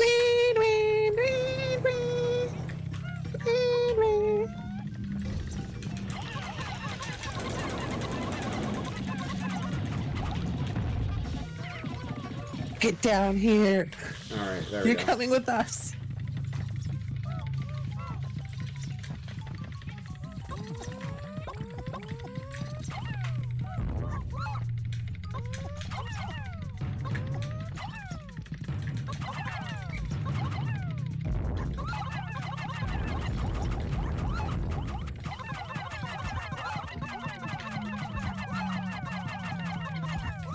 No, go away. Alright. And then this guy's gonna try and carry. And I'm gonna counter carry, and then he will die. Close. There, now he's dead. I'll leave him here as bait. Alright, now I can actually sort things out.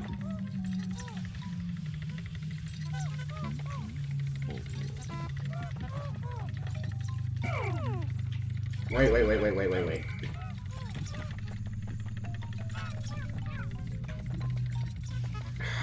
All these places are like close enough for the Pikmin to get excited.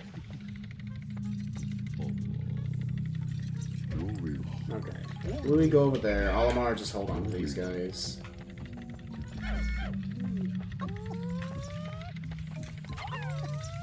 Okay, I only have yellows. Let's go.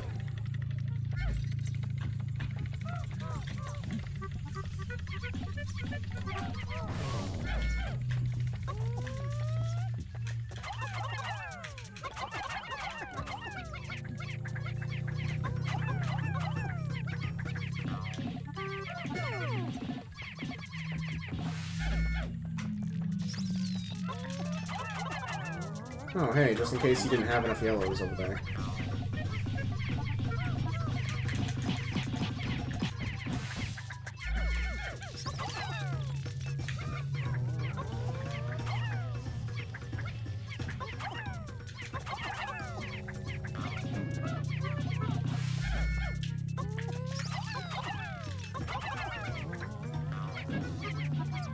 Nice try.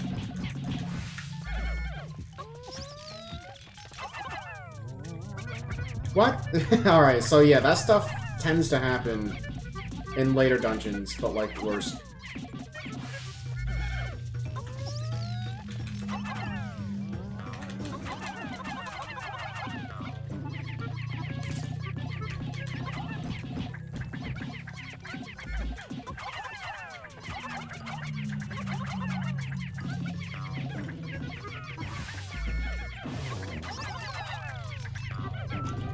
Alright. Okay. Okay, we're good. You just swoosh right in. Yeah, exactly. You just fall from the sky.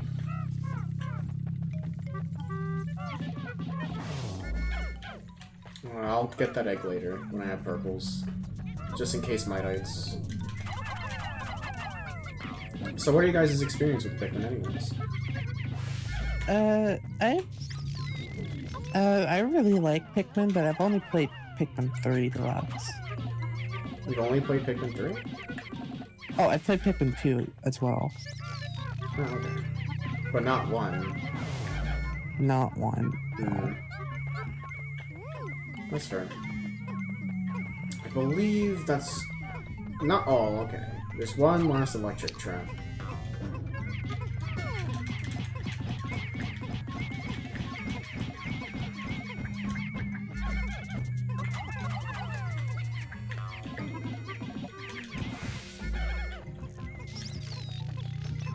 Okay. I believe it is now safe to move on. Play 2 for a bit? Not 1, Cassie? No. Okay. I do recommend 1 if you like 2. What was that? How do I explain it? It's like one of those instruments where you, like, clamp it and it makes a noise. I don't know what it's called exactly, but it's like a type of instrument. Macanet? Or something like that? Something like that. Castanet. Castanet.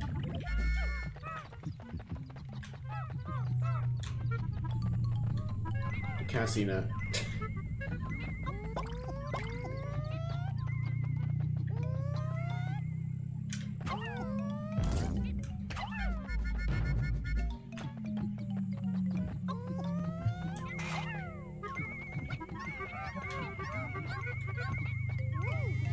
Okay, I'm glad nothing dropped from that, actually.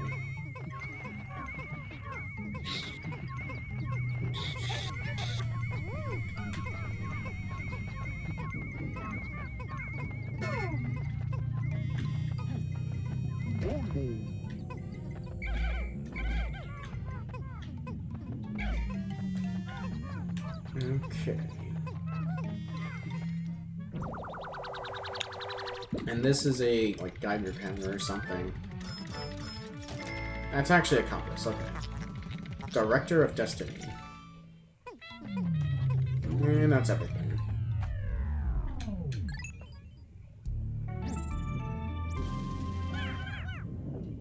Epic. Epic. Yes. Epic. Where are we? We're still here. This is not that lengthy of a dungeon, if I remember. Most of the dungeons aren't too lengthy until you get to, like, Wistful Wild. Alright, now that he's dealt with, we can safely evaluate our plan here. When does the game get satisfying? What do you mean? Whenever you feel like it. It's not satisfying? This game is satisfying. You're crazy. Ooh. Okay. Oh!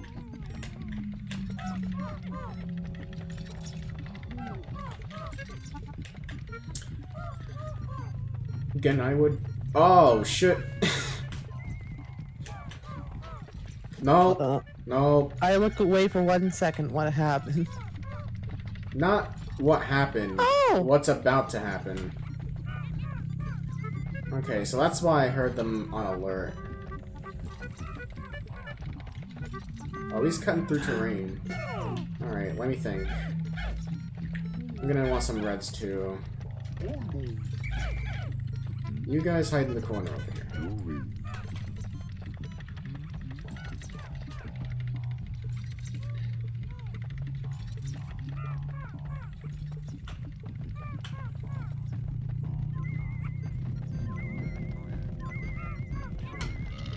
Fuck.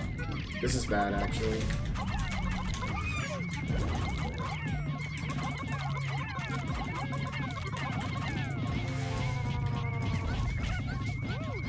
I think I only lost a red. Yeah. That's overall 3 reds. I have a ton of extra reds. That's a fine loss. I'm okay with that.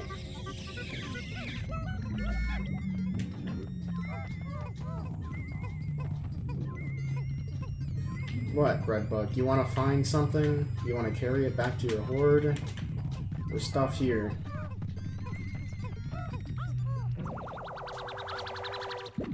Yeah, for some reason, ball bears can revive. I don't know why. Here's Squirt. Grapefruit juice. Happiness emblem. Alright, he gets to stay dead, and I'm gonna wait around here for this Redbug to try to capture this. Nice try.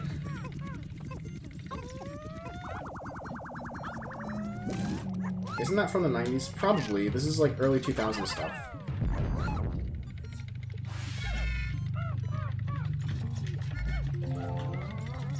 Anyways, I used it too early, basically. I actually wanted to use the spray on the ball bear, and then I probably would have actually been fine, but...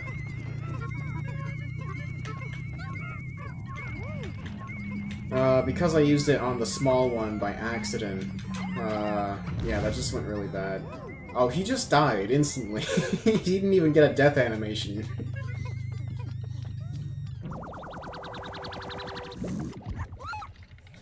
Haha, he's eating shit in the cutscene.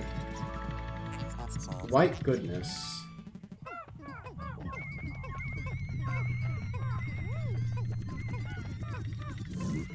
Damn, he didn't learn his lesson.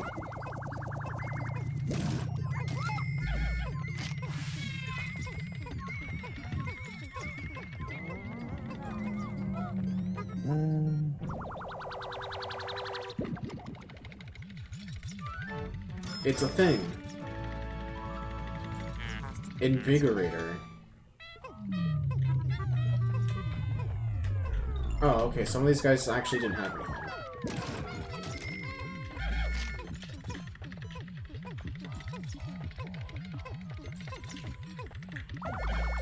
Now, before I go further, let me make sure. So I'm missing a red over there, so yeah, 20, yeah, okay. We did only lose a red. That's fine, that's fine.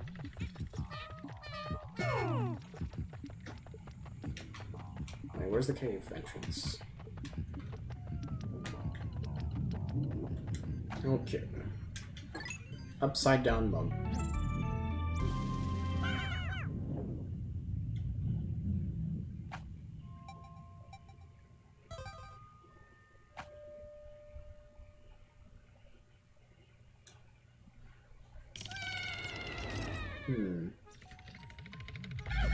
More of these guys. I'm gonna... Oh, god damn it. I don't even get to think.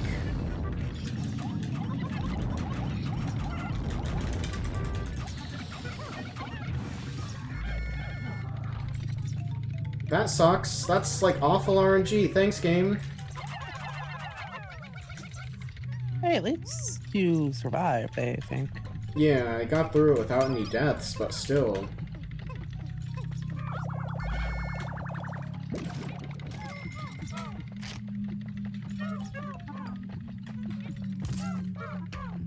Okay, I might need that later.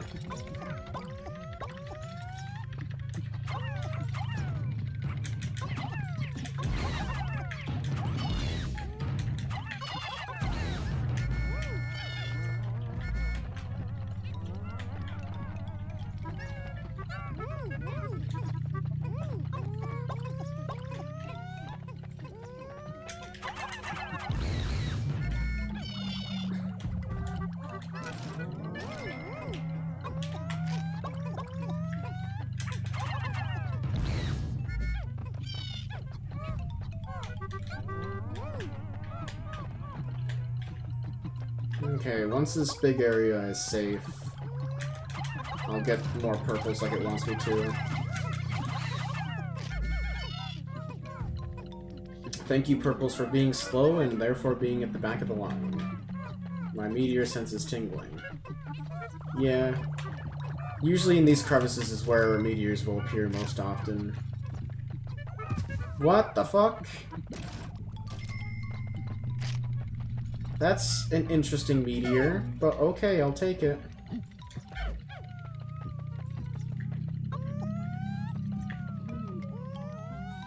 Yeah, it knows I don't have any blue. But yeah, these guys, actually, these candy pop buds, actually, yeah. It doesn't double, it gives you, like, it returns to you, like, 10.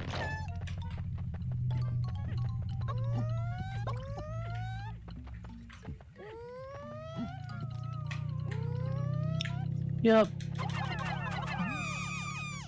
Which is good, because I'm going to use them to get more purples.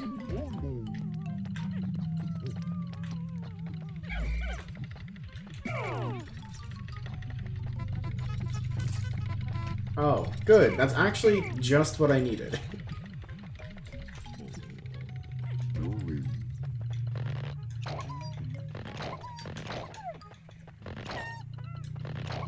Yeah, this is like the recovery room. Or at least this is the recovery area. I don't know what's over there, but probably more of those... I'm still kind of mad that the game tried that on me.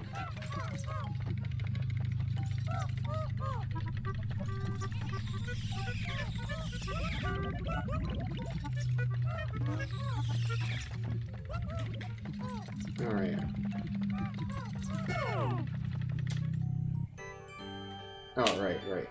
Tutorial, thank you. Ah, this is bitter potion. Drink it. It contains only 1 dose. Did you hear that? 1 dose. Yeah, robot, I heard that. 1 dose, right? Ooh, you want to share? Great. 2 doses.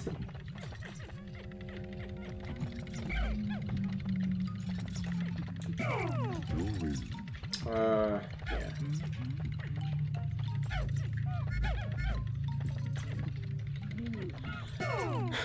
Red and blue for combat. Scout ahead, make sure... Meteor. Sometimes the meteors don't actually appear unless it detects like a Pikmin, so like sometimes even going with just like your captain isn't enough. And that's why it's usually best to go with like a white Pikmin or 2. Yeah. Yeah. Anyways, at the very least, these guys are good for team killing. And I say team killing even though they're not really on the same team, because they're just enemies. And they'll prioritize you over any other targets. Whoops. That almost hit me. Goodbye, Bulbear.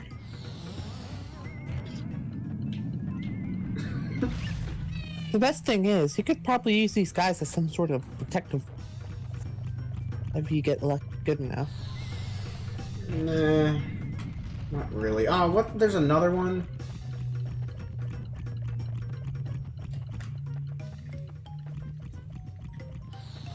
Oh, you gotta be kidding.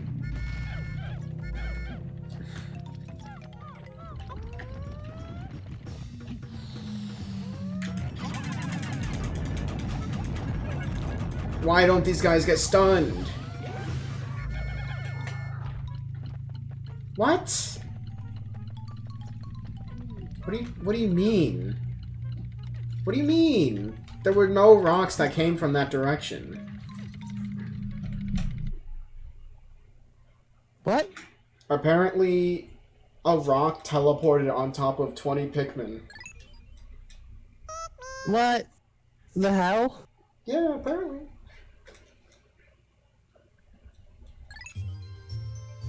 Okay, rock. At the very least, this see. game's bullshit is countered by the reset button. It's still bullshit, though. It curved. No, the red ones curve it. I literally saw it get destroyed on the terrain. There's no way.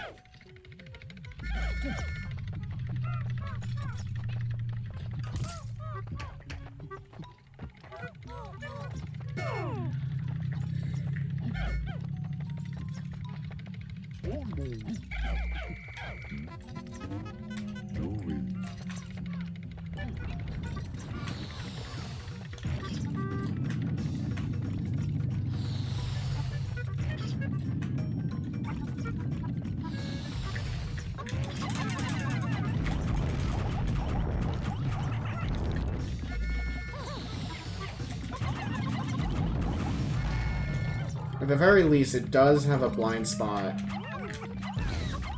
No, stop that. Stop that. Stop that. It does have a blind spot, like, right under it. Not that that helps a ton.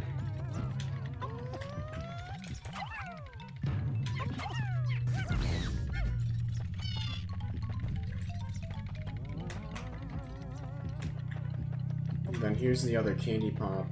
Probably, yeah.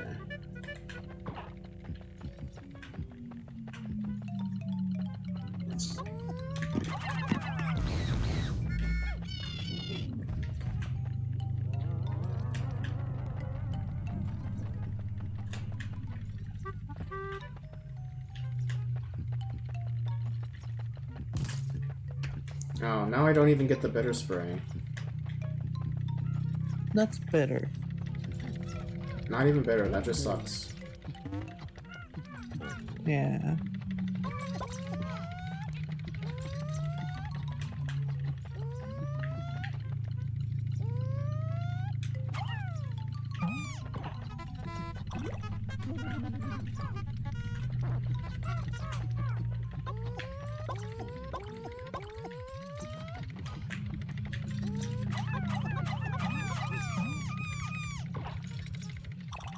Alright.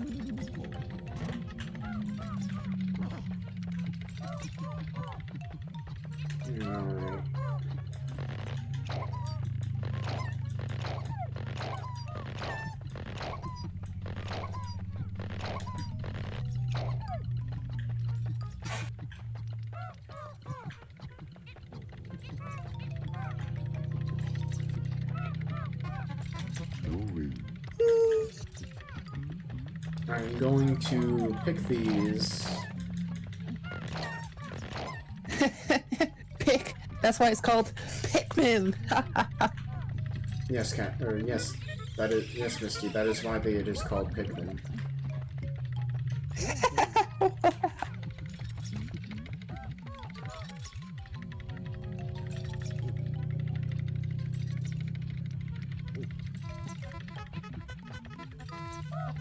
Okay, so that nectar is actually inaccessible, I guess.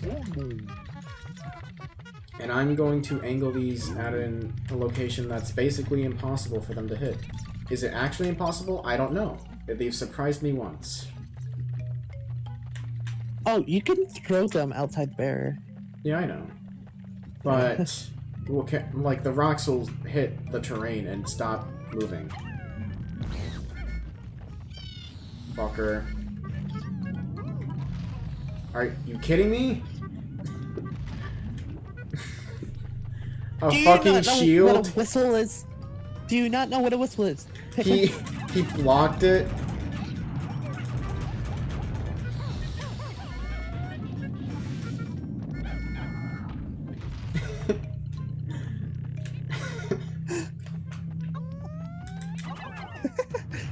What? Wait, did he already kill that dude? It doesn't look like it's going to appear there. Wait a second.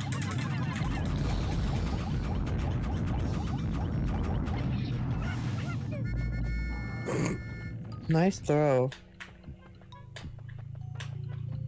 Okay.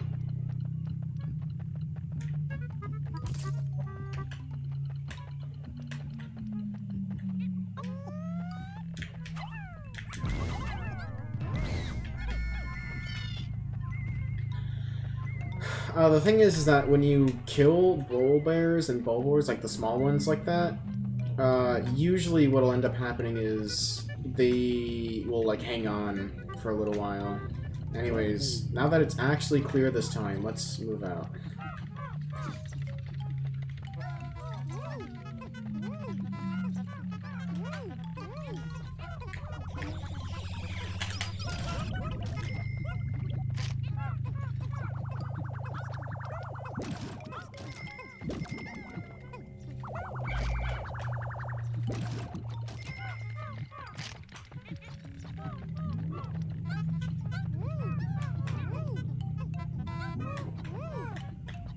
Alright, so here's one, which I think requires like 40 Pikmin, actually.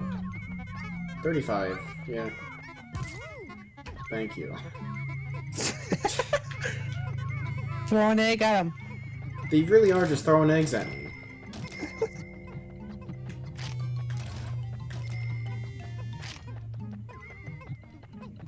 It's an antenna of some kind, I really don't know. Oh, that's like an old-fashioned TV antenna. Really? Yeah. I think it's either that or a radio antenna. I don't know. Basically, I think you'd plug them into like the TV, radio, and then it would get like signals and stuff broadcasting in as well. 5G. Yeah. Yeah, that makes sense. Old TVs didn't have antennas, so...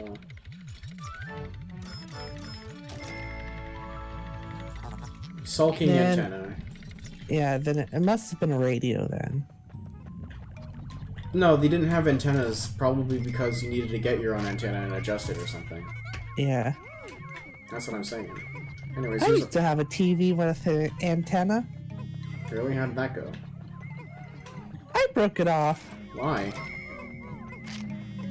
I was a child. It was more of a fun play toy than actual thing. And then what happened? The TV broke. Forever? Yeah. Damn. Couldn't fix the TV.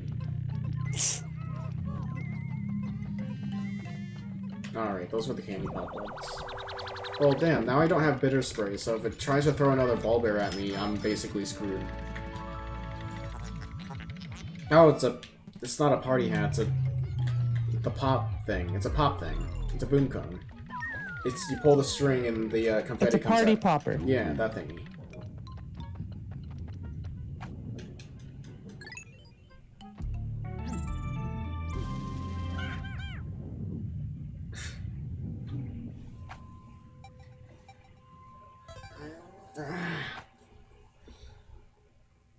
Alright.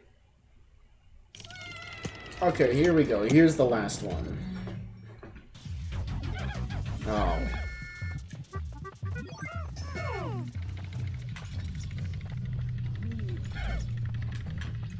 Once again, Olimar U-Guard. They're not that threatening. The most threatening thing is all the electricity, but with all these yellows, it should be alright.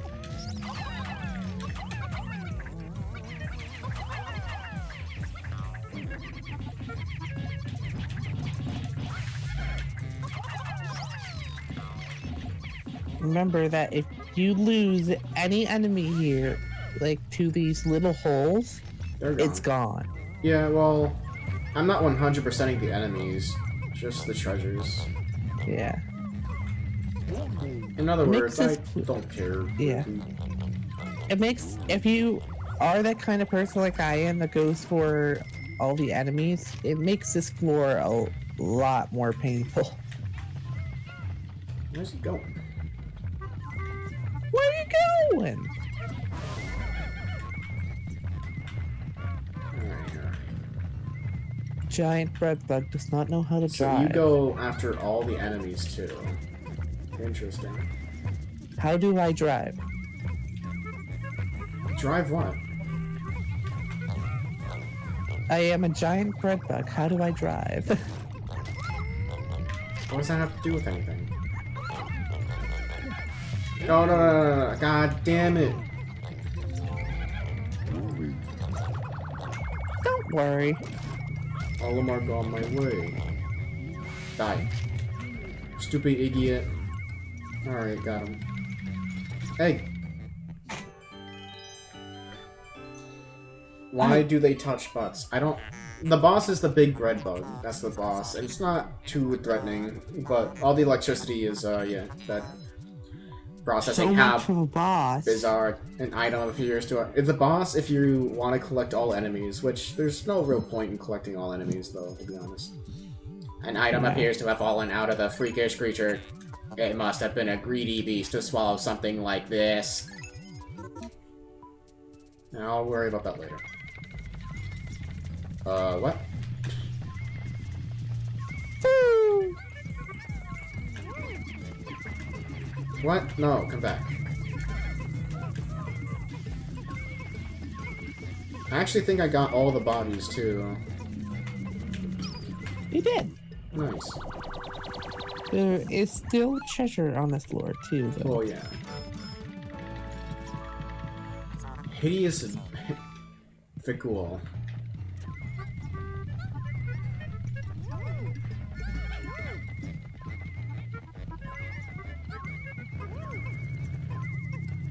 That was close. How much is he worth? How's the egg not spoiled? Good question. $10.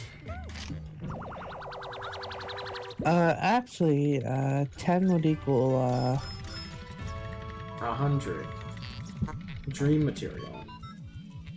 This is intriguing. Material does not conduct electricity. This is far more advanced than the material I was researching. How frustrating. A spacesuit made from this wonder alloy could insulate wearer from electric shocks. Excellent! This new material has allowed me to complete my anti-electrifier. It is my own invention with only the smallest iota of outside inspiration. I have reconfigured your suits with this new material.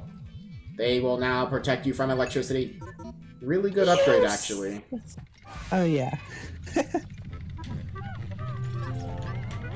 Oh, this guy had all the beans.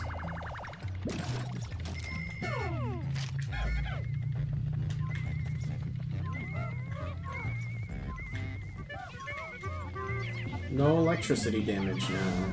Great.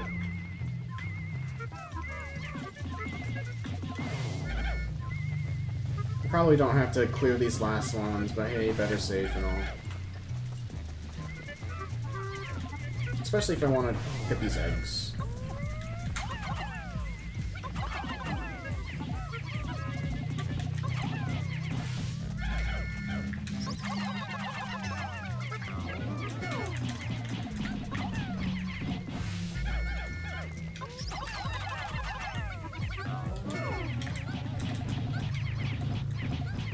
Alright, you got him.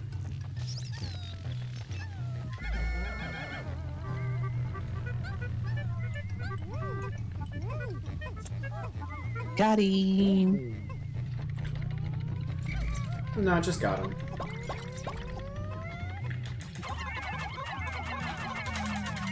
Donut. How much does a donut sell for? We'll find out.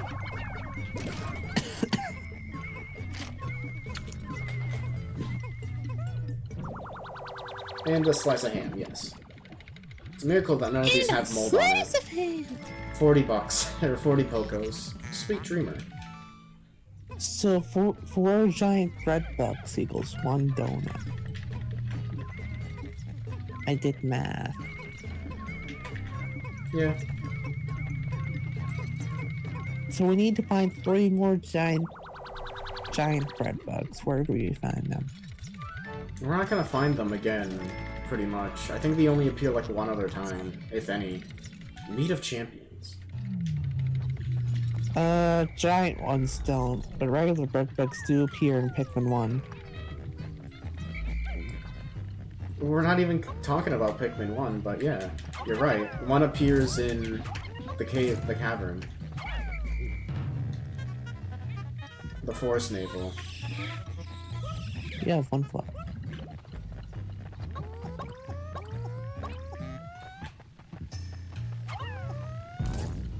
Epic.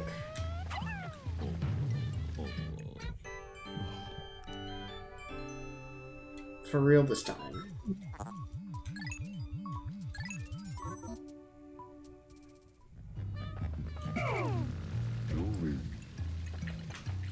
For real? Yeah, as in, I don't have to reset after getting really good RNG, so I actually can get the sprays this time for real. Give.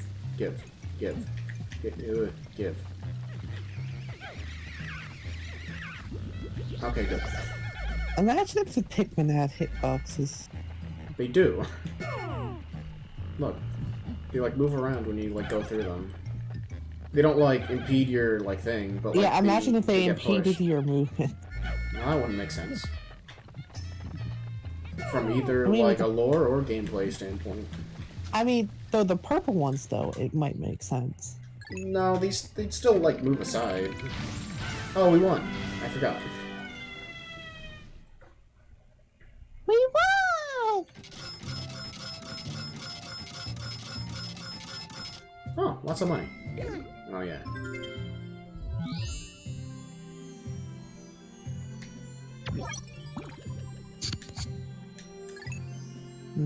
Lots of food, yes.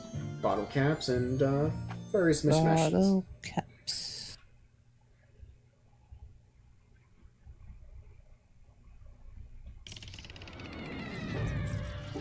Oh, right, the original name was the Distant Spring.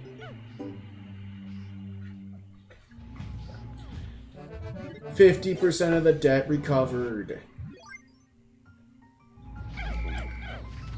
Okay.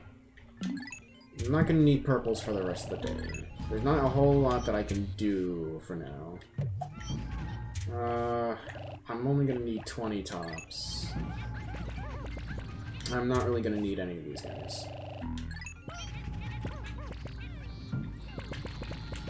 And for pretty much any other treasure and any other thing to advance, I am going to need blue Pikmin, which I can't get.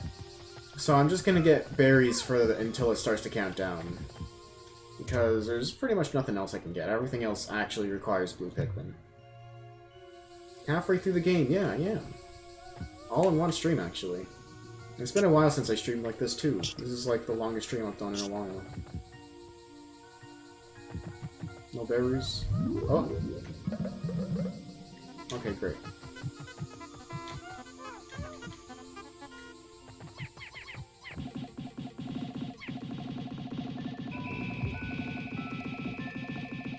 I don't even know if I can get a spray out of this.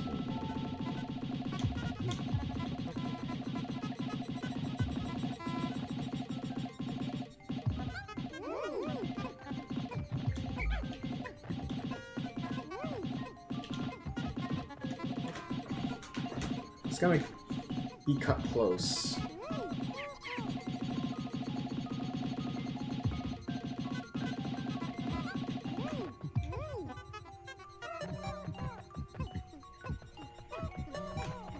Yeah, switching out the Pikmin would take too long. No.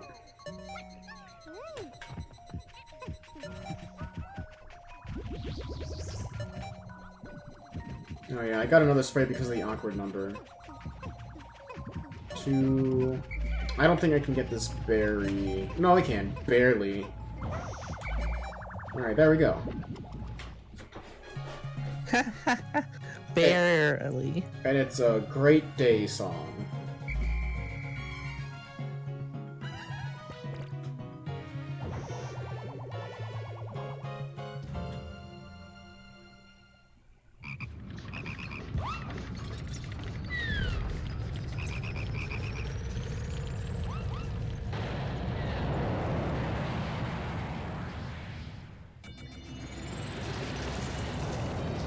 Yeah, I'd say we were pretty thorough.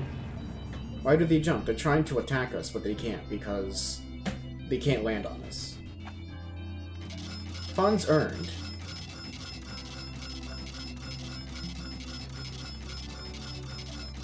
Yeah, I think this makes up for having no money yesterday.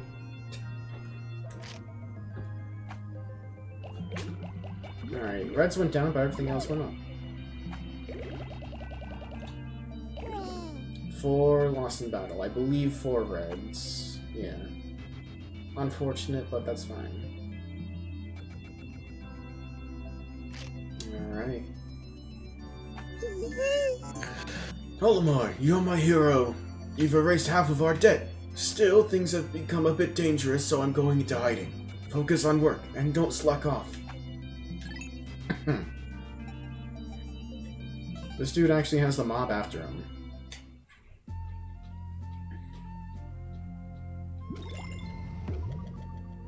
Epic. So, next time, we're gonna go back down to the Awakening Wood. But first, let's go through the Piclopedia. Yes. Does the Piclopedia have anything about Hokutation Mafia in it? No. Spotty Damn. Bullbear, because this is all different planet stuff. Oculus Terribilis Doticum. Grub dog family. A mild-sized subspecies within the... I'm reading the entries. You read Louis' entries. Oh, fine. A mid-sized subspecies within the grub dogs family. The spotty bullberry's unique feeding habits set it apart from other grub dogs. The spotty bullbear patrols a set path searching for prey, instead of passively feeding on creatures that wander into a limited territorial range. When entering bullbear habitat, it is wise to proceed with extreme caution until the bullbear's patrol path can be clearly identified. For unrivaled green curry, peel away the spotty bullbear skin, pulverize the juicy innards, and stew until curiously fragrant. Dwarf bullbear, Oculus terribilis, grub dog family. A grub dog larva in its 3rd stage of development. This creature's body structure is nearing maturation. However, unlike mature bullbears, it has yet to claim its own patrol route, and thus dependent upon its parent for guardian direction. Remove innards, stuffed with sage and finely aged prosciutto. Prosciutto. And broil until golden brown. The ultimate crowd pleasers. Water Dumple. When did we see this? The first cave I went through, Spider Citadel. Oh, right. Ichthyosa felinese. Grub dog family. A resident of freshwater pools and marshes, this aquatic creature regularly feeds on insects that land on the surface of the water. It shares a nearly identical skeletal structure with its close relative and terrestrial cousin, the bulboard. This may offer clues to its evolutionary origin and suggest that it only recently immigrated to an aquatic habitat. Deep fried dumples without batter for all the flavor with half the fat. That was boring. Puffy blowhog. Susinflanta. Blowhog family. This species of blowhog uses internally generated hydrogen to inflate a flotation bladder and hover above the ground. The creature's electrified pulse creates a sash of color that flows along the surface of its body, making it particularly beautiful among the blowhog species. Precisely how it is able to internally stabilize its highly explosive hydrogen and simultaneously generate electricity remains a mystery. The puffy blowhog blows leaves and grass around to eat the insects underneath. It maintains mid-air buoyancy by using its fins and releasing air through blowholes. This enables it to float effortlessly, even in the breeze. In times of danger, the puffy blowhog can decompress its flotation bladder for rapid escape from predators. Slice this creature's feather-like skin into triangles, deep fry until crispy, and salt generously. Make the perfect scooping chip to accompany fresh mango salsa. Anode beetle. Saccharum. Sacharabum. Scarabum electroida. Electrodia. Scarab beetle family. This specimen is representative of an insect hybrid that uses electricity in addition to glycogen for its energy. Although difficult to confirm due to its microscopic size, tiny hairs on the creature's legs cause the friction that generates the electrical charge. The electrical charge is processed by the creature's internal machina battery structure, and then stored as a Deus electrical field. As this field reaches its critical levels, surplus electricity is emitted, resulting in a low-voltage current that is transmitted between specimens. It can shock other creatures in immediate vicinity. Considering this process, it can be surmised that the largest impetus to pack behavior is not so much for synergetic effect of producing as a pack, as much as to take advantage of this most effective means of group preservation. Drain the electrical charge before boiling. Although it is possible to eat the anode beetle while it is charged, doing so may result in an unpleasant tingling sensation. Hermid Chromad. Camabarus rustica. Chromad family. How do you know what it's like to eat a battery, Cassie? Looking at the eyes and the sickle-shaped legs characteristic of squillas, one would think that this is a squilla relative. In fact, it is a relative of the hermit crab. This species, however, has migrated from a seaside life in a shell and instead inhabits burrows in the ground.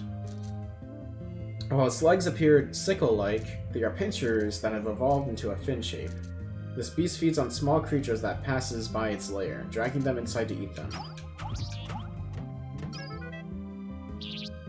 Shuck from the shell, bake on a high heat until crispy, then dip in a pot of melted milk chocolate.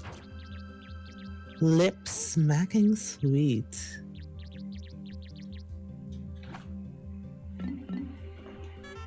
Fiery Dweevil. Mandarachina. Okay. Mandarachnia. Mandarachnia. Napalminus.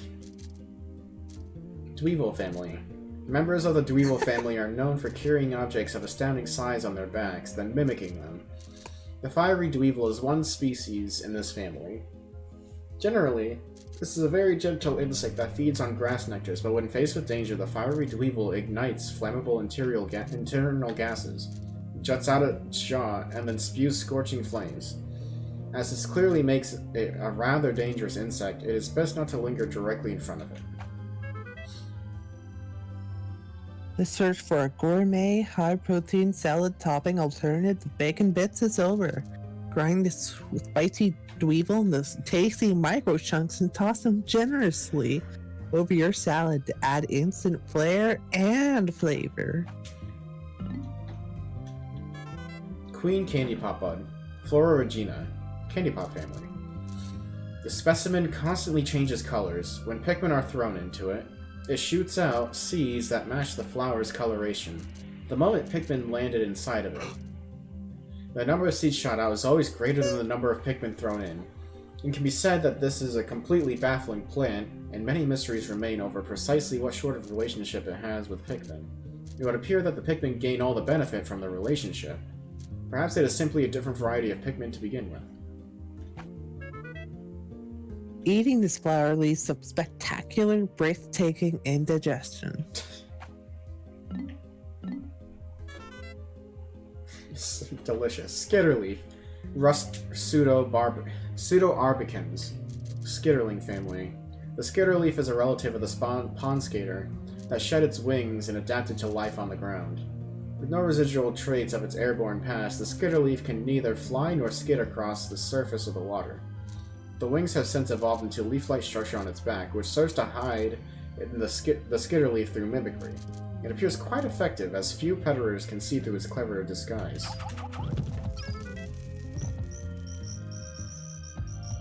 The superb amalgamation of juicy meat and leafy greens ensures that the skitterleaf be the new spinach. Breadbug, Pansaurus butanae. Okay, breadbug family. The adult breadbug competes for many of the same food sources as Pikmin, but its thick-skinned hide allows it to withstand most Pikmin group attacks. However, some researchers claim to have observed breadbugs being overwhelmed by massive numbers of Pikmin and reduced to food. Bedbugs are hardy and nutritious, but also bland and unimaginative. They may be palatable in a pinch, but they hold no true culinary promise. Beanie Longlegs, Pseudoarachnia armoralis, Arachnorb family.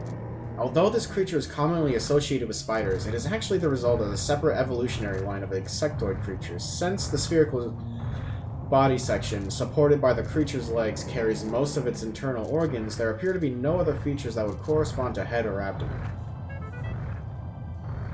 Poisonous. Consumption results in prolonged writhing and uncontrollable mirth.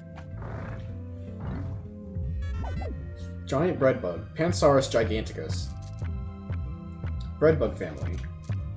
This gargantuan species of the greater breadbug family has a torso so perfectly square that it almost seems like it was formed in a mold.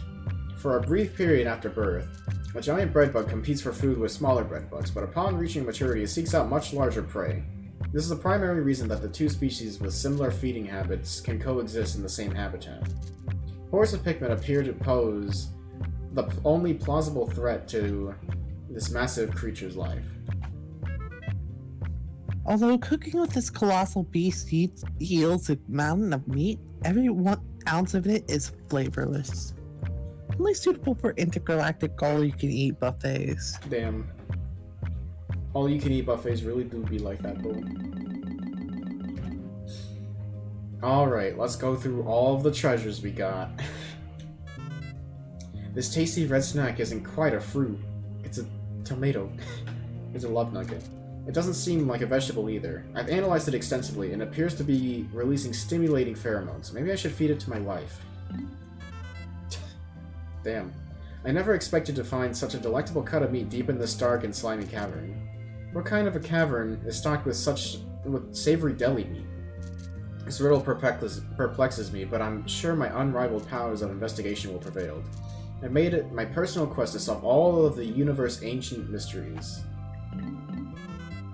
We struggled with a titanic breadbug for this treasure, but we finally prevailed. That huge creature had a habit of dragging away treasures and hoarding them in its den. I wonder if there's a way to use these creatures to aid in my treasure-seeking mission. Now, on second thought, that's a bad idea. Pikmin are the only creatures I can really rely on. I'm a man with an indomitable will, but I can't stop sampling this luscious food. Such an attractive shape, appetizing color, scrumptious smell. I'm getting hungry already. That told me nothing about the egg. I've discovered a complex series of underground tunnels beneath a perplexing pool. It seems like I can't walk 10 steps without discovering something previously unheard of. Making new discoveries nourishes my explorer's spirit. As a reward for my latest scientific breakthrough, I think I will eat this grand sweet. What a momentous discovery! I found an amazing cavern that burrows deep below the perplexing pool. The ground was littered with enticing snacks. I've named the scrumptious cavern the Glutton's Kitchen. It was obviously once a shrine to the culinary gods. I've toiled long and hard to collect all these tasty treats. Surely it won't matter if I bring one back for my daughter as a souvenir. She loves snacks. I've discovered several species of shell-dwelling creatures inhabiting the perplexing pool. One of these feisty beasts forms a spherical gem within the meaty depths of its shell. In a way, this gem could be considered this creature's life's work. I consider my children my life's work. All this non-stop exploration has worn me out. I'm constantly battling bouts of fatigue. Thankfully, a quick sniff of this item's invigorating odor instantly wakes me up. This zesty scent also fills me with an irresistible urge to fight. This treasure must have been owned by an ancient warrior. That's deep. What? I found this object squirreled away in an underground complex. Some of these structures demonstrate a high degree of culture. I surmise that each building must have been designed by an artist of great renown. This pink painting rod reinforces my hunch that this civilization appreciated fine art. Mario paint. My taste in music is highly refined, but my wife and kids have no taste at all. For example, when I ask my family what they want to go out for karaoke, they twist their faces and give me a nasty look. They don't know what they're missing. With the help of my Pikmin, I've been able to widen the radius for my salvage search. The new areas have opened up to exploration are far more dangerous. Just to be safe, I'd better review Pikmin traits and characteristics. Tutorial.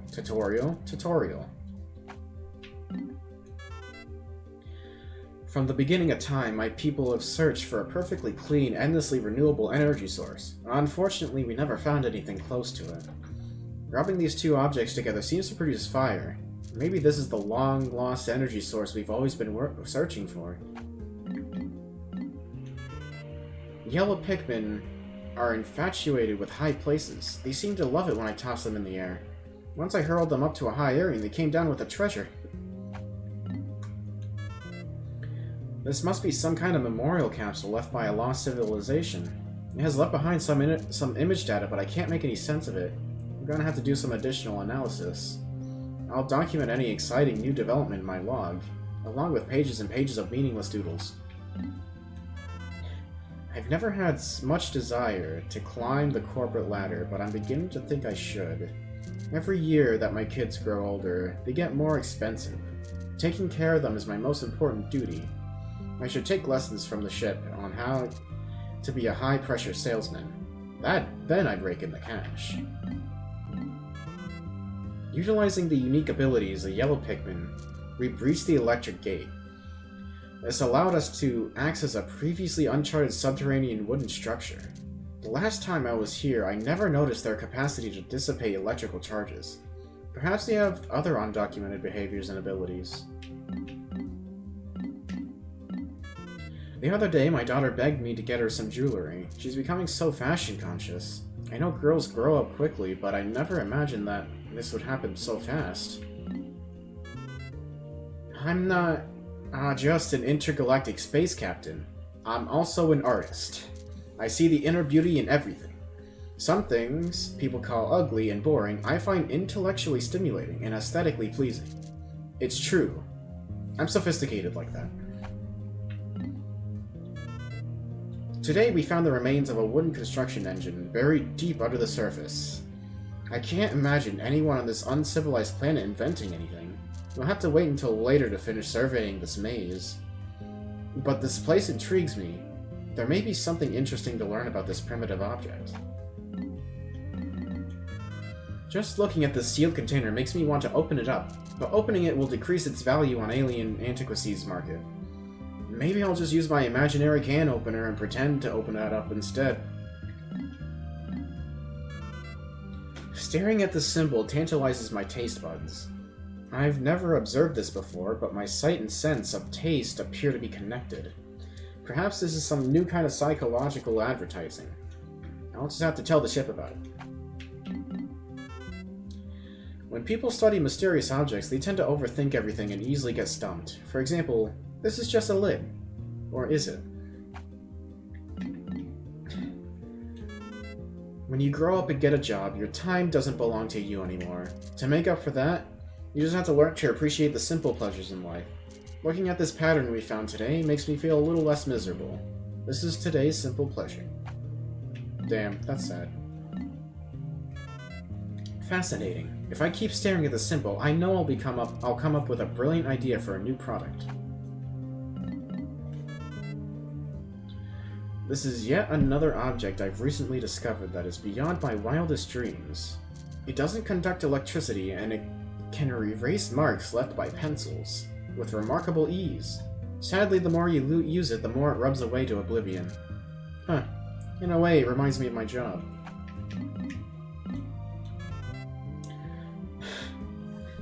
This item came from the personal treasure hoard of a massive Pikmin devouring spider. The whole cave was crawling with all kinds of fearsome creatures. I decided to name that eerie cave the Citadel of Spiders. The ship can't stand bugs. Whenever I ask it to store specimens for salvage, it threatens to stage a mutiny.